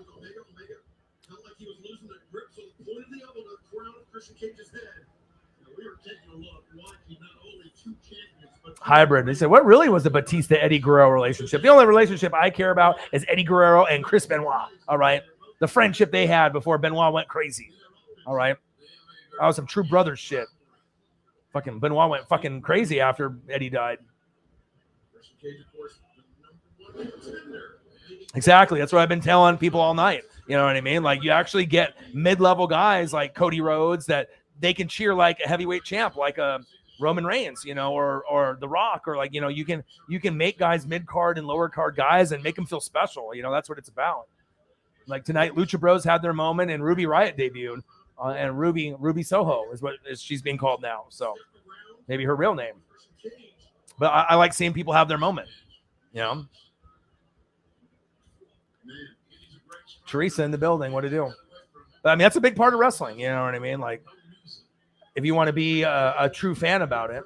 But I didn't want to pay $50 Are you kidding me? I'd rather spend that on other things. But I mean, I anticipated a special night, a memory that I can have forever, and I can have it on the stream so I can go back and remember that moment, even though I'm not going to forget it anytime soon. Oh, wow. Look at that. 38-38 in overtime. Somehow Florida State was down by 20, and they came back, and now they're tied up. If Notre Dame loses, Odin's Child, a big supporter of the channel here, is going to flip. Ooh, Kenny slipped.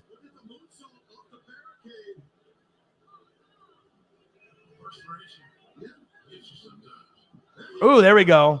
Kenny tried the moonsault and slipped, then went for it again.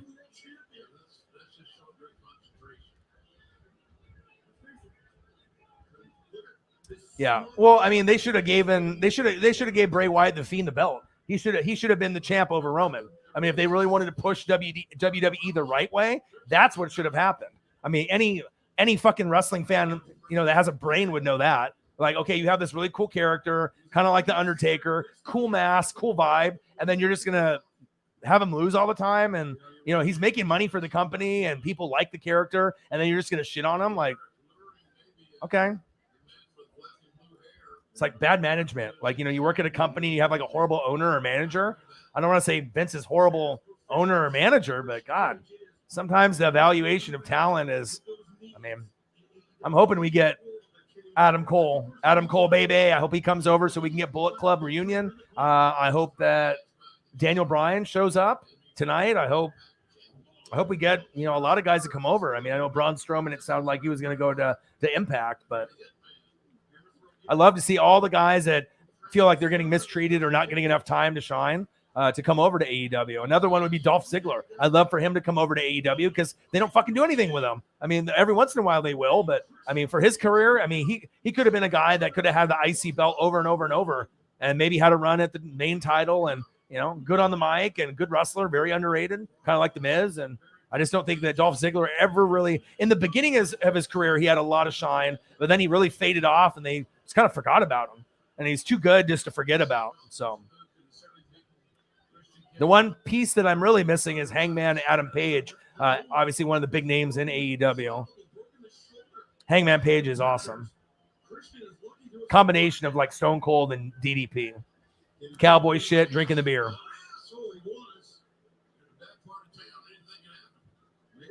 Christian Cage, got Kenny Omega in the corner. I got updates on the bottom of the ticker of basically what happened tonight.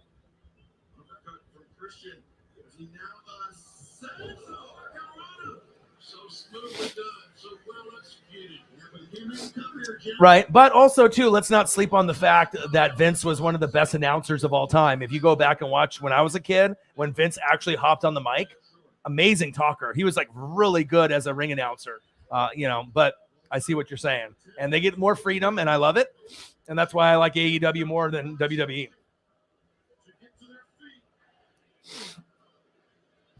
Ruling on the field is a fumble. Don't know who it's for, Notre Dame or Florida State, but I know the game is tied in overtime. That was like the other big game that I would have been doing tonight if I wasn't doing this pay-per-view.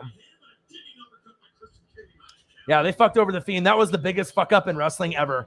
Talk about fucking up in sports. My Blazers picking Sam Bowie over Michael Jordan, fuck up. Picking Greg Oden over Kevin Durant, fuck up. Vince McMahon letting the Fiend character go and shitting on it, that was horrible for wrestling. It's stupid. What a cool character, We can't all win, I guess, in wrestling fans, right?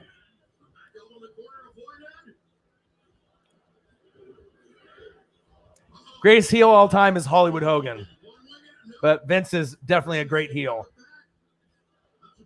Obviously, him and Stone Cold with that relationship, it's like boss and employee relationship with the beer and the middle finger and doing what you wanted to do to your boss if you had a bad one.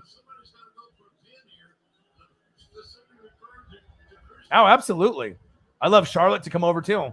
Andrade El Idolo, her boyfriend, husband, whatever you want to call him, is here. Hey, Charlotte, come over. That would be a big game changer too. Or a Sasha Banks kind of character. That'd be big. Vince fought God.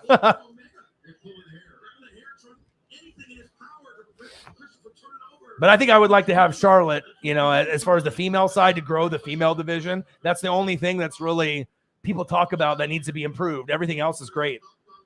Fans are great. Announcers are great. Wrestlers are great. Every division is already set except for the women's division. But they've only been around a couple years, so you can't expect them to pluck off all the WWE talent. So it takes time for Vince to make a mistake and then them to come over and be happy, have more freedom, be more loved by the fans universally in AEW.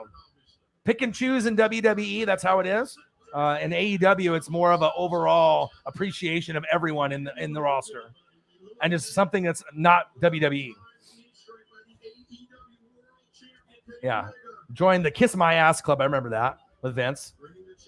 Then we had like Trish Stratus, and he thought he was going to get like a kiss from her, and then it would be like Rikishi's fat ass. Oh, man.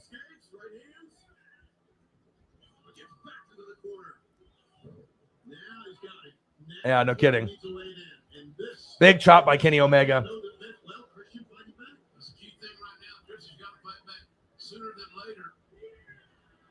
Ooh, big swinging DDT. Kenny Omega sold that right on his neck. Lenny D, dude, in the Young Bucks versus the Lucha Bros. Lucha Bros did a destroyer off the top rope, and Nick and Matt Jackson like flew. Bro, it was the biggest spot of the night. If you can find that on YouTube somewhere and see that highlight, you'll be like, you'll shit yourself, dude. Just seeing him flip in the air and then hit down like a power bomb and fly off, bro. It looked like he could have broke his neck. It was the craziest spot in the pay-per-view. You have to go back and watch that somehow, some way when they actually show it. Lucha Bros versus the Young Bucks, the best match of the night by far. Yeah, I want to see some Adam Cole, baby, some Daniel Bryan. Snapdragon suplex, the master, Kenny Omega. David Arquette on what? When he went to WCW and he had the belt? Is that what you mean? You know, your boy remembers things.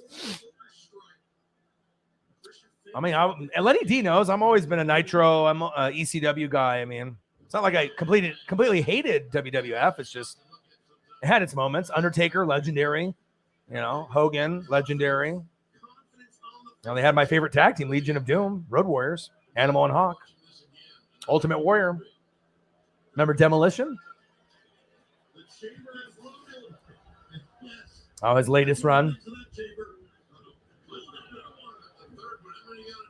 Tabletop. I don't know too much about his latest run, to be honest. I don't follow David Arquette and his everyday life.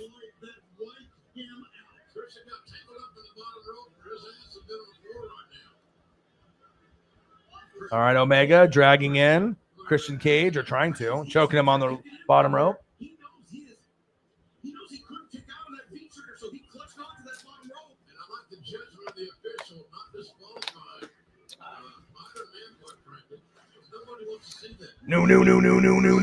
New world order for life, brother. Oh, yeah. Nick Gage.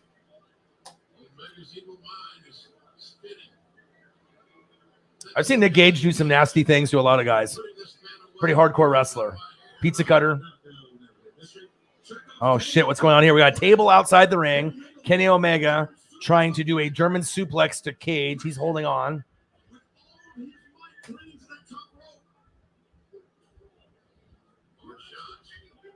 Absolutely, my guy. Absolutely.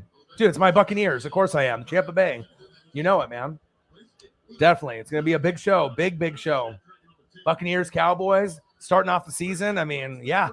I've been desperately waiting for this day for a long time. And NFL fans, we can rejoice. NFL is back. Uh-oh, Christian. Ooh. There's some kind of craziness about to happen here. Table on the outside. Kenny Omega. Oh, no. One-winged angel from the top. Oh, I love it how they're teasing everything.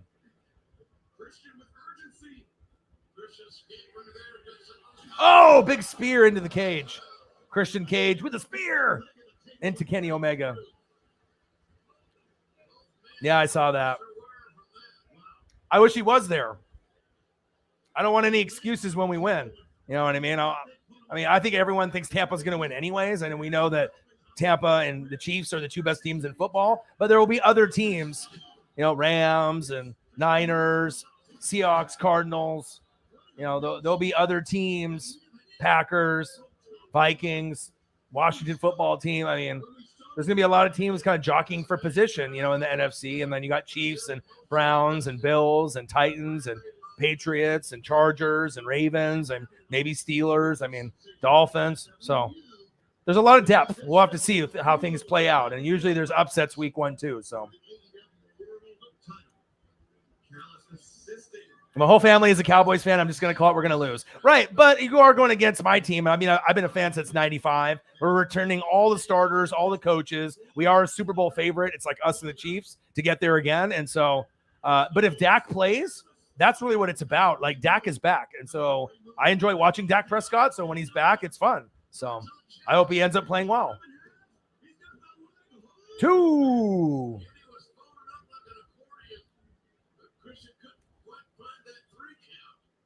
Exactly. Come on, man. Your boy does the research. I mean, if I say it, I mean, think about it. You know, Hogan went heel was the biggest thing ever. I mean, I'm old, so I mean, I watched it. I mean, he was the real American hero. Bam, bam, bam, bam, bam, bam. I mean, dude, Hulkamaniacs were around the world. I mean, it was a cult, bro. You know, and then him going to NWO, like, you know, nothing cooler, bro. The black beard and the NWO, and dude, the coolest faction of all time. I know you like Bullet Club, but yeah, but the only thing close would have been Cena, like in 2010-ish, 2011, 2012, when he still was in his prime, 7-8 years in, that if he would have came in as a heel and switched and said, fuck the fans, went back to Thugonomics, Word Life, you know, or just went heel or restarted NWO, you know, and he was a leader, what wrestling could have been. I mean, it really could have had a comeback. So, yeah, it'll be Rams, Niners. They're in, right? And then you'll have Seahawks or Cardinals. One team will get left out. So, yeah, it's already too late now. Yeah.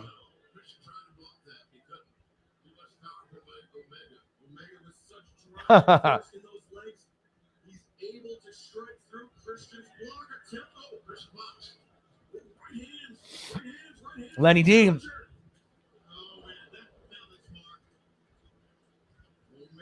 Let him know. See, it's cool when you get fans together. Tabletop, Lenny D. You know what I mean? Like when I can bring people together, here on the channel, it's like you can meet people in the chat and the Fanatic family members that are in here. I mean, we're almost at 20,000. It's a fun bunch. You get a lot of opinions, a lot of smart people, a lot of passionate fans for wrestling and football. I mean, that's what it's about, man. They're interviewing Notre Dame, so I assume they won. I just looked over, so I assume that they won the game. Weird seeing Punk in full pants tights. It was a little bit true, but it's 7 years past, so I mean, sometimes things got to be a little bit different. But yeah, I totally agree. A lot of us have been watching from the day one, and Lenny's just like your boy. Appreciate you hopping in the room, Lenny D. I know some people bought the pay-per-view, some people did not.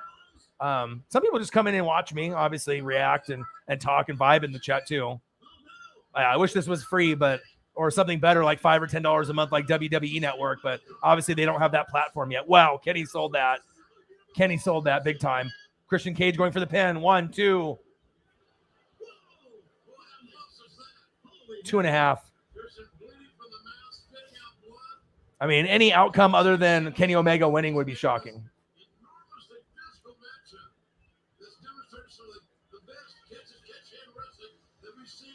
Oh, yeah. Absolutely, man. Why work warehouse and, I unload trailers and, I believe you unload trailers too, don't you? So warehouse work. I think I've seen some kind of post from you like on Instagram or like Twitter or something, and when you work in a warehouse or if you unload trailers, and it's a tough job, I got to wear a mask while I'm doing that shit too. So you're just getting all sweaty around the mouth and the nose, and it's tough. And then I'm doing YouTube full time, and I'm doing NFL, college football, wrestling, AEW, WWE, MLB, NBA, college basketball. And it's a grind, man. Gonna make the most out of your time and enjoy life.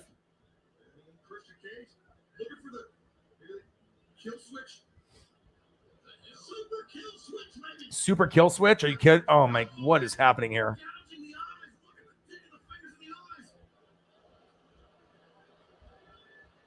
Oh shit, everyone's going to their feet right now. And it's a beat. One winged angel from the top rope. One winged angel from the top rope.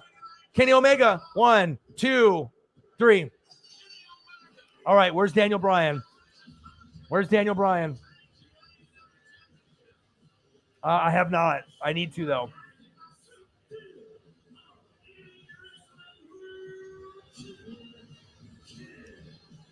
Yeah, at my job, I go through like sometimes 1, 2, 3, 4, 5, 6, 7 in a day.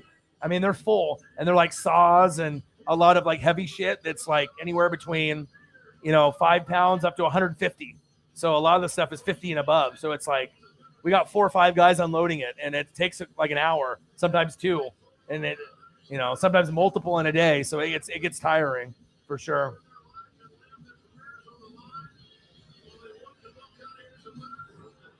Kenny Omega wins. Now where's Daniel Bryan?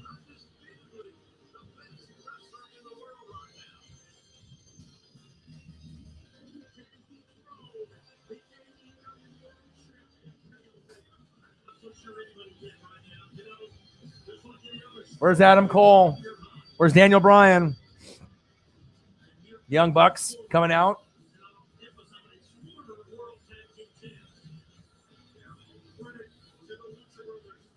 Yeah, you'll know if I see it. Yeah, I can't believe Lenny D. I spent $50, dude. You know what I mean? Like I caved. I was like, I don't have very much money. I was like, do I really want to spend $50? But I was like, dude, it's a memory. You only live once, YOLO, right? Like Drake would say. You know, speaking of Drake, God, that album was bad. God, Certified Lover Boy was bad. I'm a huge Drake fan. Worst one of his career. But speaking of just, taking advantage of, of the moment, I was like, I can watch a replay. I can see things on Twitter. I can see highlights, but it's not the same. I mean, the closest thing would be being there, but if you're not there, watching the pay-per-view. So Jungle Boy, Luchasaurus.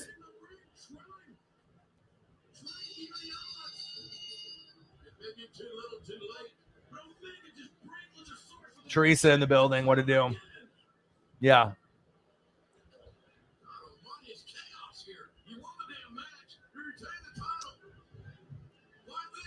Yeah, Donda did. I haven't listened to all of Donda all the way through, but Certified Lover Boy I did just because I'm a big Drake fan. I mean, I got an Ovo hoodie worth like $700, the original one from like Hotline Bling, the one he's wearing, the black one with a golden owl stitch. So I'm a big Drake fan, you know what I mean? It's in like mint condition too. And I expect a lot. He is still as one of the greatest of all time. He'll probably be considered one of the greatest of all time. But that last album though, they could have definitely passed on that.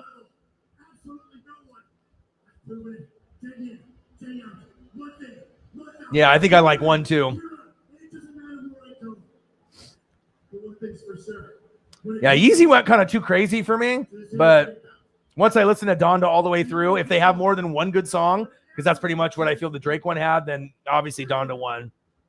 But I like Ye through his first 2 albums, maybe first 3, but after that he kind of went crazy for me. But sometimes he can still make music, and the lights just went out.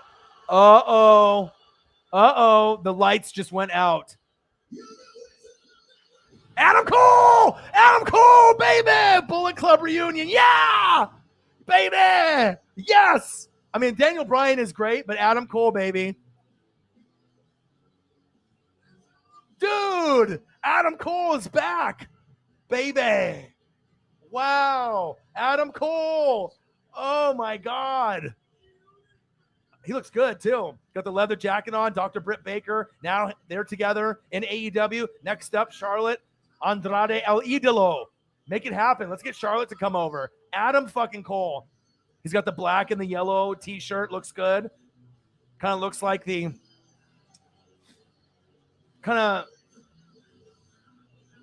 we already know, baby. Fucking Adam Cole, bro. Now he's stepping up with all of the members right there. Like he's going to fight them 1-on-5, 1-on-6. Adam Cole, baby! Wow, big pop for Adam Cole in AEW. I mean, he was already big, but they didn't push him the right way. I mean, he'll be appreciated here. You know what I mean? Like, you can actually be appreciated here, and he could, like, I'm not sure if you're going to have interaction with Dr. Britt Baker. Obviously. They can do their own thing. Oh, big super kick. He just super kicked Jungle Boy. Yep, here it is. Bullet Club reunion. Big hugs in the middle of the ring. Bullet Club reunion. Yes. Yes. Yes. Oh, shit. Dude. Oh, Adam Cole, baby. Dude, this is great for wrestling. If you're just going to shit on Adam Cole, you're not going to move him to SmackDown or Raw, and you're not going to make him a champion. You're just going to have Roman and like, those people, the big steroid guys like Bobby Lashley. This is great for AEW. Another superstar to come over. Let's go. He said story time with Adam Cole, baby. Oh, shit.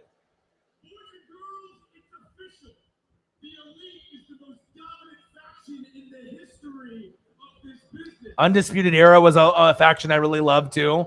I got an Adam Cole t-shirt. I mean, when I went to NXT TakeOver Portland, I'm a big Adam Cole guy. He said the Elite is back. Now that's what I call a happy ending. So really, the only thing I've got left to do is what I do best, and that's send the crowd home happy. Now the only thing left is they can bring Daniel Bryan out. Yeah, Finn Balor coming over would be great. All right, so what? Do we get one more surprise?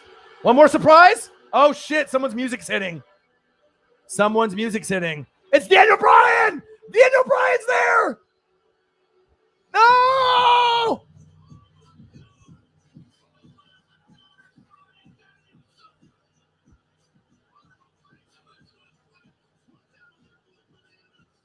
Yes, yes, he's there. He's there. Dude, Adam Cole and Daniel Bryan. Oh my God, I'm so happy I ordered this.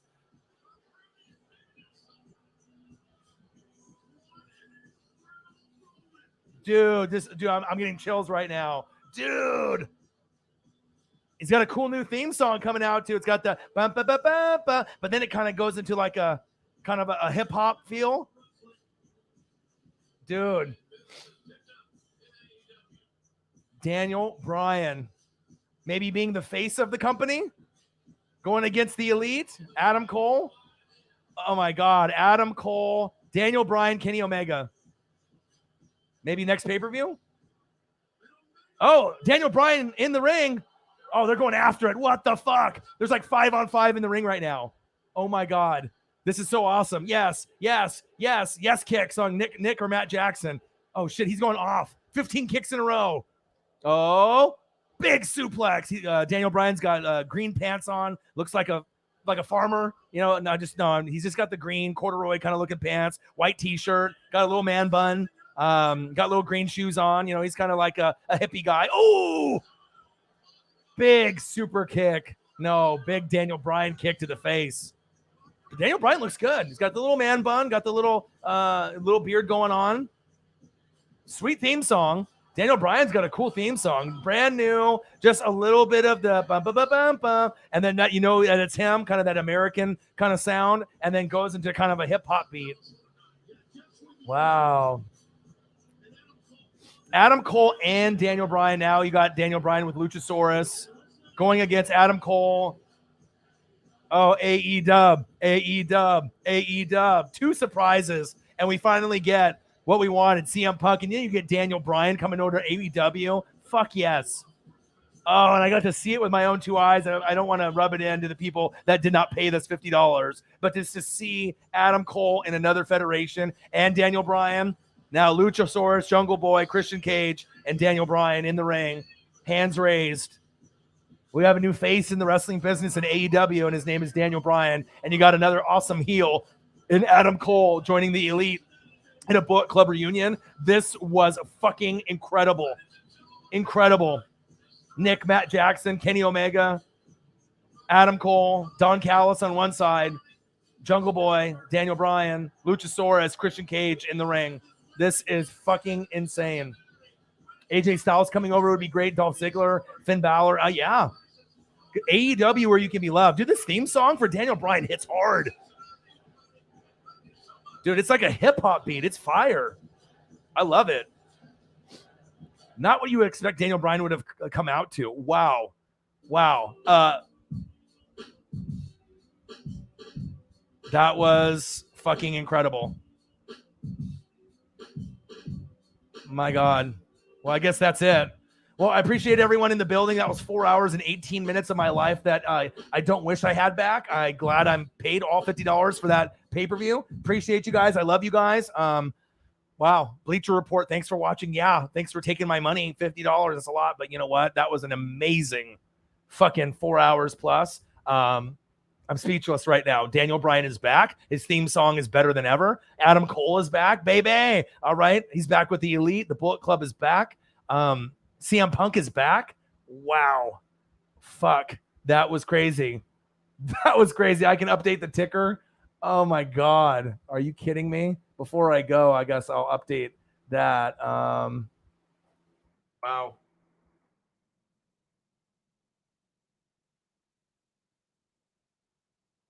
I knew that would happen, or I was hoping it would happen. Unbelievable. Fucking A, dude.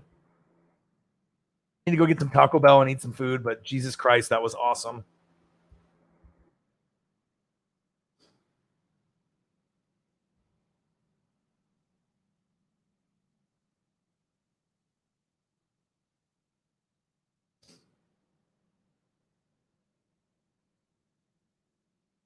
Wow.